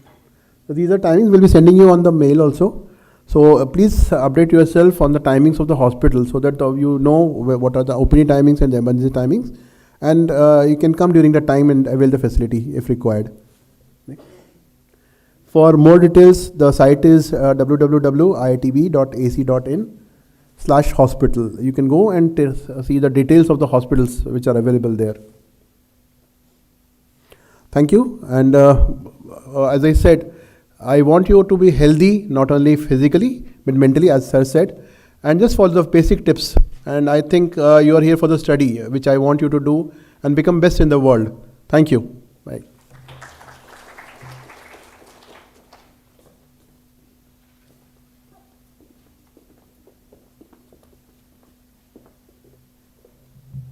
Thank you, Dr. Maheshram, and all the colleagues of yours. You're doing a great job. It is rightly said that a library is infinity under a roof.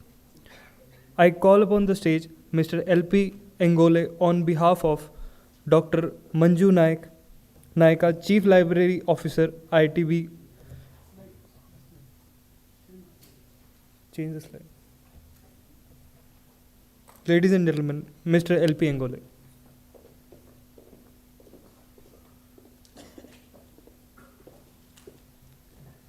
Good afternoon, dear student and researcher. So, I am giving brief about the Central Library. My colleague, Dr. Ranjit Kumar Das, seated over here. So, thank you, Dr. Das. So, today, I am giving brief regarding the library, what library is having. So, actually, we can say that the library is the heart of the institute. So, for researcher, for students, what is available in the library, that I will going to share now with you. So, what is library? So, we are having resources on engineering, technology, science, arts, design, humanities, management, and social sciences. So, resources are on engineering. All type of streams are available in this. I know that, you also know that. So, mostly management students, they are not frequently visiting library, they are having their own library. Lovely place in the campus. Library, you know, that the lowest place, we can say that. Library, so many students, they are coming, they are cheating, chatting, very peaceful place. So, friendly environment we prepared for the student. So, enable the learning and advancement, knowledge, and promote the discovery and scholarship. Renovated library is available nowadays. So, 2015, we got the renovated library, fully air conditioned, 5-story building is available. So, nearly at a time 600 students can sit in the library. So, good ambience is available. Such type of library never seen. Myself also not never seen. I have completed 28 years in this institute, but I proudly say that I am a luckiest person who is working in such a library. Friends, next slide please. So, resources of the Central Library, that we can say that books are there. So, we are having nearly 270,000 books on engineering, science, and social sciences. So, some of them we are weeded out. So, those books are not used in 15 years. That books we kept in the compactor area. But we are giving services to the students on demand. So, we are having some e-books also, 20,000 e-books having. Thesis and dissertations also having. It's a parts of research scholars. They have to submit their research, this thesis or dissertation to the library website, that we can say ETD site, electronic thesis and dissertations. That there is a separate site for that. You can submit your whatever research you did at last of your completing the PhD that time. The e-books also you can download, you can read, that is also there. E-journals, we are having more than 40,000 e-journals we subscribed. Library budget is 25 crores. Out of that 25 crores, we spending nearly 24 crores on e-books and e-databases and e-resources. So we are having huge material. You regularly come to library. Otherwise, you can do it from your lab, your department also. You can log in our website, library website, and you can have a optimum use of the library. Next slide, please. So what specialty we are having?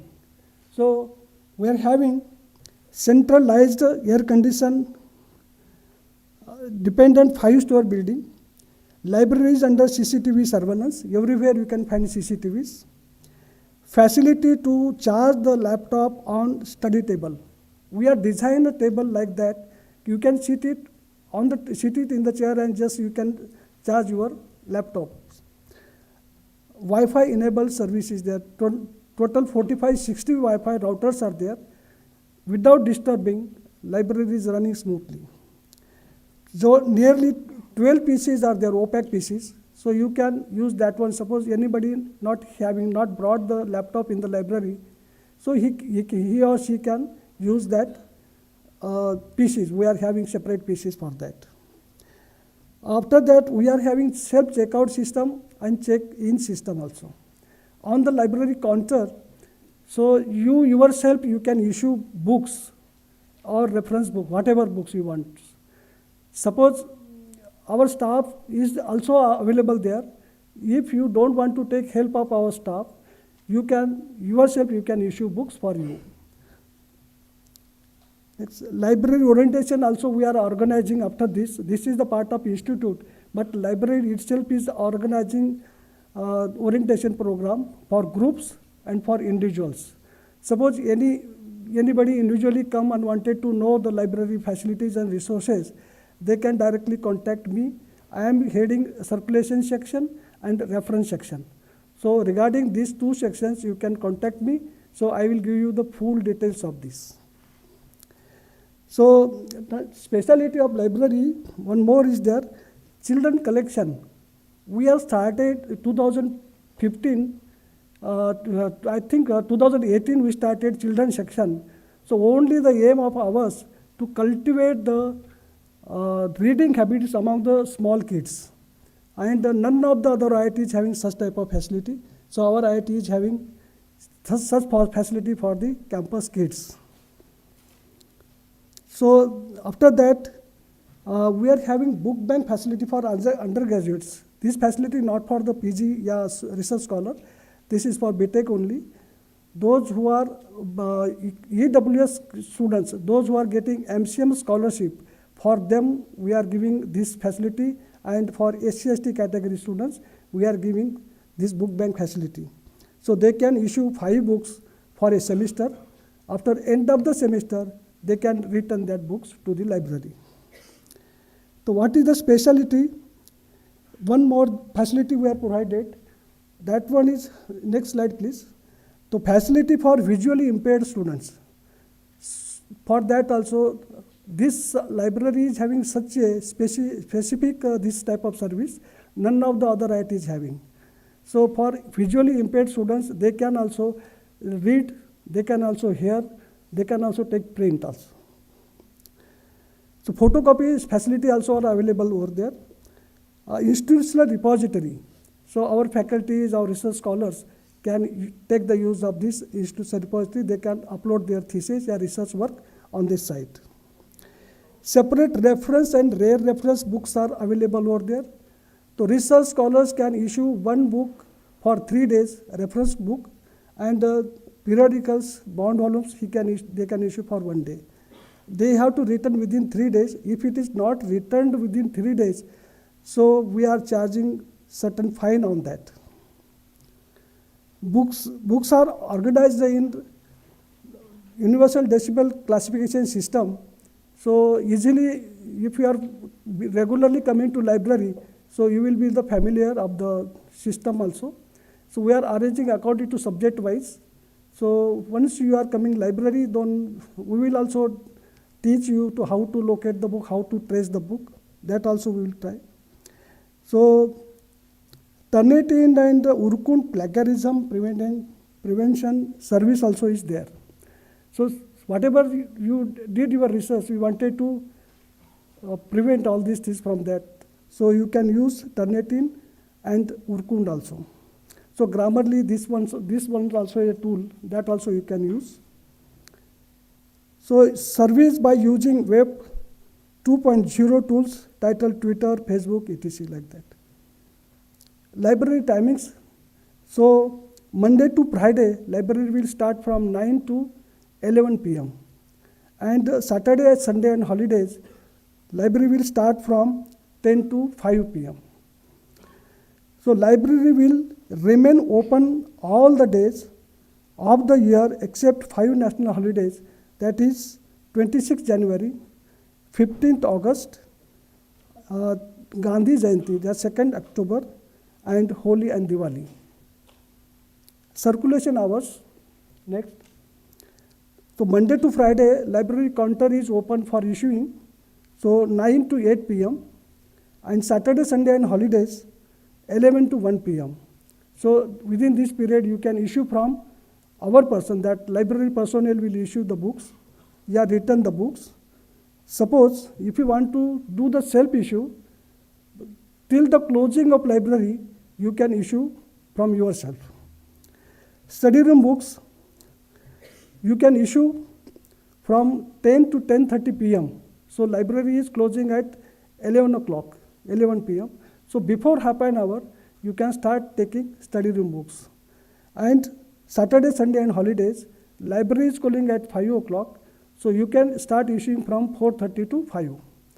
So that is the difference between study room books and normal books. So next slide is library collection locations are given here. All the ground floor, we are having books, reference books, rare reference books. Then we are having visually impaired facility, issue return concert, checkpoint. All these are on the ground floors.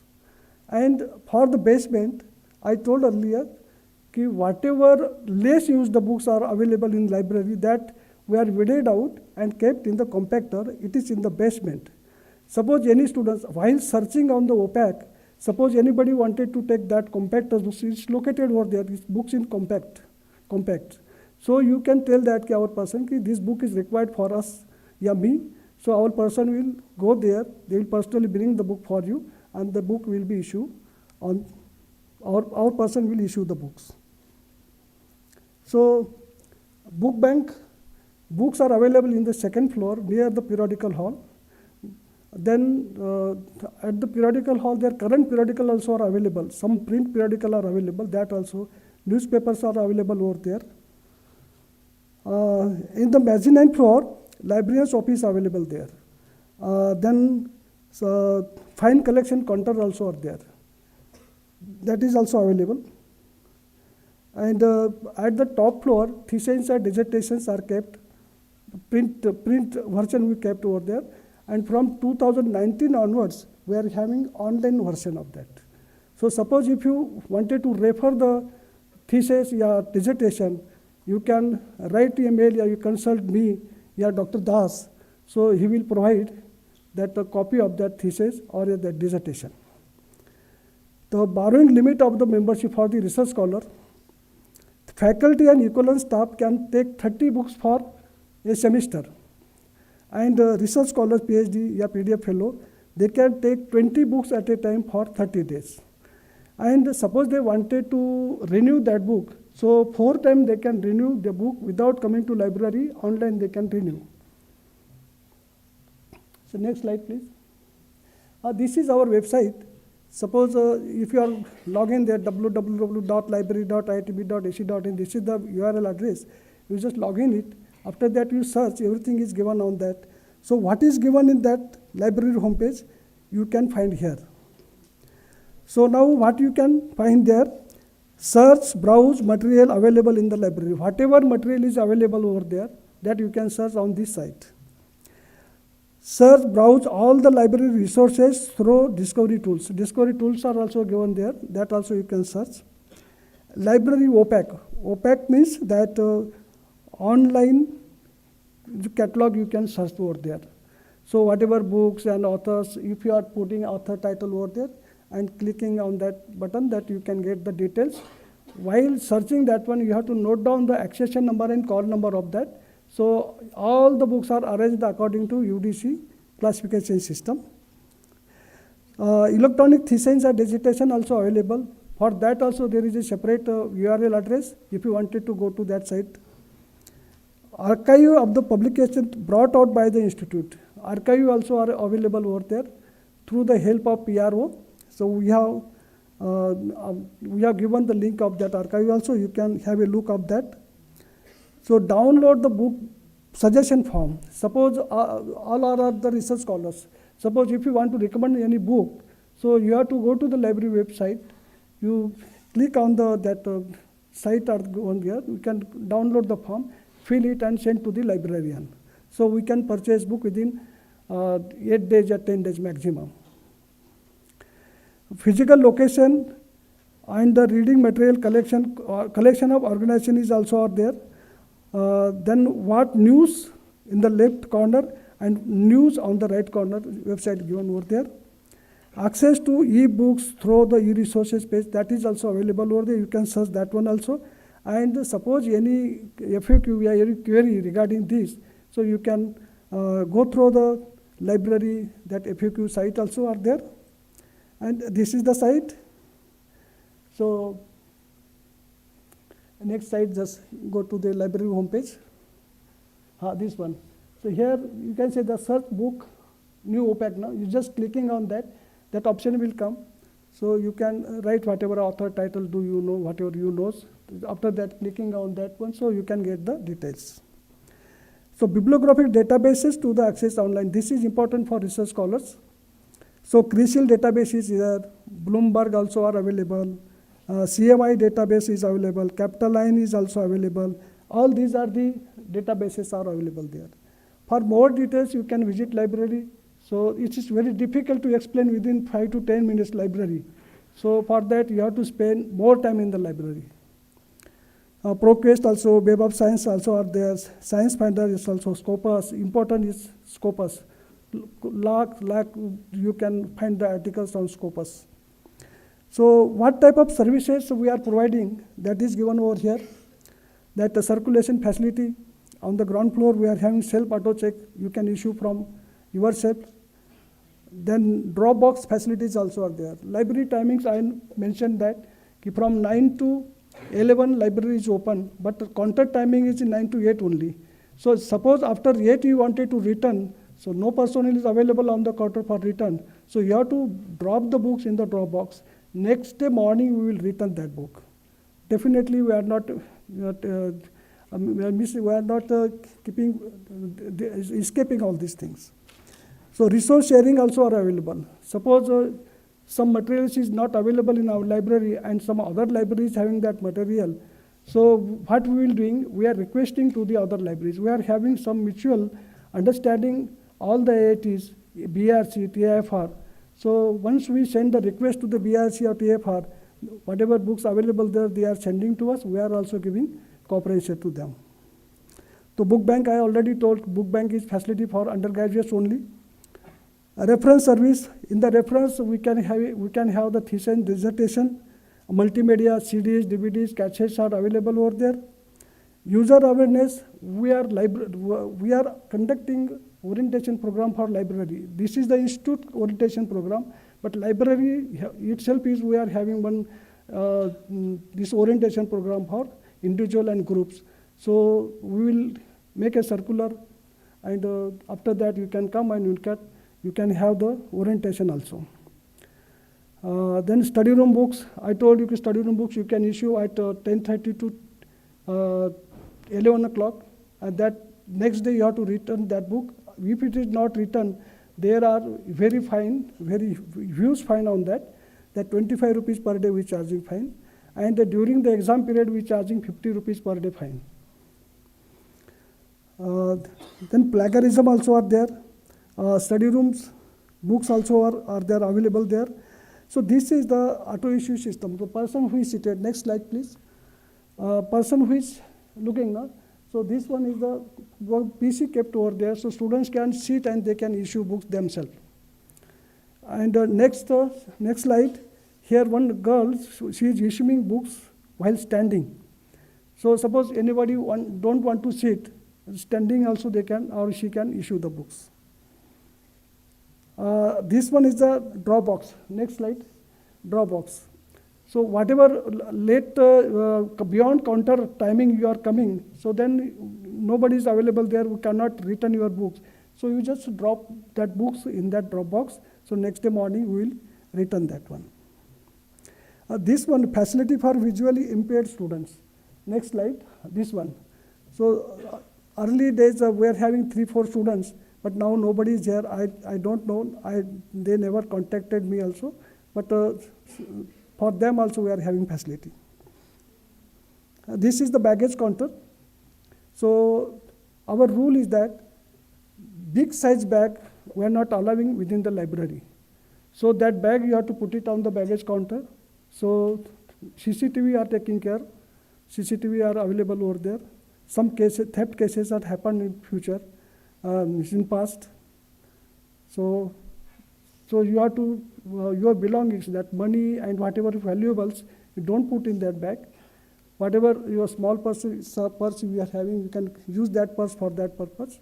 But your belongings, you can put it in that baggage counter. Photocopy charges are available over here. Faculty, 100 pages can take free. For students, minimum charges we are charging. Students, A3 size paper, ₹1 we charging. And for A4 size, 50 paisa charging.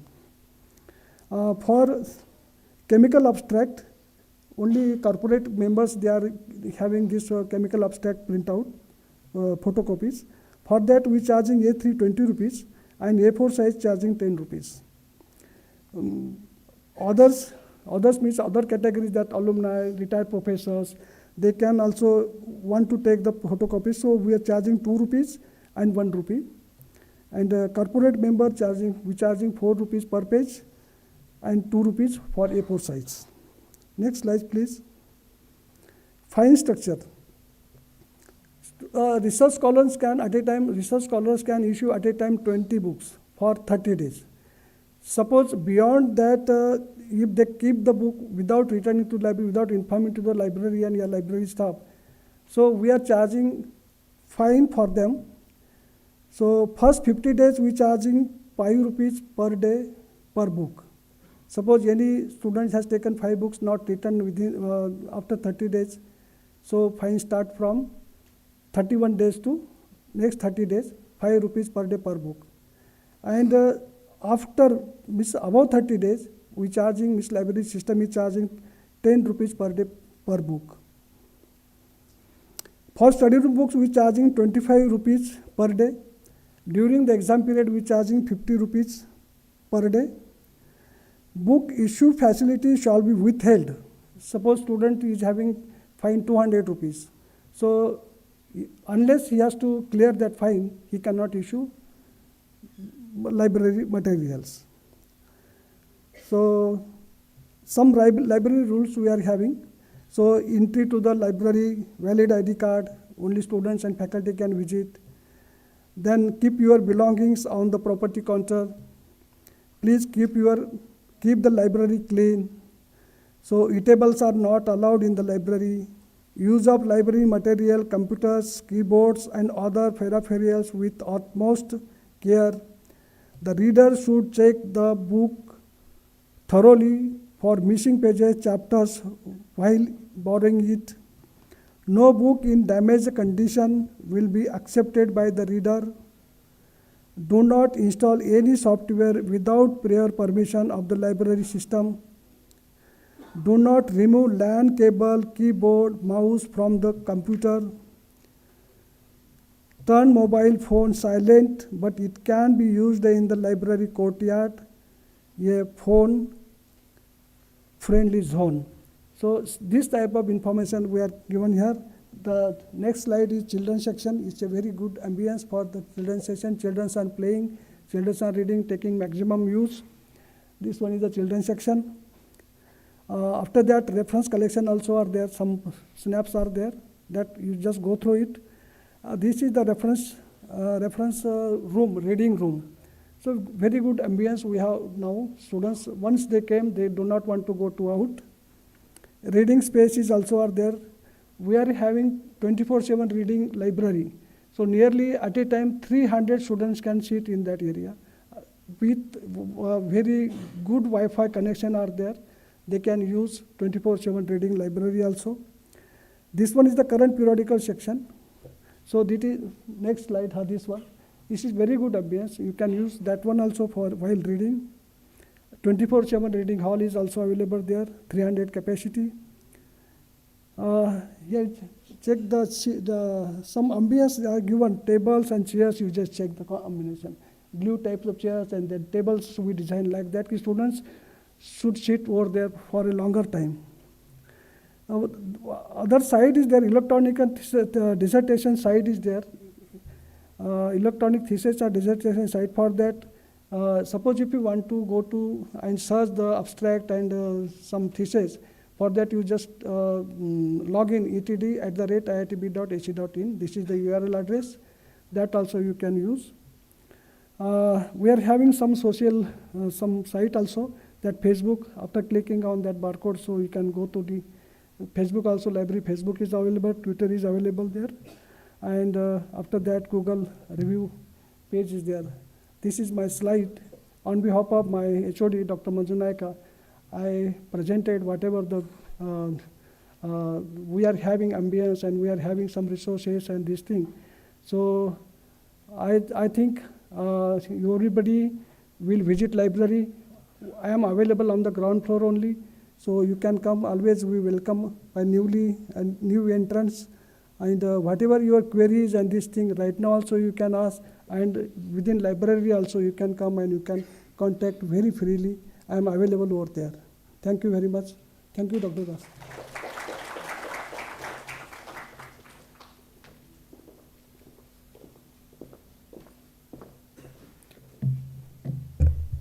Thank you, Mr. Angole. So as our PG Sec has described us that we are having more than 3,000 plus research scholar available and working in the IIT Bombay. Imagine what all research scholars are there in the other IITs. So we are maintaining a database of research scholar in, it is an initiative by Ministry of Education, Government of India. More upon this will be told to you by Dr. Ranjit Das, Nodal Officer, DRS, to address this again. Over to you, sir.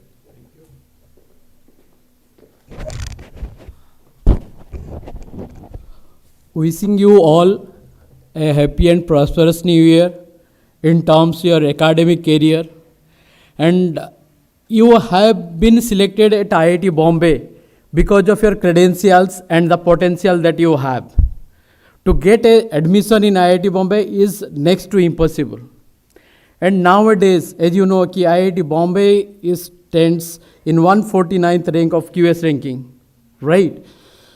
So it's all the efforts from the management side, that is belonging to the director of IIT Bombay and his entire team.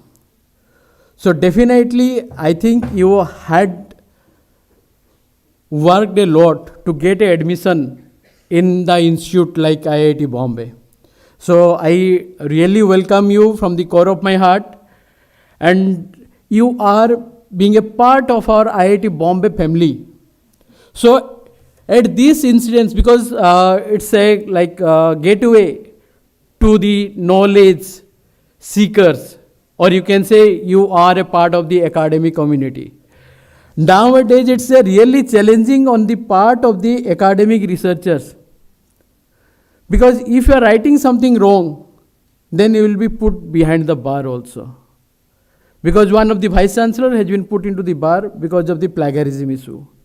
So now in academic integrity, in your academic research writing, you must know where you stand and what you are contributing to this academic world. So this Ministry of Human Resources, Ministry of Education, has implemented this DVRS, Database for Research Scholars. of all the 23 IITs. Why they have formed it? Because they want to see where the progress is in the field of research, so that one can identify what are the dearth areas that has to be taken up, and so that the Ministry of Education can take up the challenges in the coming days. As you might be knowing, G20 summit is nothing but to enhance the economic stability and how you are utilizing the energy resources in a positive manner. So similarly, this Ministry of Education has entrusted IIT Hyderabad. Professor Murthy, the director of IIT Hyderabad, is the principal investigator of this. And Honorable Director Professor Subhashish Chaudhary sir has appointed me as a nodal officer for this noble cause in the field of research activities that are being carried out in IIT Bombay. So I need, because right now we are having more than 3,411 research scholars in IIT Bombay registered for PhD. Now you are the newcomer, so your name will be enlisted there. And you will be receiving a mail from, because this is my portfolio, ki I should inform them to enroll your number and your roll number. And your password will be your date of birth. So definitely within a time frame of I think 15 days or within 1 month, you will be receiving an email from DVRS team. Simply the thing is that it needs your 5 minutes of time to update that, because its DVRS is comprising of the 5 parameters as NIRF ranking is standing for. So similarly, your personal details will be definitely provided by me through academic section, and remaining part, if you are contributing, suppose right now I just want to ask you one questions before proceedings for the PPT. I will not take much of your time. So how many of you do you know that where your paper is to be published? Have any idea? Suppose I had asked you, because you have admitted to our sciences department of IIT Bombay, for example. Then your guide has told Amal, Devidas, just make an article on this wastewater management in IIT Bombay campus during 2010 to 2020. Suppose he has asked that, right? So you have created your article, you have read so many Scopus Index Journal, Web of Science Index Journal, right? But do you know where you have to publish it? Do you have any idea of it? Any one of you? So the things here you stand, ki at least if you are having a knowledge of journal finder, it varies. Journal finder, you can Google it or you can search through your smart mobile phone or Apple mobile phone, whatever you are carrying. You can find out just giving your the abstract, giving the abstract within 200 words and giving the keywords and refining the subject. If you are putting it, then definitely it will give a search to you ki these many number of articles with the journals with the high impact factor of the journals. You should publish your article in highly impact factor journals so that it will give you a good mileage in terms your H index author, because if you are publishing your article in a highly impact factor journal, then only it will be giving you a citation. Then you will get a good H index value. Then it will definitely give a value-added services to you simultaneously to your parent organizations where you are now in IIT Bombay. So it all the cycling process, you can say. So first of all, we should know where to approach, how to approach, and to whom you should approach. So considering these all aspects in your mind, this DVRS has been assigned to each 23 IITs across India. So definitely it will help you by giving the statistics. It will help you to know what are the common area of interest. Suppose you are working in adiabatic expansion or adiabatic compression or you are working with thermodynamics, or you are working in half-life period, or if you are working with organic chemistry. So you will get a collaborative kind of exposure where you can find out the things, and that definitely will help through DVRS. Right now we are in the that stage to make it collaborative, so that like each and every research scholars can be accommodated, and their publications, like you might have heard the word ORCID, Open Researchers and Contributors ID, right? Similarly, this DVRS will be helping you to enhance your research visibility by, if you are giving your 5 minutes of time for that, definitely you have to mention ki bhai, what are the journals, what are the articles that you have published in the various journals by digital object identifier, by providing the DOI. Similarly, if you have published anything in the conference proceedings also, you can give the DOI. Similarly, if you are creative patent, if you are filing for a patent, then those things you have to just simply, it will take hardly 5 minutes of time ki bhai, you have to mention that. And if you are receiving any kind of award, so you can take that and you can put it. So next slide please. Now I am coming to the slide. I don't take much of your time because since morning you are being rigorously trained. So and definitely I will request Institute Doctoral Representative Devidas Godse is there, and Anmol. I am handing over the entire charge to them to register yourself in this DVRS program. So now we are coming to this DVRS website, where it is for common database of research scholars of all the 23 IITs. I am responsible for IIT Bombay only, because this database will definitely help us to gather where the research areas are going and what are the dearth areas that is to be improved by the Ministry of Education. So this, and here you have to, as I rightly pointed it out, ki definitely within a time frame of 1 month, you will be receiving a mail from DVRS team. Simply, I will be providing their details of your roll number, date of birth, your native area, and something like that, which has been available with the academic sections of IIT Bombay, that will be shared with this DVRS team. Then definitely they will send a mail asking you, just log in and change your password and please fill the details as required. So as already I have told you, this is the site where I have go to the statistics side. Starting with the statistics person, you can find out what are the areas of research like aerospace engineering. Next slide. Yeah. As rightly I have told you, now it is dealing with 43 subject headings. It's starting with aerospace, agricultural science, and definitely I think I am going to have a detailed discussion with the various heads of the departments to conduct this DVRS training program soon with help of Devidas and Anmol. So we'll be having that. So there you will find and we'll discuss each and every step, so that like it will be beneficial for you as well as beneficial for IIT Bombay in its research journey, right? So next slide please. Next slide. Yeah.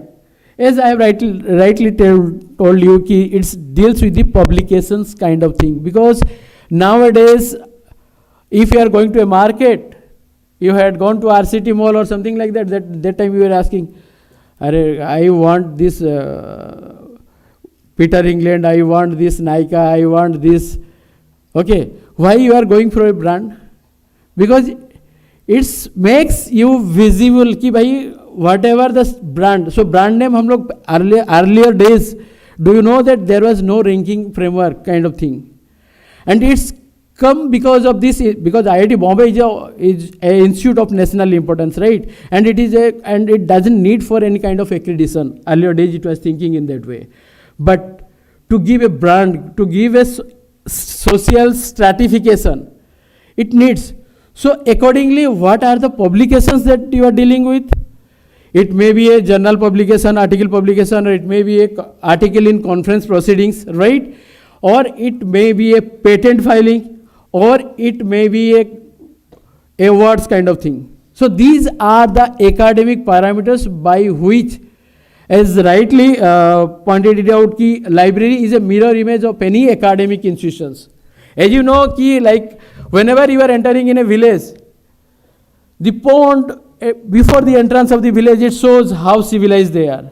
Similarly, it shows your own integrity and credentials that you are having. It reflected on your research activities bent of mind, right? So similarly, this journal, if you look into this in DOI, if you are clicking on this journal, then it will take you to the journal details key where this article has been published, and if you would like to view the paper also, by clicking on view paper, it will lead to you these arrays, techniques and instruments.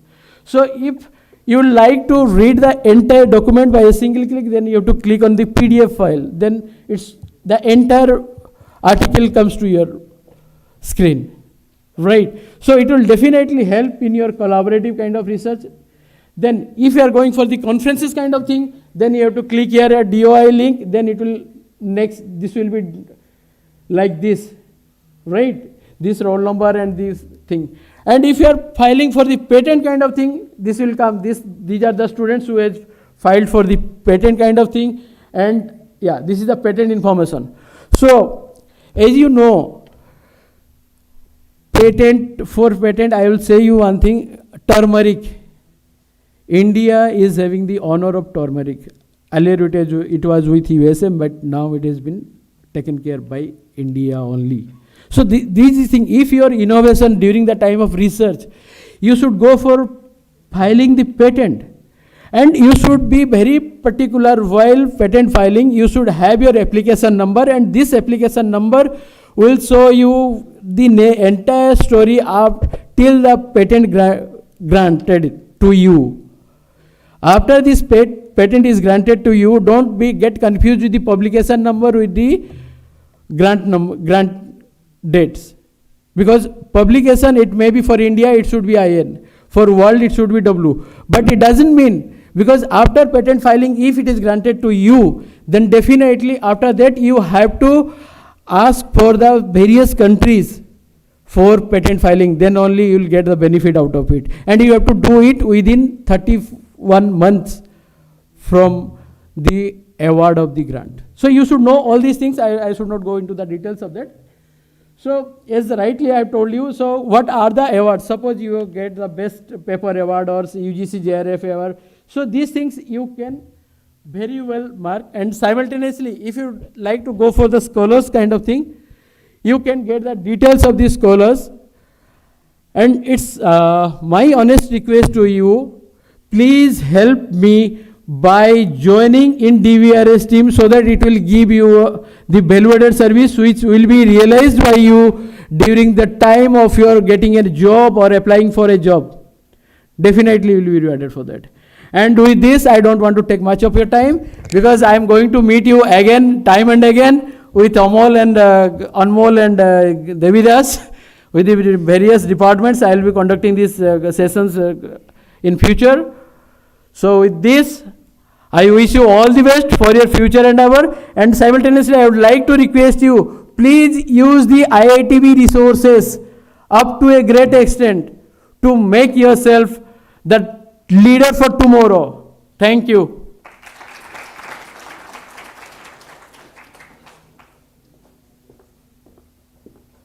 Thank you, Dr. Das.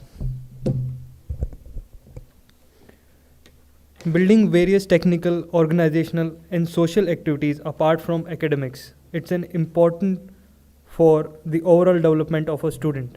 The Gymkhana is a bigger umbrella fostering these activities. I will call upon the stage Dr. Harish, in charge Gymkhana, IIT Bombay, to share more details. Over to you, sir.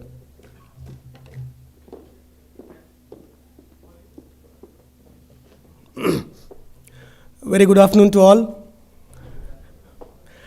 I am pretty sure you all are very keen in this session. This is something all about playing, making others play, and do something out of your academics and all DBRS research, everything kept aside. You people enjoy your life and do something outside your academics.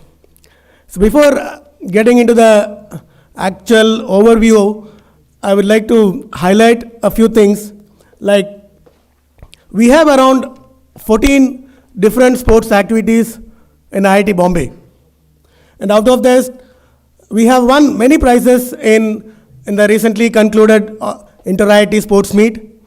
And I would like to highlight that our game, hockey, one of the India's main game, a national game, hockey, we won silver in the Inter-IIT Sports Meet.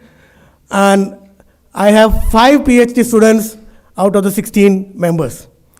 And I'm pretty sure many of you sitting over here would also like to be part of the Inter-IIT sports teams. So before getting into the facilities, I would like to briefly know about you people. So, any international players here represented India in any sports activities?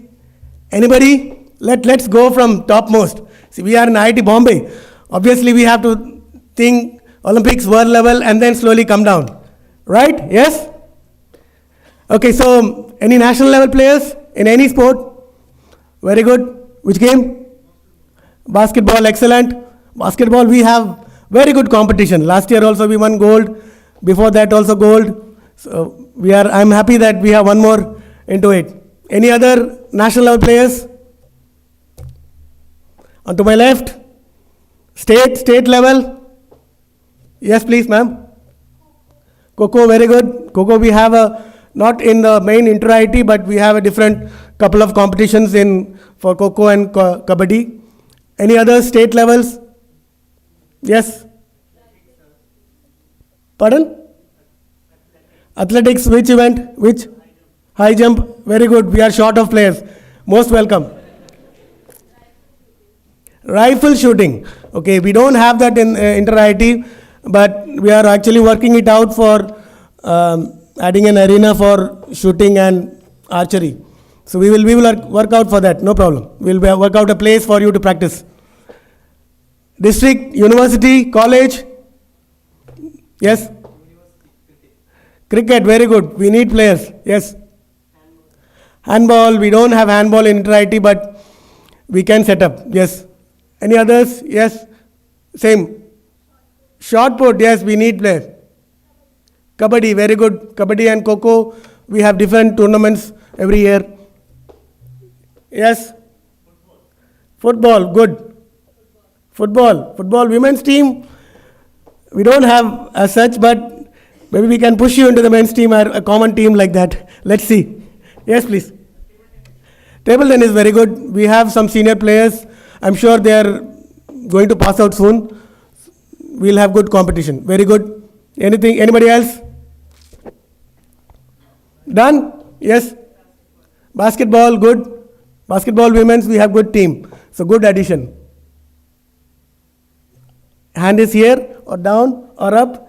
Yes, you white shirt. Yes. Basketball, yes. Very good. Anybody else? Done? So I'm pretty sure many of you would like to learn some sports, and no doubt you can definitely get into the teams as well. Okay. So here I will not give any kind of lecture, as the whole day you have been listening to various kind of lectures, presentations. I have a very few slides and no much lecture, just a few slides, 6 to 7 slides, showing what are the facilities we have, a brief overview of our facilities. And then we have Utkarsh. He is the General Secretary, Sports Council. He is one of your colleagues. He is one of PhD students. So he will give you a visual image of various facilities that we have. Yes? So we have the SAC, what we say SAC, or the Students Activity Center. We have old SAC and new SAC. The old SAC is in front of Hostel 1 or behind the SBI Bank. You can see that is the old SAC, which has various facilities like SAC officers room. We have the conference room, Gymkhana stores, various student council rooms, like theater rooms, dance rooms, so various rooms are there in the old SAG. And then we also have OAT, open air theater, which has a sitting capacity of around 2,500 people. So most of the small events, functions happen over there, various cultural activities, tech, sports activities, all those happen in the OAT. And then we have the new SAG building, which is in front of Hostel 11, which has 4 floors. It has a very good gym, and then we have table tennis, squash, board games. Then in the 4th floor, we have 1 floor separately for IRF, that is Institute Recreation Facility, which is mainly for the staff and staff, faculty and their children. And then we have Olympic size swimming pool, 50-meter swimming pool, and besides a baby pool as well for those who wants to just relax or to learn. And then we have various indoor courts. We have badminton, volleyball, Coco. We have already seen some Coco players are here. So we have badminton, volleyball, Coco, a full indoor facility for badminton. Then we have indoor cricket nets. Then we have the open Gymkhana ground. You might have already seen, most of you might have seen.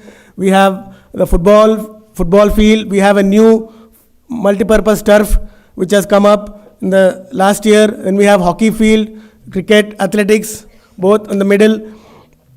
And then we have 2 volleyball courts, outdoor volleyball courts also in the old SAG. And then there is separate lawn tennis area as well.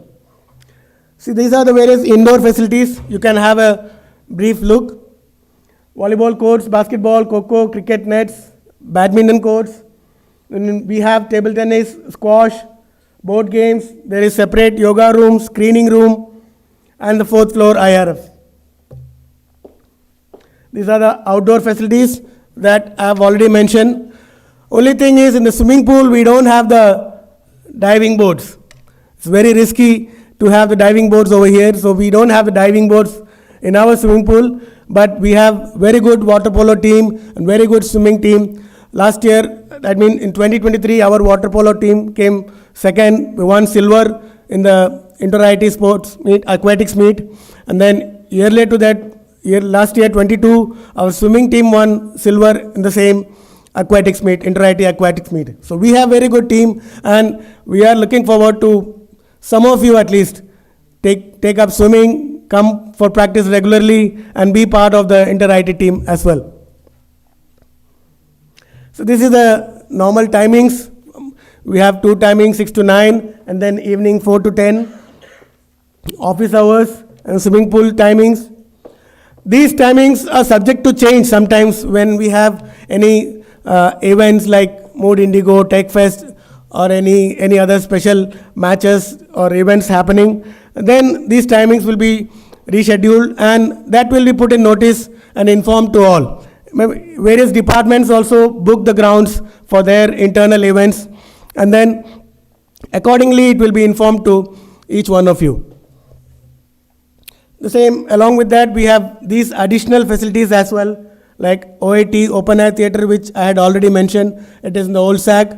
Then we have in that a weightlifting hall, and then we have the music room, dance room, theatre room, yoga room, like that. Plenty of rooms and facilities for you to relax yourself, get out of the academics schedule, and keep yourself fresh mentally and be prepared for the next classes. So I hope you people keep disturbing all the coaches and then all the instructors who are there in the Students' Activity Center and trouble them to the maximum so that you get maximum out of them and get involved and do something much better outside the academics. Yes, I take this opportunity to wish good luck to each one of you and a very happy new year. Now, I request the General Secretary Sports Council, Utkarsh. He will give you a visual idea about all these facilities and what all sports activities we have in IIT Bombay. Thank you very much. Thank you very much, Dr. Harish. So, new faces, PhD students. So, I am also one of you guys. So, first of all, good afternoon, everyone. I believe that PhD students are dynamic. Like being part of you, I have been part of the hockey team from past 2 years. We have been participating in intra-IIT events, winning medals, So first I want to introduce myself. So I am Utkarsh Gadwal. I am the General Secretary of Sports Affairs. And on behalf of the Sports Council, I want to, welcome you all. So we are the torch bearers of the sports enthusiasm in the campus. So we are thrilled to, have you to join our vibrant community for the sports. So I would like to, have you to for the exciting journey, not just to celebrate the academics brilliance which we celebrate in IITB, but to have a victory and camaraderie of the sportsmanship. So now I would like to walk you through the sport facilities. So this first I want to introduce you to our team. So Anshul was the General Secretary of Sports Affairs until the last semester. So I have taken up the charges from this semester. We have Himanshu, who is the sports norm for the event and clubs. Rituraj, who is the sports norm for admin and hostel support. We have Riddhima, who is the girls' sports nominee. So I would like to ask all the girls to actually, contact her for any kind of sports activities. And we have Arpan, who is the PG sports norm. So also, like for you guys, Arpan is one of the main guy. Next slide, please. So these are the sports secretary for each sports. I would like to, if you are really interested in any sport, go ahead, meet those guys and trouble them any point of time. I'm not giving any contact details because I want you to actually go ahead and go to the ground and fields and just to contact them. Yeah, next slide. So what exactly we aim? What is our duty towards you guys? So first of all, we are providing opportunities, the facilities, the infrastructure for these sports activities. The second thing is the intra-IIT, which is one of the most important event for IITB.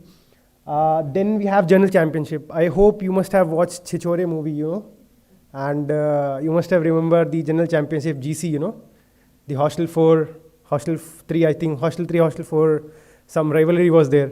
So this is actually true for IITB. So this film was shot in IITB itself. So this is a kind of short video of the Gymkhana, about somewhat the facilities which are there in the sports Gymkhana. So this is kind of a bird eye view of the Gymkhana. We have 2 outdoor basketball court. This is in the Gymkhana section itself. We have indoor volleyball courts, 3 indoor volleyball courts, badminton court, lawn tennis facilities. We have 6 lawn tennis courts. This is Olympic size swimming pool. We have squash courts in the new SAC area, table tennis as well in the new SAC area, board rooms in the new SAC. We have weightlifting room as well in the old SAC. This is Kho court. I think few of them you will be excited. So these are the sports facilities. So I hope you guys are ready for it. And next slide, please. The important competitions and opportunities for you guys. So I always emphasize on these kind of events. You should participate in these events so that apart from the academic your career, you should actually go ahead and participate in these kind of events just to make sure that you are away from somewhat academic and stressful life. So we have like the main event is intra-IIT definitely. So we have intra-IIT pre-camps and we have intra-IIT camps just before the intra-IITs. So you guys can actually participate in that. We have this General Championship, and for you guys we have separate PGGC, which is Postgraduate General Championship. Then we have Avahan, which has been conducted in March, so you guys can actually participate in it. Then we have swimming, water polo camps, badminton leagues. We have Udghosh, which is actually for Kabaddi and Kho-Kho, which is conducted by IIT Kanpur. So we have basketball playoffs. For football, we have MDFA. The Sanatak FC is for actually mainly for postgraduate students. So you guys can actually join the Sanatak FC group. We have hockey, PG Beginners Camp. So anyone who is interested, so our coach is here, I am here. So you guys can actually, come here on the ground. So today we'll be practicing. If you're interested, you can come. Then we have tennis leagues, racquethalon. We have table tennis leagues, institute sports, the squash league. volleyball league, squid games, powerlifting and bodybuilding championship as well. We have chess leagues for board games also. We have certain events. So one, like the last thing is the Frisbee boot camps and the Miss League. So Frisbee is kind of, another sport which has been adjusted in the Institute Sports Council. Yeah, next slide. Yeah, so aquatics. So we have Olympic size swimming pool with I think a baby pool as well. So this is our intra-IT team for the water polo, as well as you can see the facilities. Next slide. This is for athletics. We have an athletic field in the center of the gymkhana.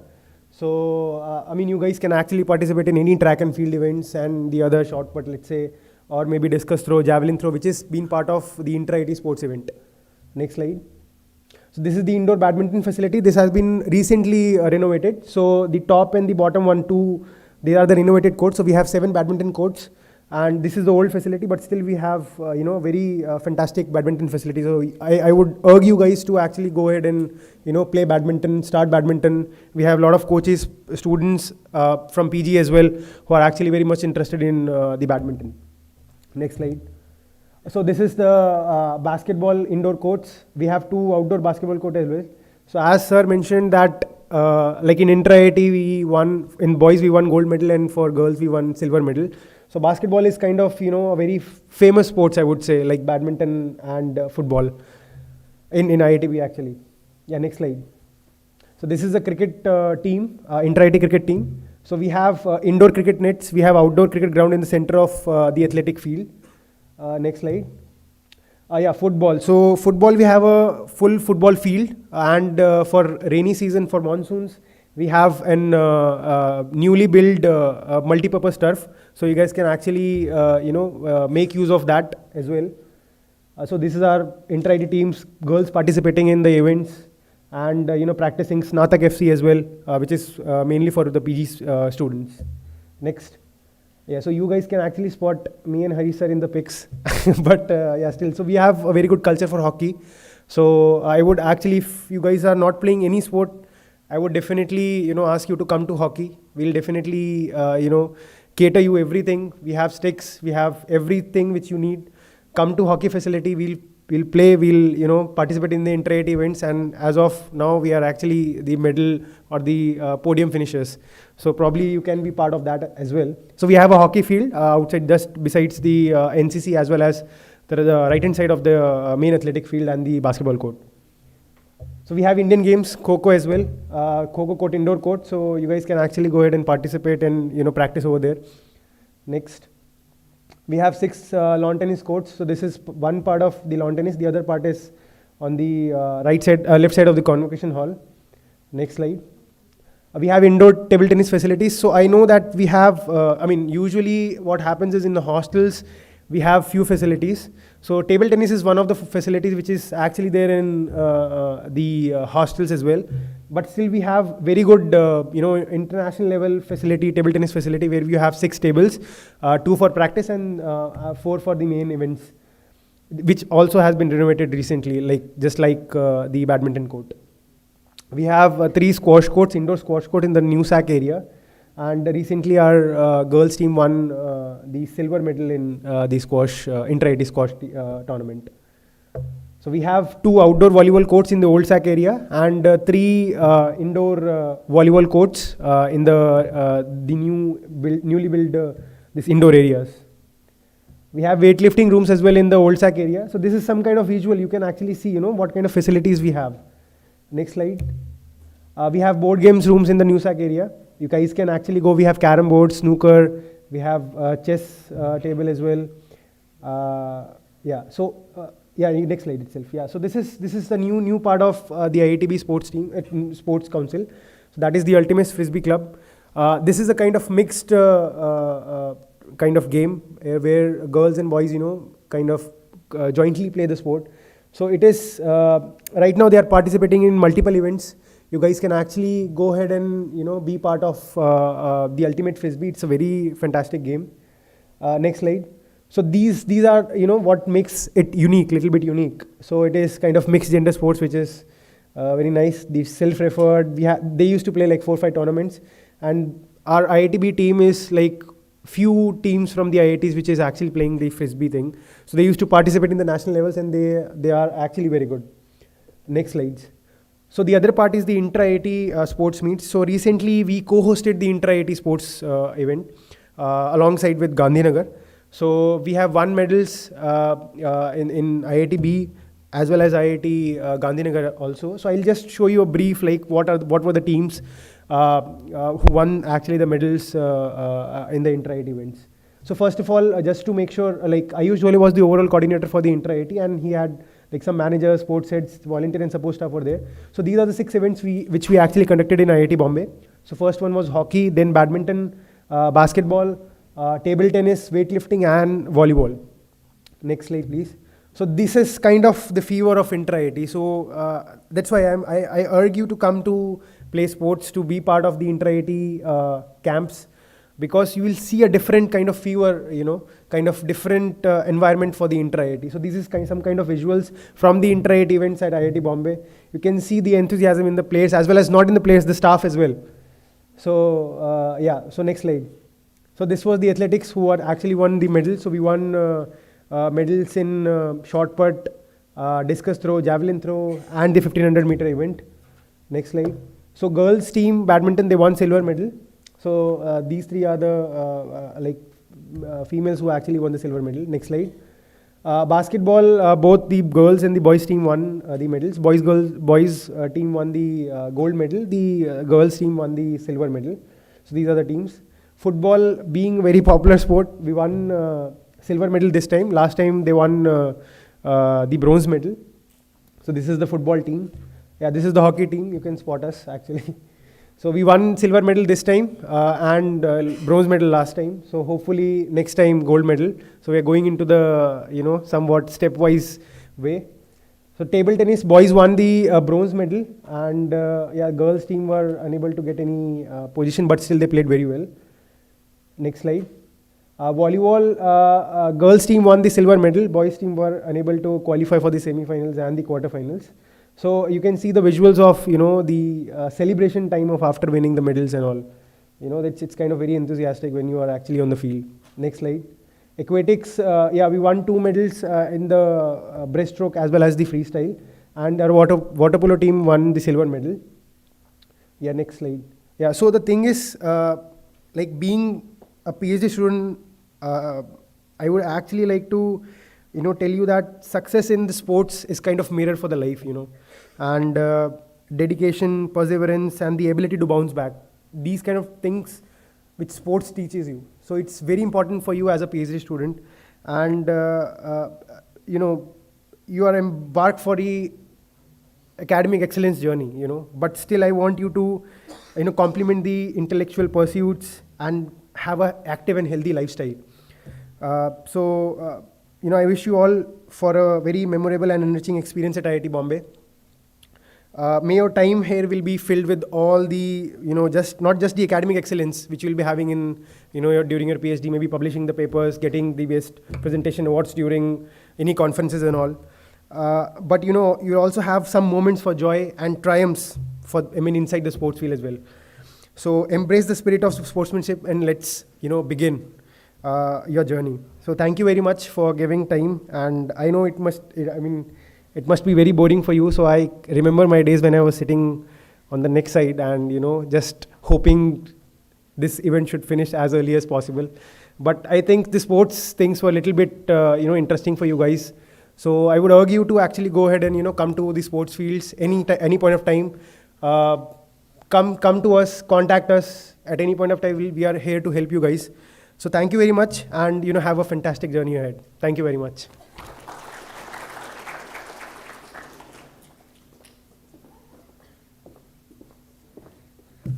Thank you, Utkarsh. So I would like to thank you all for keeping us with us, and I hope this session was not so tiring for you. So how's the Josh? That was very low. How's the Josh? That was also low. Raise your voice. How's the Josh? बिल्कुल बहुत बढ़िया. We can have a discussion at any point of time. You can come to us each and every member. Hope you have got all the orientation that you need from our side. Apart from that, if you feel like coming to hierarchy, we are always there as a senior, as a co-mate, and as a fellows. So, see you around the campus. Thank you all.